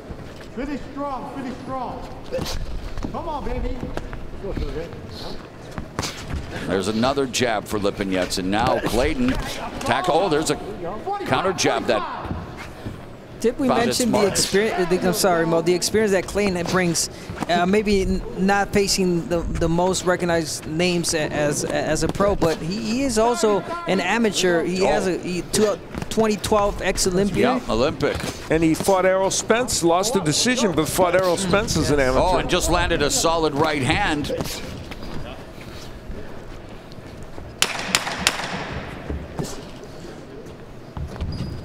If a fight can be a fascinating tactical fight, this one is it. Well, for a time, Sergey Lipinets thought about playing chess for a living. That's how good he is. And, well, it's a cliche now, but boxing is the human game of chess. Well, these numbers are going to be intriguing for sure as we look at the overall numbers in the fight. You know, you can see body punches, Lipinets doing better. Headshots, Clayton doing better. And many of those headshots are jabs, so and counter right hands. And, you know, Lipinets landing at, 53%, percent, it's impressive. You know, both men have done some very good work here. Alan, your keys, you talked about Clayton not having any lulls. Do you think they're... Let me correct myself. I said landing at. I meant throwing that percentage of punches. Sorry. I'm sorry. No, go ahead. In terms of your key, no lulls, I wonder if at times... Have we even seen a glimpse of potentially that, especially in the second half of the fight? It's a very good point. You know, I said it specifically for Clayton. It could apply to both fighters, and maybe within certain rounds we have. No lull here to kick. No, that's round for sure. 11. A nice jab lands for Clayton, and then he goes to the body. Really effective with the placement of his jab. Now he needs to just follow up with that right hand. Yes, that's what he was missing, Clayton. He was throwing the jab here, and there, but he needs to throw it upstairs, downstairs, get Lipinets' attention, you know, all over, and then next you know, the right hand comes. Close fight. You know, when I botched up that graphic, what I wanted to say and what I should have said was 53% of the punches Lipinets throwing are, 47% are body punches, I should say. That's a lot of body punches in terms of your percentage of what you throw. The judges need to be giving you credit for those.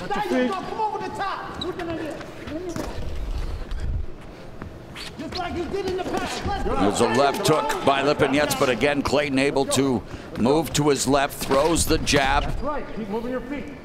And Goossen imploring Lipinets to keep moving his feet. But look how Lipinets is not closing the ring. He's not closing the ring on Clayton, and he's able to get out easy. And a key thing is he's only thrown 20 punches in this round to 48 for Clayton. At this juncture, not that volume is the whole answer, but you want to be throwing punches, especially if you're Lipinets. And you hear Joe Goossen, keep the pressure on, let's go, throw it. There's Clayton again, just looking to keep Lipinets at bay with his stick, that left-hand jab, then the counter right, and again he's able to bail out of off the ropes to the center and then backs up again. Minute left here, under a minute remaining in the 11th round.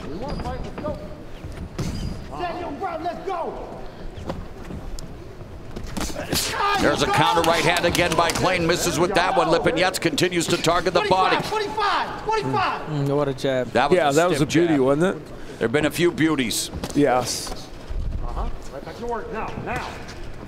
I think that Clayton is having himself a very good 11th round. We said he would be a live underdog. He's proven to be just that here in the final 20 seconds of the 11th round. And there's Lipinets, hands down and then winds up, throws the right. And again goes to that, but almost got countered with that right hand from Clayton. 12th and final round, super close welterweight fight. Well, Clayton has landed 124 jabs in this fight, and we look back at this past round and you will see several examples. That's a nice jab. After the right hand, Lipinets did not get it back into position, and then he jabs to the body, and then different sequence where we see again the good work by Clayton with that jab. He told us at the fighter meetings, that's going to be a staple of my attack, and it has been. Go backwards. You cannot stop punching. You cannot stop working. You got to use that left hook too. He's looking to counter. Last round, touch glove center of the ring. Thank you. Every time you throw the right hand, he's looking to counter with the right hand. So last round. Punch inside those wide punches. You want more than him? Come on. Fucking get it. You can do this, baby. Last round. Real present. From Joe Gantz to Larry Holmes, there have been some amazing jabs in the sport of boxing. Custio Clayton banking on his jab here in the biggest fight of his life, the 12th and final round. The undefeated Clayton in his American debut taking on former 140-pound belt holder Sergey Lipinets, the winner to become a mandatory challenger for one of the alphabet titles in the welterweight division. This fight could very well be up for grabs. And according to our unofficial scorer, Steve Farhad, he has the Canadian underdog ahead by 1 heading into this, the final round. You can do this, baby! Even though he wasn't mic'd, we heard Joe Goossen, giving instructions to Lipinets and telling him he's got to really get going. What a beauty right there by Clayton. Oh, and that jab. Made him miss. 1-2. I'm sorry, Mo. No, please. Counter right away.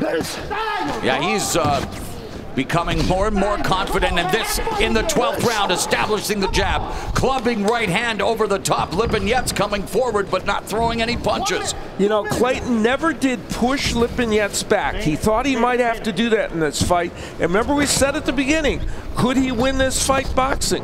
And he's boxed most of the way. Yes, the effective jab, the effective counterattack. It's been a display of boxing from Custio Clayton, but Sergey Lipinets coming forward. Yeah, that's not to say Clayton's going to win this fight, but he's given himself a chance to win by doing that. And for total punches, there you see an edge to Clayton. And one of the most significant things to me is for him to have thrown more, though it's not by a monstrous amount, than Lipinets. I think it's fairly significant. Over 1,200 punches thrown between Lipinets and Clayton. A minute now left in the 12th and final round. Sergey Lipinets wants to prove that he is an elite welterweight. Custio Clayton wants to prove that there is a new player in town at 147, and he's from Canada. The undefeated Clayton, the former champion Lipinets, have 40 seconds to settle things here in tonight's main event. Let's go. Get your hands go. 30 seconds. 30, let's go.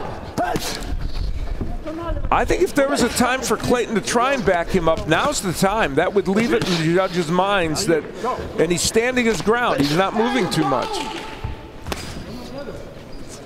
1, 2, 1, 2, let's go. Custio Clayton took the fight on short notice, but he has turned in a terrific performance. Is it enough to knock off the former champion Sergey Lipinets? The judges will determine the verdict. Okay. Sergey Lipinets, first fight after a career-long 15-month layoff, and Custio Clayton smiles with his corner, Eric Boulanger. And the numbers in this match, fascinating on every level. You know, Lipinets doing a terrific job of landing body punches. The jab work by Clayton, when you're landing 30% of your jabs and you're throwing so many, that's impressive. And in general, an edge for Clayton. But again, it's where were those punches congregated in each round, because boxing is scored round by round. России, моим болельщикам, в Казахстане, всей моей семье. Большое спасибо, кто смотрел.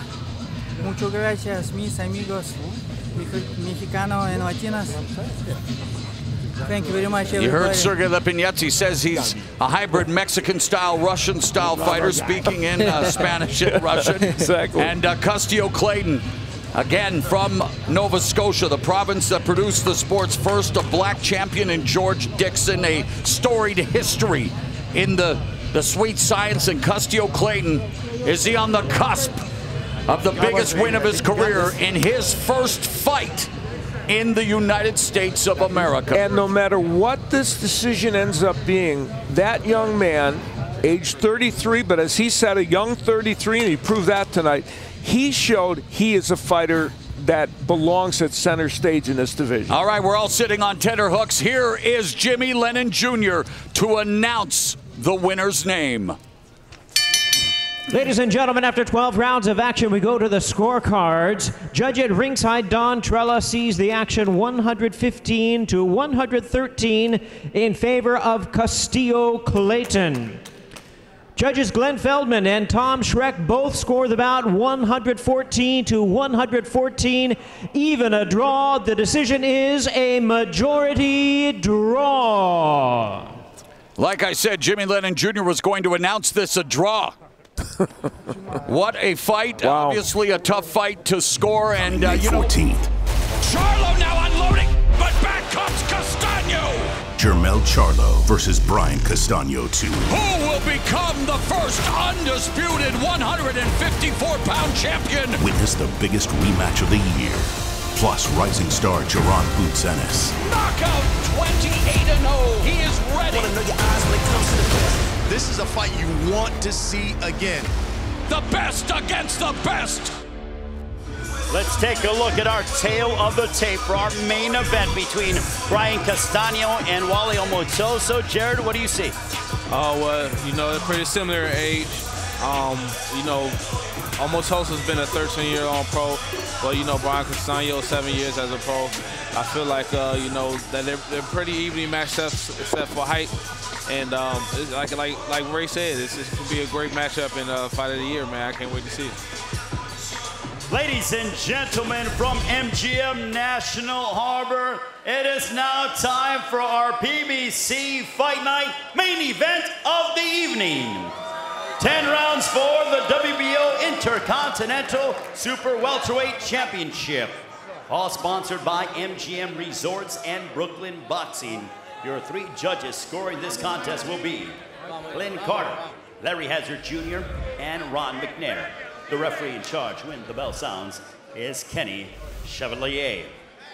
Introducing to you first, fighting out of the red corner. He comes in wearing the green trunks trimmed with the white.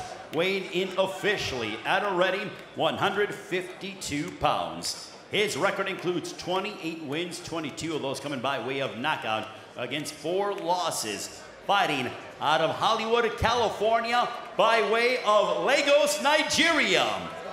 Ladies and gentlemen, this is Wale Lucky Boy Omotoso.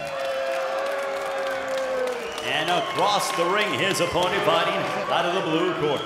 He comes in wearing the blue and white, weighing in officially at 153.5 pounds.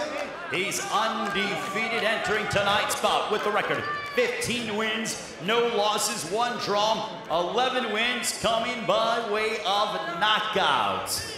Fighting out of San Justo, La Mansa, Argentina.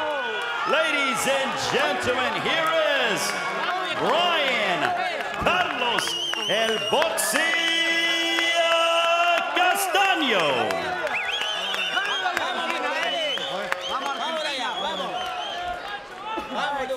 Let's go.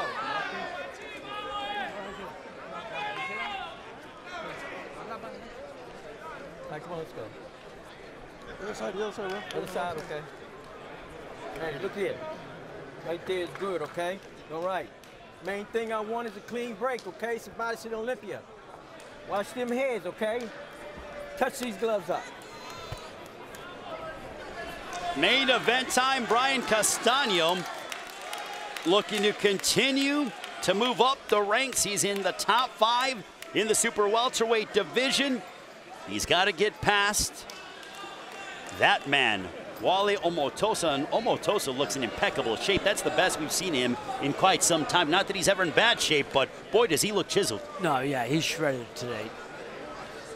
Let's go. Ray Flores, the Hall of Famer Ray Boom Boom Mancini, Jared Hurd, Jordan Plant, and Larry Hazard Sr. Our main event, 10 rounds here at 154. Brian Castaño and Wale Omotoso. Castaño, the last time we saw him, he had a draw against Erislandy Lara. He said he thought that it was a close fight, but he thought he won by a couple of rounds. Castaño studied, actually, the reason why Castaño felt he had some success is the blueprint that you laid out, Jared. He said he studied your fight. Oh, yeah. I asked him, he said he studied my fight against Erislandy Lara, and that's when I discovered, you know, his beautiful left hook to the body. He saw that I used it against him, and the way he was placing it that night, I can't wait to see him, see if he do the same thing. Both guys are coming out jabbing, which is good. Omotoso's moving, giving him a little different angles, different look. It's good. It's just heating up, man, because this fight's gonna end up in the trenches sooner than later. Well, both men are aggressive. Both men come from rather tough upbringings. Wale Omotoso was telling us he was over a straight right. Omotoso might have been off balance, who knows. Omotoso told us that growing up on the streets of Lagos, Nigeria, we asked him if he's been in fights. He goes, yeah, I've been in fights. He goes, I've been cut by machetes. I was cut in my back. I've been cut in my arms. He goes, that's how my upbringing was. He goes, if I would have stayed in Lagos, Nigeria, I probably wouldn't be here today. No, by no means. It's a dangerous place. And like I said, machetes was rampant. People walking the streets with the machetes, cutting people up. It's just amazing, man. That's the real deal. For Brian Castaño, a very accomplished amateur background, holds victories in the amateurs over Errol Spence Jr., the current IBF and WBC welterweight champion of the world, and also Sergey Derevyanchenko. So talk about a stellar amateur career for Castaño. Well, he's well scored. You can see it. I'm telling you, I'm impressed. I thought he'd be coming out a little more carefree, but he's sharp. Got a sharp, he's jabbing, just like jabbing the head and body. Got fast hands. He's got faster hands than Omotoso. That's going to be key to victory for him tonight if he should win. But I'm impressed right now. They're both keeping the composure. Because, like I said, they're going to stay in the center ring and go to war sooner than later. And what's surprising to me is that You know, I'm expecting the last fight with Fontuno and Quasar to be a little more technical, and these guys coming out technical. Good shot for Castaño. Final moments of our opening stanza between Brian Castaño and Wally Omotoso. Ray Flores, Ray Mancini, Jared Hearn, Jordan Plant, Larry Hazard Sr. That's the end of the first. And tonight's Corner Cam is sponsored by Liberty Mutual Insurance. Only pay for what you need. Good. How you feel? All right, let's stay busy with that stick, all right? As you're moving, I like your movement. I want you to keep it up, and I want you to keep working behind that double jab, all right? Double jab, straight right hand, all right? Okay. When you're making your defensive moves, make sure that you're in a position to be able to counter, okay? Don't make them so big, all right? Keep it simple, all right? Hey, keep it tight, keep it simple, all right? Look for your counters, double jab, double jab. Okay, baby? Okay, good job. Feel good? Watch your balance, okay? Huh? You're doing good, you're doing good. Let's keep up the tempo though, okay? Stay busy, a little bit busier. There was Eric Brown instructing Wally Omotoso. And Wally says, he goes, yeah, I want to become a world champion. And you look at, you know, the likes of Nigerian world champions. I believe Sam Peter, you know, fought for a world title. Also, heavyweight contender Efe Ajagba. And speaking of the heavyweights, Wilder Ortiz in 3 weeks' time in Las Vegas, live on pay-per-view. And let's not forget the greatest Nigerian fighter of all time, Dick Tiger, former middleweight and light heavyweight champion of the world in the 60s. Quite a bit of rich history from Nigeria, also Argentina as well. You know, you have the likes of Sergio Martinez, Marcos Maidana, to name a few. Come on, don't forget, what are you doing? Crazy, go back. Carlos Monzon. Carlos Monzon, and Victor Galindez. That was a little bit before my time, Ray. Yes, so, I understand. You know? Carlos Monzon, maybe the greatest middleweight, top 3 of all time. And Victor Galindez, one of the great light heavyweights of all time. Talking about recent memory, Ray, you know? Don't forget, Luis Angel Firpo, who fought Jack Dempsey, the great fight with Jack Dempsey, knocked him through the ropes. I don't even think I was thought of back in those days. There's a plethora of great Argentinian fighters. And Castaño looking to follow in that lineage. Yeah, you know what? I was going to say, Jared, Ray, the key for Castaño is his fans. He's got quicker hands than Omotoso. He's got to use his fast hands. Get in, throw good combinations, slide out, just out of reach, slide back in. That's going to be the key.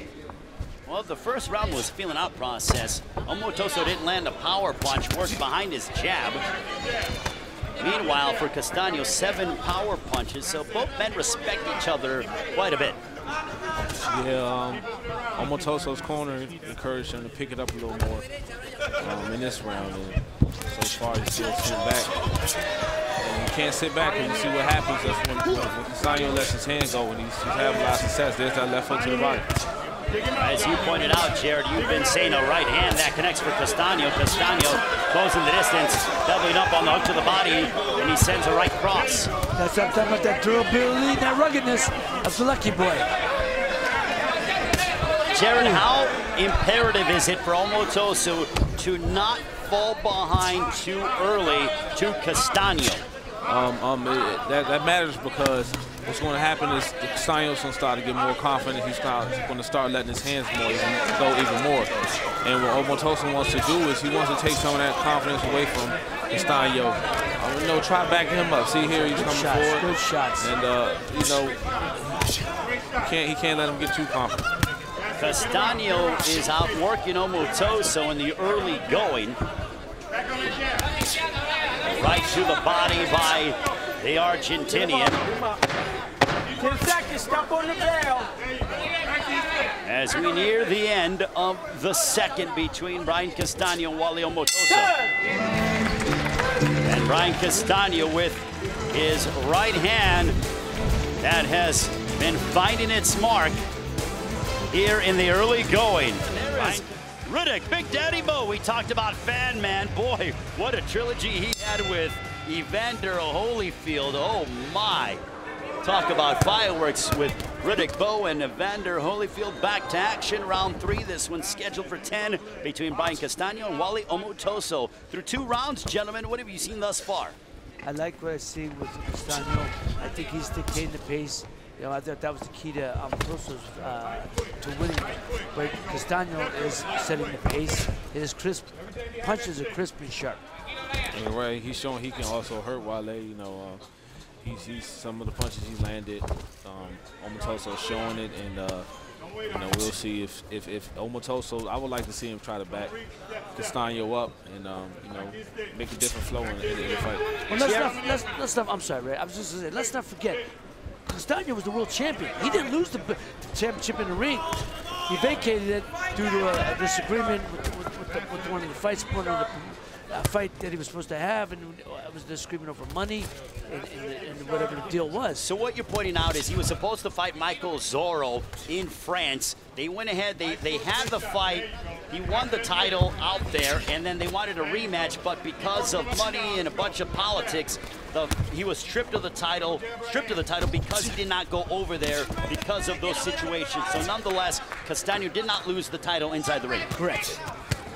But right now, and Jared, are you surprised that Wally Omotoso is electing to box a lot? Because he is a fighter, likes to mix it up on the inside. Eric Brown, his trainer, said, and now we have a stoppage. The mouthpiece came out, so they have to rinse it off. Kevin Chevalier goes ahead. Eric Brown puts it in with Omotoso. But are you surprised, Jared, that Omotoso is boxing as much as he is, because that he's a fighter, he likes to mix it up, he's a pressure fighter. Now he's fighting off his back foot in this fight. Yeah, I'm surprised. You know, I didn't expect it, you know, for him to be fighting on going backwards the way he is, but you know, maybe because of the first 2 rounds, you know, he got hit with some good shots, he got hurt. He got clipped with a sneaky right hand from Castano. Castano backing up Omotoso, and here comes Castano. And Omotoso's laughing, smiling. I told you, he's got a brick for chin. Well, when all else fails, you have to fight, and Omotoso is doing that right now. But that's the key, is the hand speed of Castano is going to be his key to victory, as I said earlier. But Lucky Boy said it right there, but he can't take too many shots. Can't allow this guy to hit you with too many clean shots like that. Castano is hammering away upon Omotoso. Omotoso with the left hook to the body, but Castano is walking down Omotoso. Omotoso trying to get Castano off of him, but then he hits a barrage of punches in the corner. Castano working, oh, what a left hook, pounding away upon Omotoso. That's the end of the 3rd. Brian Castano powering his way over Wally Omotoso here in round 3. May 14th. Charlo now unloading, but back comes Castano. Jermell Charlo versus Brian Castano 2. Who will become the first undisputed 154-pound champion? Witness the biggest rematch of the year.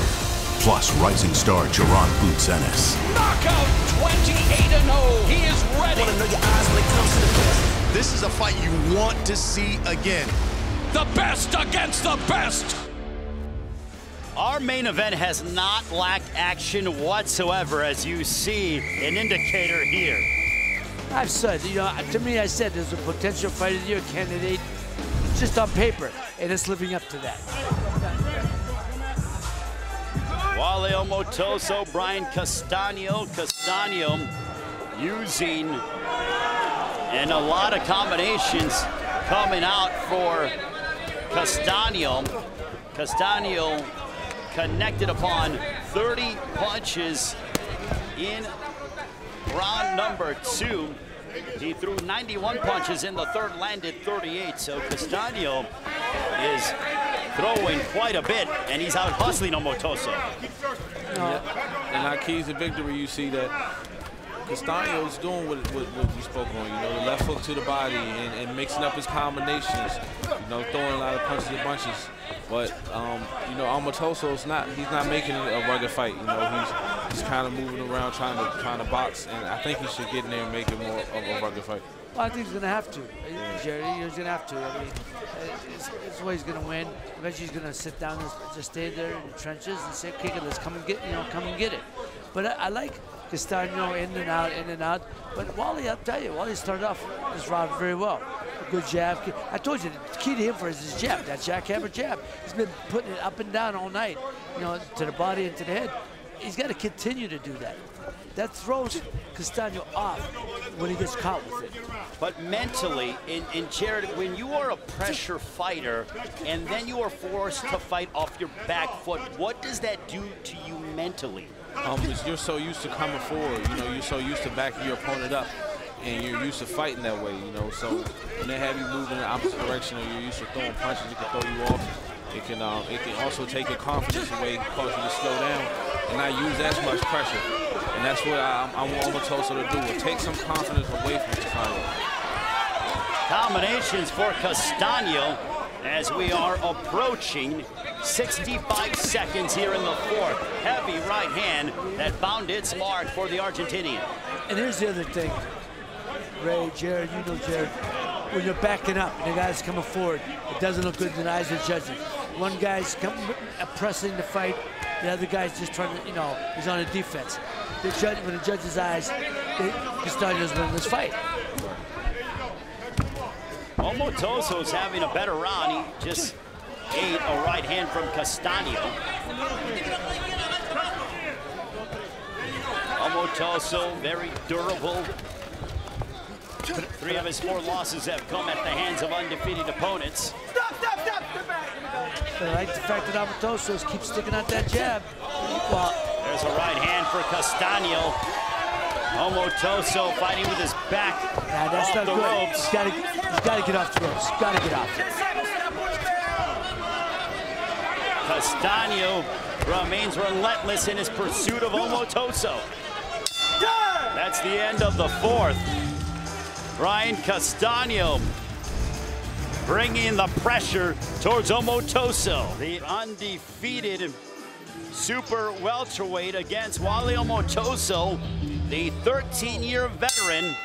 And now, to see how the fight is scored thus far, we'll send it to Larry Hazard Sr. Okay, guys, I have Castaño ahead 40-36. And I think that Jared and Ray are hitting on some very good points. Look, Almotoso, in order for him to change the tone of this fight, he's going to have to get more aggressive, coming behind that jab. You can't keep doing the same thing and expect a different result. He's been fighting the same fight from the first round, fighting backwards, and that's why he's behind. So I think if he used that jab more and turn this fight into a war now, because we're almost halfway through. Well, you know, we just saw Almotoso's hurt with a left shoulder. He pointed at it, and Castaño's jumping all over Almotoso. That could be extremely problematic, a right hand that connects for Castaño. Well, now he's just laboring. He's just putting it out there. He's not pushing it out there. You know, first they tell you when you're hurt, you don't let your opponent know. And we let everybody know. And it looked like he was trying to block him. Castaño's throwing that right hand. He's not throwing it straight. He's coming around the guard. And Almotoso like he put his arm out to block it and somehow injured himself. I wonder if that shoulder, he might have a separated shoulder, and Castaño senses that he could potentially end the night for Wally Almotoso. Almotoso is probably in quite a bit of pain. Almotoso just threw an elbow out there. You got to watch that. I don't know if he's going to fight like that. He may not be able to go too much longer. You need two hands against a guy like Brian Castaño. There's a right hand for Almotoso. Almotoso so gutsy, but man, oh man, he's dealing with quite a bit of pressure from Brian Castaño. There's an uppercut. Kevin Chevalier is watching the action. Jared, that could be huge. A right hand that connects for Castaño. Oh yeah, most definitely, you know, and he's showing that he's hurt, you know. I'm not sure exactly what's the problem. You could tell he's loading up now with the right hand, not using it, really throwing with his left arm.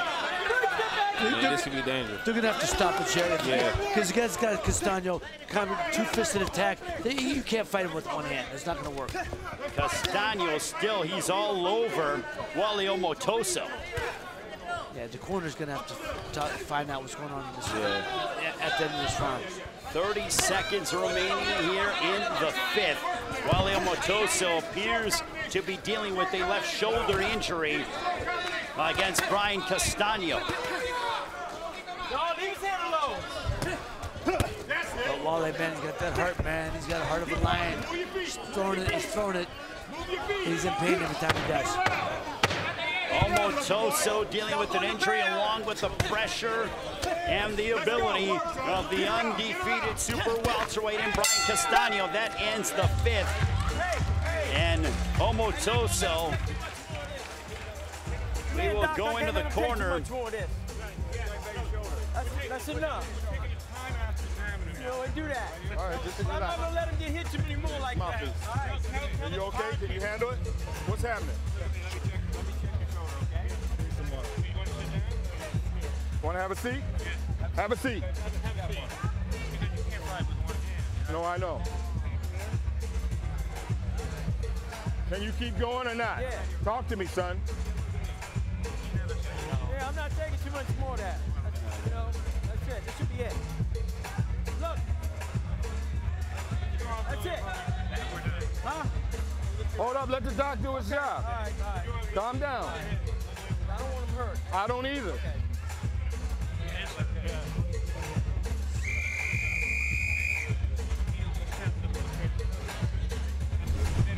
Let's take a look at where the injury occurred. See right there, when he went around and guarded, he tried to, I guess, block this shot, but somehow the arms got tangled up and he shows that he's injured. They stopped him. And this one is over. Brian Castano defeats Wally Omotoso. Unfortunately, Omotoso unable to continue due to a left shoulder injury. They had quite a lengthy discussion in the corner, and Omotoso unable to continue. Ray, do you think that was the right call? Yeah, if he can't use it, if it's bothering that much, yes. You got to have two hands to fight a guy against Brian Castano. You need two hands to keep him off you.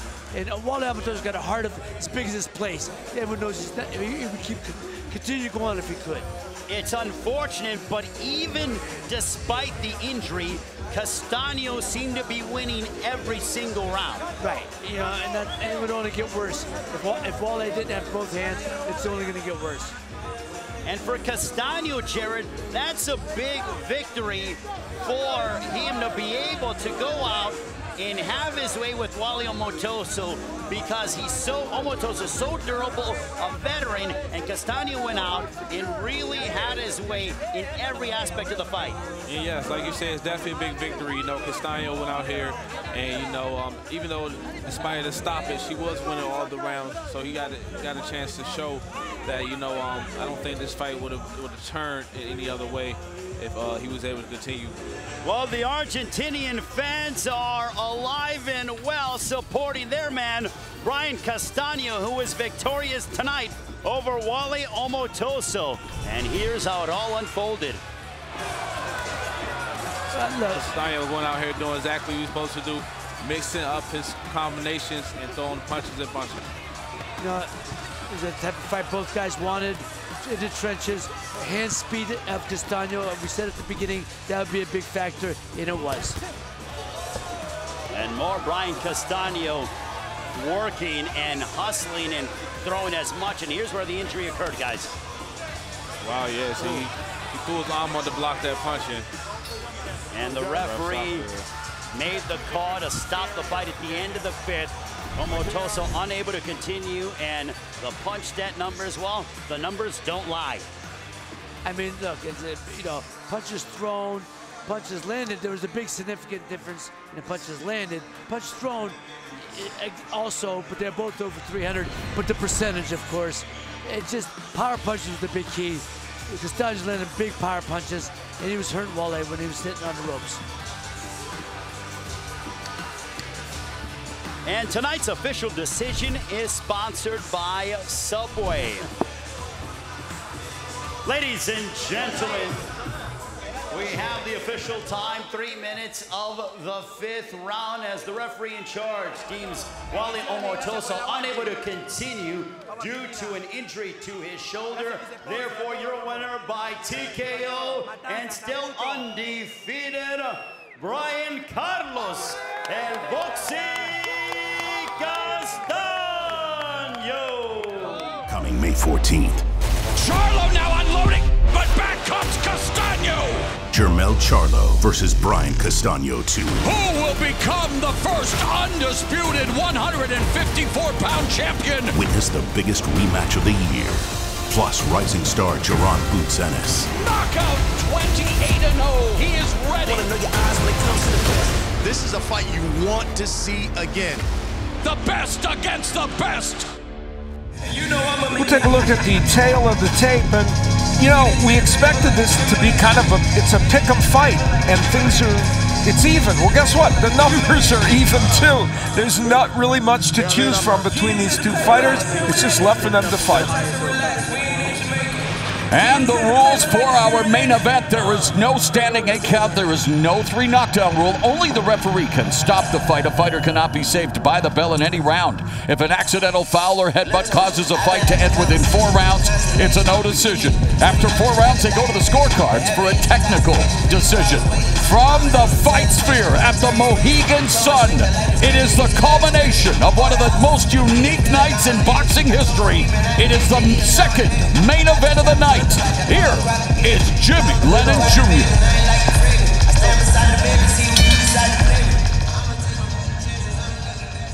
Ladies and gentlemen, from the Mohegan Sun Arena here in Uncasville, Connecticut, Premier Boxing Champions presents our second featured bout of the evening, brought to you by Lions Only Promotions, TGB Promotions, Samson Boxing, and Showtime. Sponsored by Proper No. 12 Irish Whiskey, the finest, the tastiest, the smoothest liquid gold in the world. This bout is sanctioned by the WBA, the President Gilberto Jesus Mendoza, the WBC, President Mauricio Suleiman, Supervisor Michael George, and the IBF, the President Daryl Peoples. Along with the Mohegan Tribe Department of Athletic Regulations, the Chairman of the Tribe is James Gessner, the Director is Michael Mazzulli. Introducing our 3 judges scoring from ringside.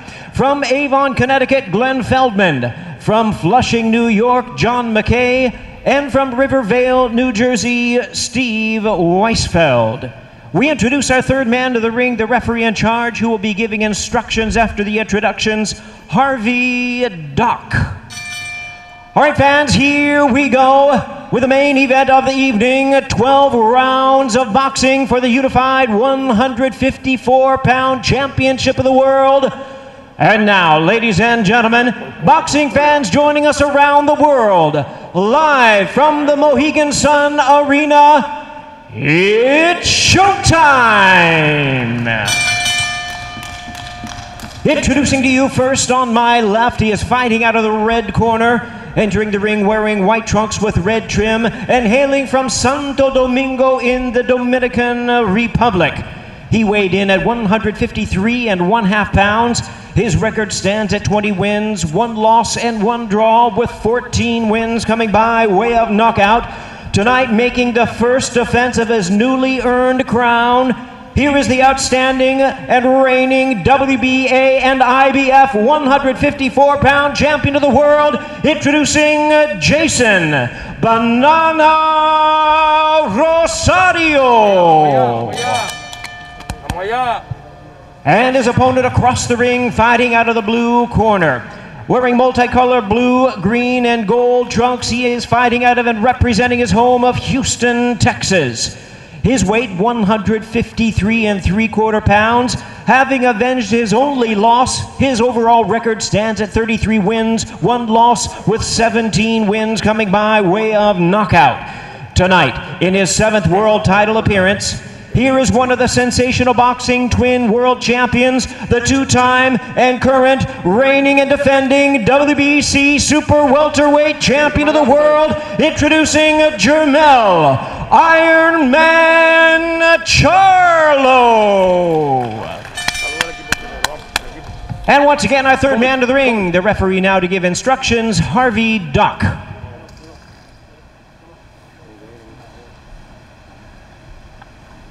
Okay, guys, we went over the instructions earlier. As a reminder, obey my commands at all times, protect yourself at all times. Obedéceme todo el tiempo. Toca los guantes. Buena suerte. Good luck.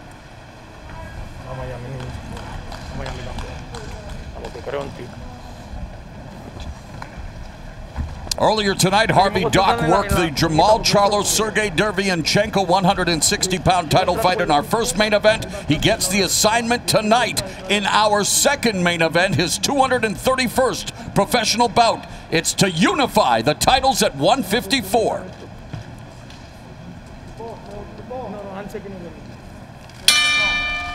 Champion Jermell Charlo in the blue, green, and gold. Champion Jason Rosario in the white with red. Normally, Rosario is a much busier fighter, averaging 56 punches a round. But and normally Charlo averages 39.6. But in Charlo's last fight against Harrison, he threw 52 per round. So we'll see if he ups the ante a little bit. Charlo looking to be patient, establish the jab, utilize the ring as he's doing early on. We saw a very focused, composed, and terrific performance from his brother earlier tonight, and we talked about the impact on Jermall, obviously with the win. Oh, and wow. Is that a knockdown? 3, 4, 5, 6, 7, 8. Well, in his only loss, Jason Rosario was knocked down 3 times back in 2017 against Nathaniel Gallimore, and he gets dropped for the 4th time here in the first round by Jermell Iron Man Charlo. I think the left hook was the thing that hurt him the most. And then he kind of got with the right hand when he was going down. But he's attacking. Interesting, huh? Yes, wasting no time. He did mention that he wanted to test his chin. You know, he said that, yeah, he's got power, but does he have chin? And we're seeing that, you know, Jermell is starting off really well in this first round.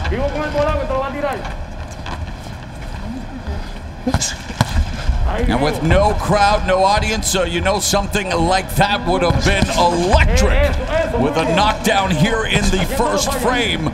A very important fight, the most important bout of each of these two hungry young warriors' careers.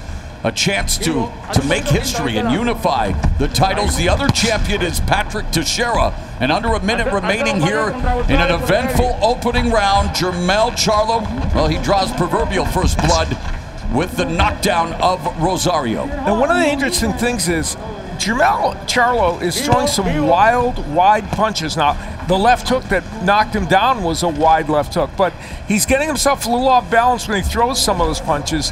He has to be worried about getting countered by Rosario. Yes, he needs to be careful coming in. You know, he can walk into a right hand from Rosario. Again, Rosario, dangerous fighter. He's got power. It looks to me like the left hook is going to be the power punch of choice for Jermell Charlo. So Jermell Charlo scores the knockdown on Jason Rosario, but Rosario blasts Charlo with that left hook to the liver. That's round 1. Well, dramatic moment early in this fight. Now, that was a wild left hand. That left hook, it's interesting, it didn't land perfectly, but it must have clipped him on the top of his head or and affected his equilibrium. We'll take a look at it, and we'll get to see where it landed. Yeah, bounced off the top of his head, and really affected Rosario. And as he was going down, Charlo going after him with the right hand. And it happened so fast. I mean, look at his feet after that, right in the temple. Yeah, he lost balance. Seconds out. So even though Charlo was kind of wild in his attack, he was able to make this probably a 10-8 round with that knockdown. 50 seconds into round one. Rosario goes down from the left hook to the top of the head. Legs got tangled, he went down, and here we are with round number 2 upon us. And Charlo have both exchanged jabs at the same time. Keep him up, keep him up. Keep him up. Rosario had a 16-week training camp for this fight. It's a long training camp. And they felt they had that for the Williams fight. There's Charlo going downstairs with the left hook to the body and then bringing it upstairs. He has a very good left hook. You know, estimable trainer Stephen Breadman Edwards knows the sport like no one else, and he, of course, the trainer of Julian Williams. He says that he thinks Charlo will wear down Rosario for a late stoppage with both hitting the deck. Well, half of that equation's already come true. They're both throwing home run balls. They're both trying to hit the home run with some big punches. And the MLB playoffs are upon us. They are indeed. How are your Chicago Cubs? Well, they will be in the playoffs. Well, this is not the playoff. This is the final. Really, Charlo saying it's the Super Bowl of the 154-pound weight class. And again, with the knockdown of the first, still moving back, but assessing the situation as Rosario tries to cut off the ring and stalk Charlo. It's interesting that Rosario was the guy that went down in round 1. He's the one that's attacking, and some concern about a low blow. And Rosario has thrown some punches that have strayed a little low in this fight so far. The only time Charlo has been down was back in 2014 against Charlie Bellamy. There's a nice left hook to the body by Rosario. Well, Rosario hasn't been shy about throwing body punches. Well, there's that left hook, Alan. He delivers it twice. Just when I was going to say that Jermel's not busy enough in this round, he lets that hook go. I mean, you're seeing the power from Jermel, not yet from Rosario.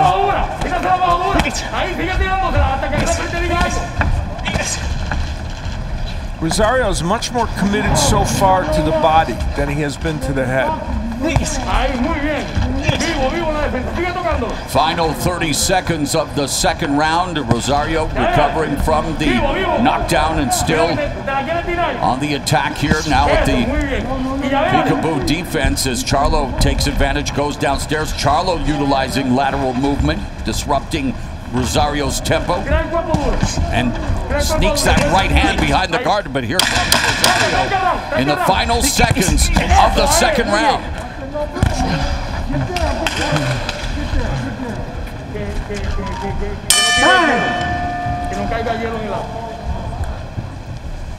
Muy bien, eso es mi macho.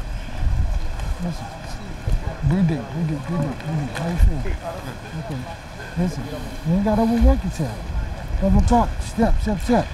Every time you look like you're going to pump, take a step back, take a step Here is Jermal's reaction to the knockdown in the opening round. Come on, we got him already. That's a good hard hook. Hey, good job, baby. Hey, stay relaxed, man. Hey, keep shooting. Lions only. We have already heard one Charlo roar tonight. Up jab is hitting him in the middle. You ain't got to throw so many. You ain't got to shoot so many combinations. Just pop. But listen, don't let him get that right hand off. So you got to move to your left, to your right, away from the right hand.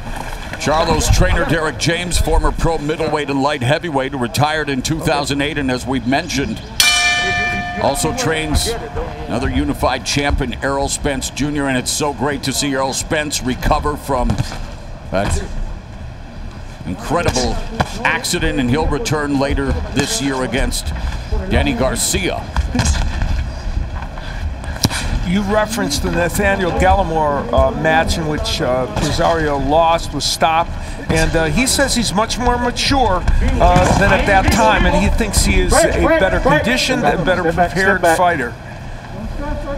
We'll see as this fight moves on. Rosario scores with the jab, misses with that left hook, and Charlo doing a good job of just staying out of range and then popping him with the jab, Abner. Yes, I was going to say it's time for him to invest a little bit in the body, jab downstairs, you know, throw little different punches, you know, get Rosario's attention to a body and then come up on top. Step back. But Jermel at this moment just headhunting.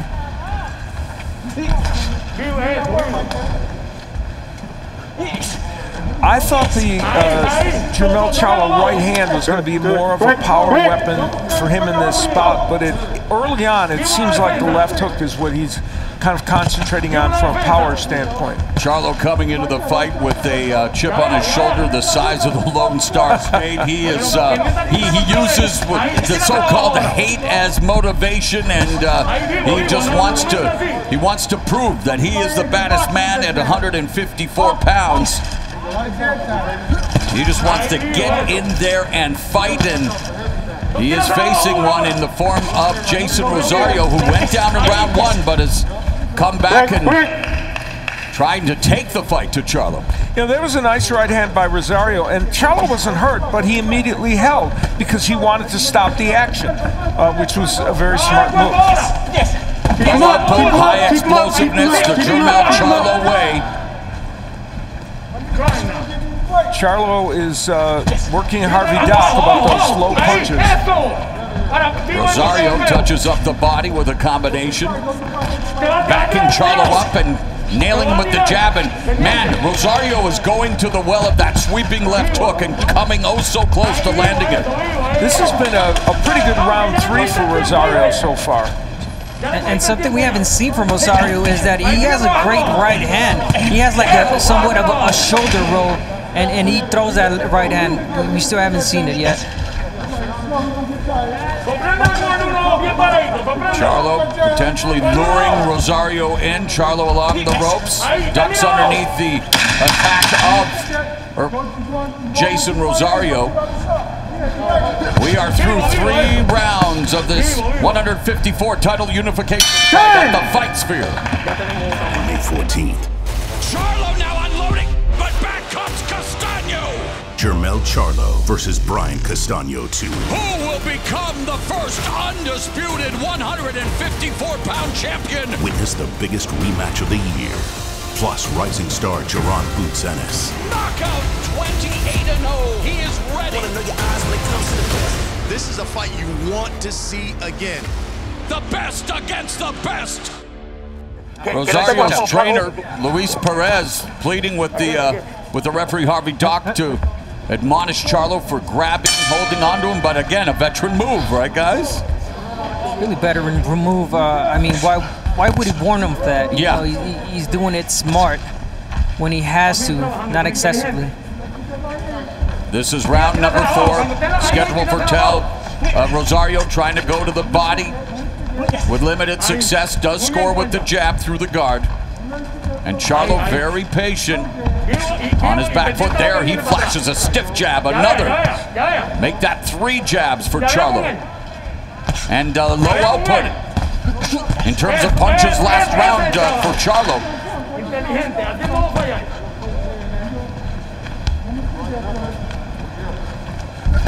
And that's a power jab that he has, Jermell. He sets up really well his punches right after that, a right hand. He can't get sloppy at times. He lunges in and he leaves himself open. He's got to be careful with that. Yeah, and that's when Rosario would like to perhaps counter. Against Tony Harrison, that happened to Charlo in the second fight, even though, of course, he ended up winning that fight and knocking him out. But there were moments where he did attack Wiley and was paid for it. Rosario, of course, was defeated by Gallimore, but has rebounded with an 8-0-1 record since, with a 5 knockouts, and most of the victories result of assets other than his power, with stamina being a prominent trait. So he wants to maybe take Charlo into the deep waters, and we expected this one to go rounds and be as competitive and as highly skilled as you can get at 154. And this round being somewhat comfortable for Jermell. He knows when to hold, and one thing that Rosario isn't doing is cutting off the ring. He's just following Jermell, and Jermell comfortably just getting out of the ropes. You know, boxing gives itself a lot of black eyes, but we have to celebrate the fact that we are watching the 2 best ranked fighters at 154 unify the championships, and hopefully a sign of things to come as we adjust to the new normal in the world and in boxing. We need to see more of these types of tilts. You're correct. And, you know, a nice right hand a moment ago by Rosario. That's, as Abner pointed out, that's a very good weapon for him. And why? Because he's starting to use his jab. Rosario wasn't using his jab before at all.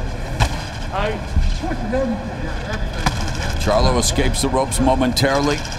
Rosario feints, goes to the body, cuffs Charlo upstairs with that right hand.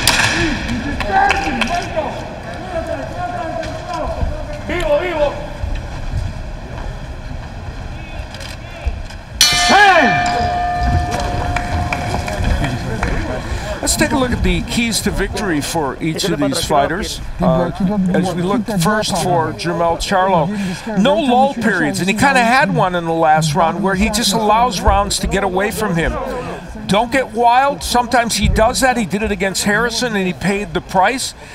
I think the right hand is going to be a weapon for him. So far, the left hook has been his main power weapon. We'll see if he gets the right hand going. As for Jason Rosario, he's got to keep his left hand up if that right hand does come from Charlo. And if Charlo does throw some wide punches, he needs to counter him. And I think the left hook is going to be a very important weapon for him. He has thrown it to the body. Let's see if he brings it up to the head.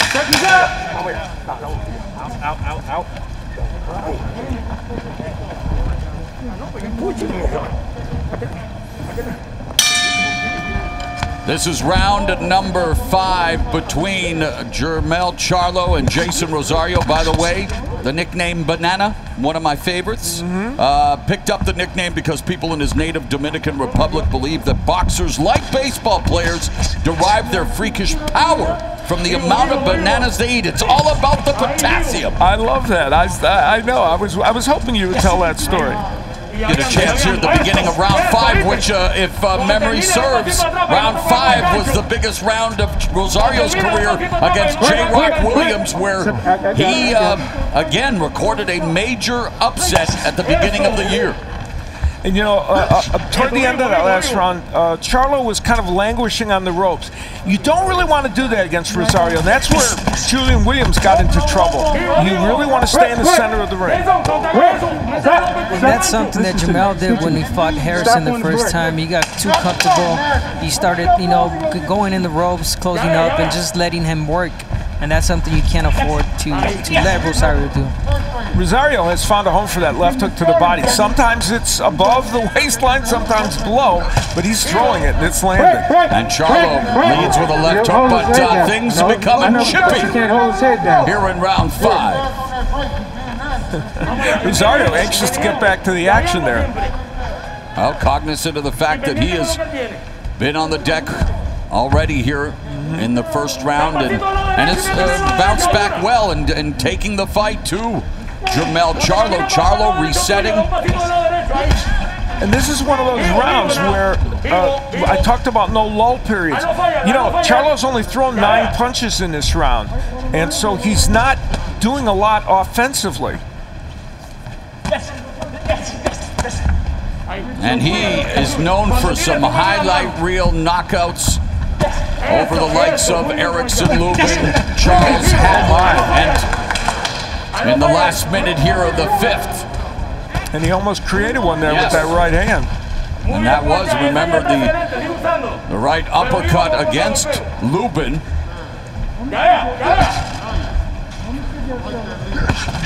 The only fighter to go the distance with Charlo in his last 7 fights, a former 154-pound titleist, Austin Trout.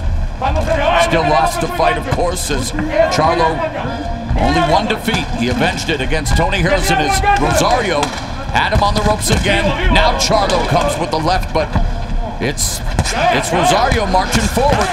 You get the impression that the big power shots from Charlo are having more impact, but Rosario's doing most of the work.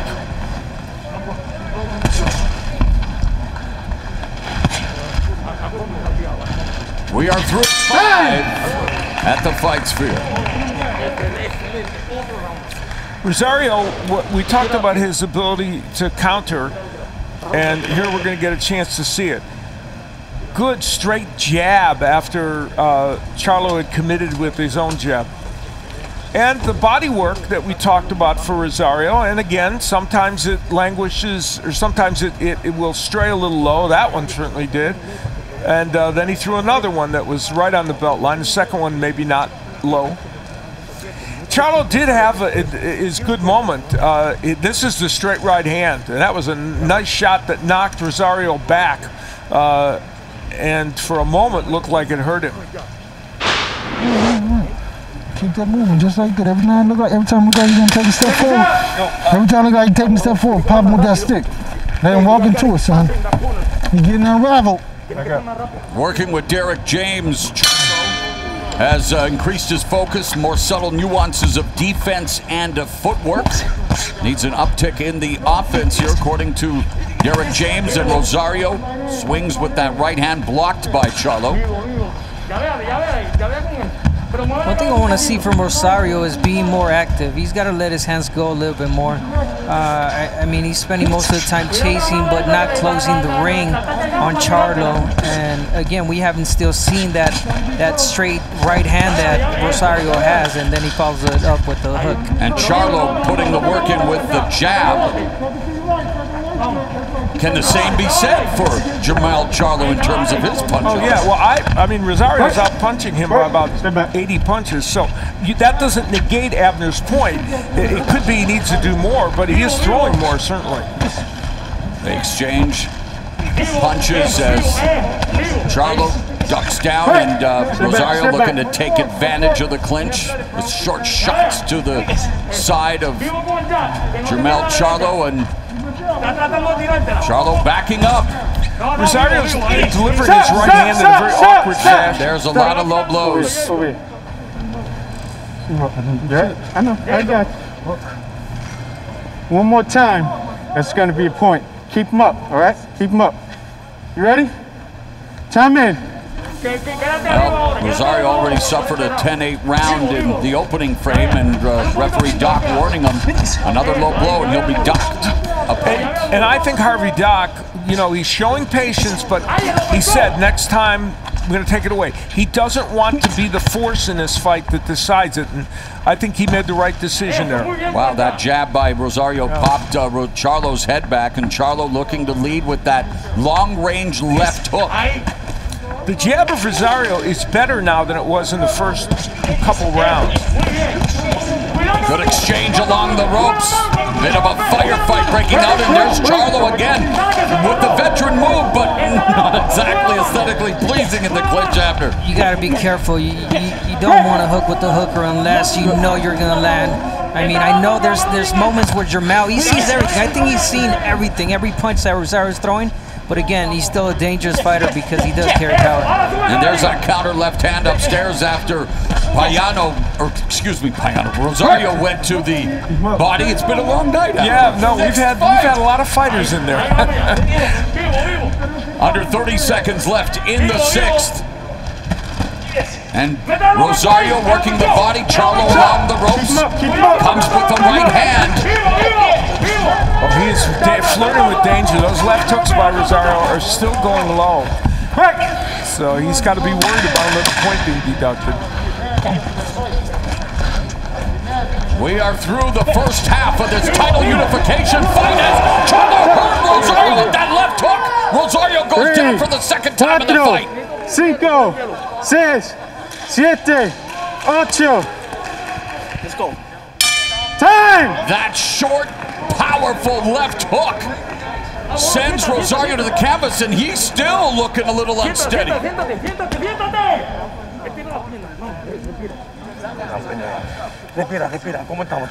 you okay? Are you recovered? Listen to me.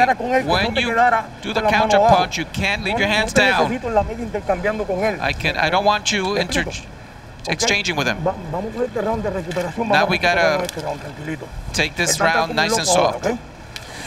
So we can. Well, Charlo has found a home for this left hook, and that one, a nice short left hook, and then he followed it with a terrific right hand. And almost could have closed him out completely if Rosario didn't go down at that moment. And of course, Rosario wobbly, and we'll have to see if he can come back from this. But nice short left hook. That's when Charlo's left hook is so effective. Not when he throws it wide, but when he throws it in a compact way. 5th knockdown of Rosario's career, was knocked out 3 times in his only loss, and now knocked down twice in this title unification fight. Jermell Charlo catching Jason Rosario at the end of the 6th. Derek James being very specific. He said the athleticism and power of my fighters will rule the day, and so far the power has certainly been on Charlo's side. Steve Farhood, how do you have it at the midpoint, my man? Mo, I think this is a very competitive fight, with the exception of the 1st round and the 6th round, which are both 10-8 rounds for Jermell Charlo. No matter how you score the other rounds, you almost have to have Charlo ahead at this point. I have him 58-54. And I'm not letting Al shame me into scoring any more rounds for anybody. Don't listen to me, whatever you do. Hey, it's only been 6 fights. We have time for one more. Yeah, exactly. A minute gone here in the 7th, and there's that power jab of Jermell Charlo. And Rosario covering up, eats a left to the body.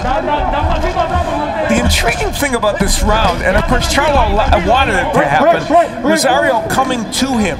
He wants that because he wants to counter him with another left hook. So he's happy to have Rosario come to him. Yes, again, Jermell seeing everything that Rosario is throwing. Picking his punches, again, not a big volume fight for him, and this fight particularly for Jermell, but just the right punches. And it's interesting that Rosario's has won 2 fights by disqualification, where he's in danger in terms of maybe getting point stock for his low blows, but now going upstairs, and Charlo again, they both shot the jab out there at the same time. Lunging right hand by Charlo, looking to use some lateral movement, using his footwork, circling to the left into the, well, power alley of Rosario. You know, Rosario's delivering his right hand in a very strange and awkward fashion, taking all the power away from it. And the punch he has shown power with is the left hook, not the right hand. Good combination led by the jab, right hand downstairs, and Jermell Charlo here in round 7 continues to stick to the game plan, and again a very poised performance as Rosario coming forward with a series of punches.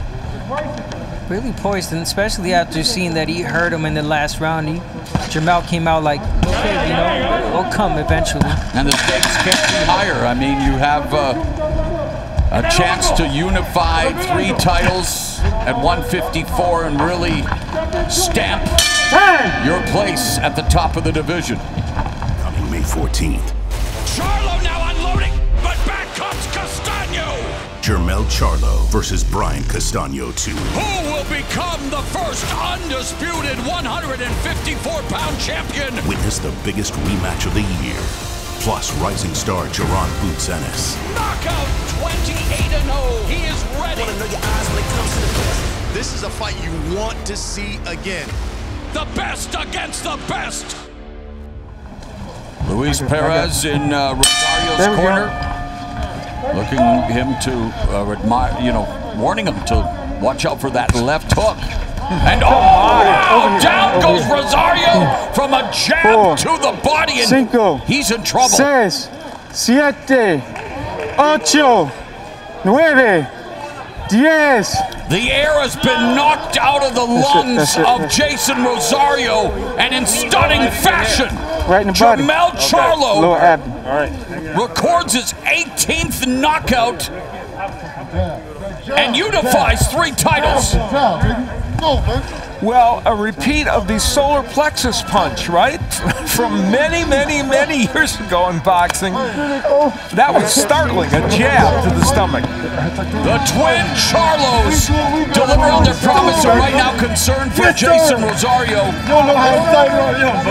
Yes, sir. Don't want to mute the celebration, but we want to make sure Rosario's okay. But what a night for the Charlo twins. They deliver on their promise. the kings of their respective jungle. Hashtag Lions only on pay-per-view. Okay, now he had a seizure or something. Damn, you doing the body something? Okay. Hold this for 1 second. Rosario wanting to stand up, and the doctor's making sure that he sits down. He's a fighter through and through, a warrior. Derek, when you finish, can you put this on? But what a punch to the body, and the two champions. Well, Rosario now an ex-champion, but exchanging respect. Jermell Iron Man Charlo does it in impressive fashion. So you will not see this every day. A jab to the body that knocks somebody down. And it was a powerful punch, and it was a power jab. Right in the perfect position, Abner. Really, talk about a powerful jab. Look at his reaction. I've never seen this. I mean, gulping breath. Yeah. His wind got completely knocked out of him. And, you know, we've seen strong jabs to the body, but nothing like this. Historically, it's been Jermall who has scored knockdowns with the jab in the Charlo family, but none bigger than that one from the Iron Man. And it's a double jab, and then he's going to go downstairs with it.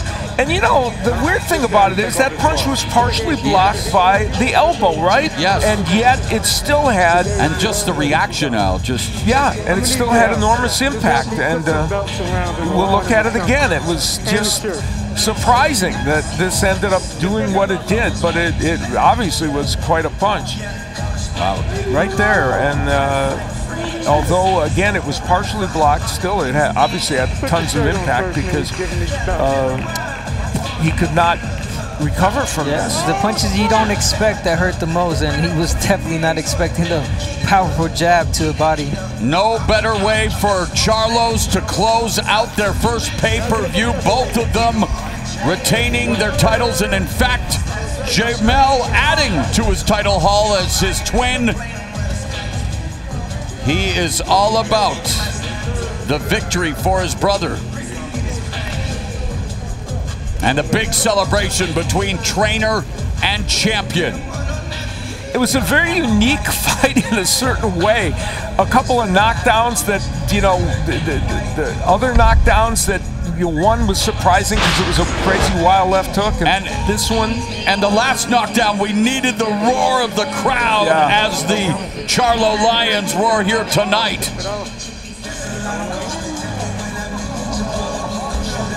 Big win for him, and that is for sure. And he does plant his flag as we take a look at the numbers. We said, you know, Charlo was not gonna be super active in terms of volume. He felt his power would rule the day, and it did, with knockdowns of several varieties. And so the numbers become, you know, kind of irrelevant. Well, we said low output, high explosiveness, and explosive finish to the biggest win of Jermell Charlo's career as he improves to 34-1. Here's Jimmy Lennon Jr. Ladies and gentlemen, we have the time of 21 seconds of round number 8. Our referee in charge, Harvey Dock, reaches the count of 10. He is the winner by way of knockout. He is now the unified WBA, WBC, and IBF 154-pound champion of the world, Jermell Iron Man Charlo. May 14th. Charlo now unloading, but back comes Castaño. Jermell Charlo versus Brian Castaño 2. Who will become the first undisputed 154-pound champion? Witness the biggest rematch of the year. Plus rising star Gerard Boots Ennis. Knockout 28-0. He is ready. Want to know your eyes when it comes to the best. This is a fight you want to see again. The best against the best. And round number 1, Ennis. Al mentioned it earlier. We expect to see a lot of leather chucking, and there, Dulorme goes down for the 9th time in his Ennis. 8. And Delorme sitting on his punches. He wants to go at it. Wow! Catches Ennis with a right hand, but Ennis takes it. Down goes Delorme again. 6, 4, 5, 6, 7, 8, 9. Yes. No one man should have all that power. Jaron Boots Ennis with a first round knockout of Thomas Delorme. Ennis shows his power. Delorme comes back with 2 monstrous overhead rights. Ennis shakes them off and then knocks him out. That's a lot of drama in a very short period of time. Yes. What a knockout. What a stoppage. Yeah. What a way to do it. That's a statement. It is. So, this is what you're dealing with Jaron Ennis. You know, one moment he's a righty, then he switches to lefty. Yeah. And what fighters do you know can switch and still have that kind of power? Not that many. And that's why I called him in the beginning. I said he's a switch hitter, and that's exactly what he did today. He switched to softball, and he showed the power there with that left hand. And you see it again. Right in the button. Let's line them up, the top 5 guys. Spence, Ugas, Porter, Crawford, Keith Thurman. Y'all know I'm coming. Philly in the building. We taking over this welterweight division. Let's get it. Will it be Jermell Charlo or will it be Brian Castano to become undisputed super welterweight champion of the world?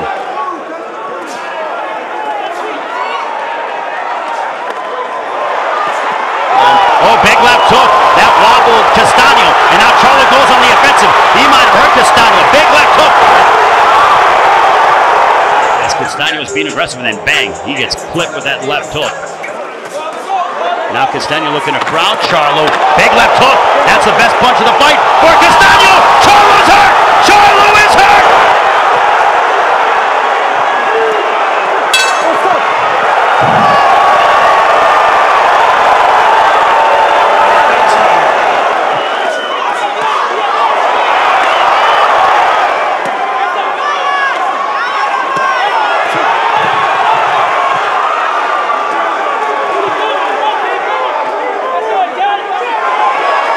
Castano, Castano's hurt. Castano got backed up. So there's a right hand, driving him back even more. Oh my goodness. High drama here.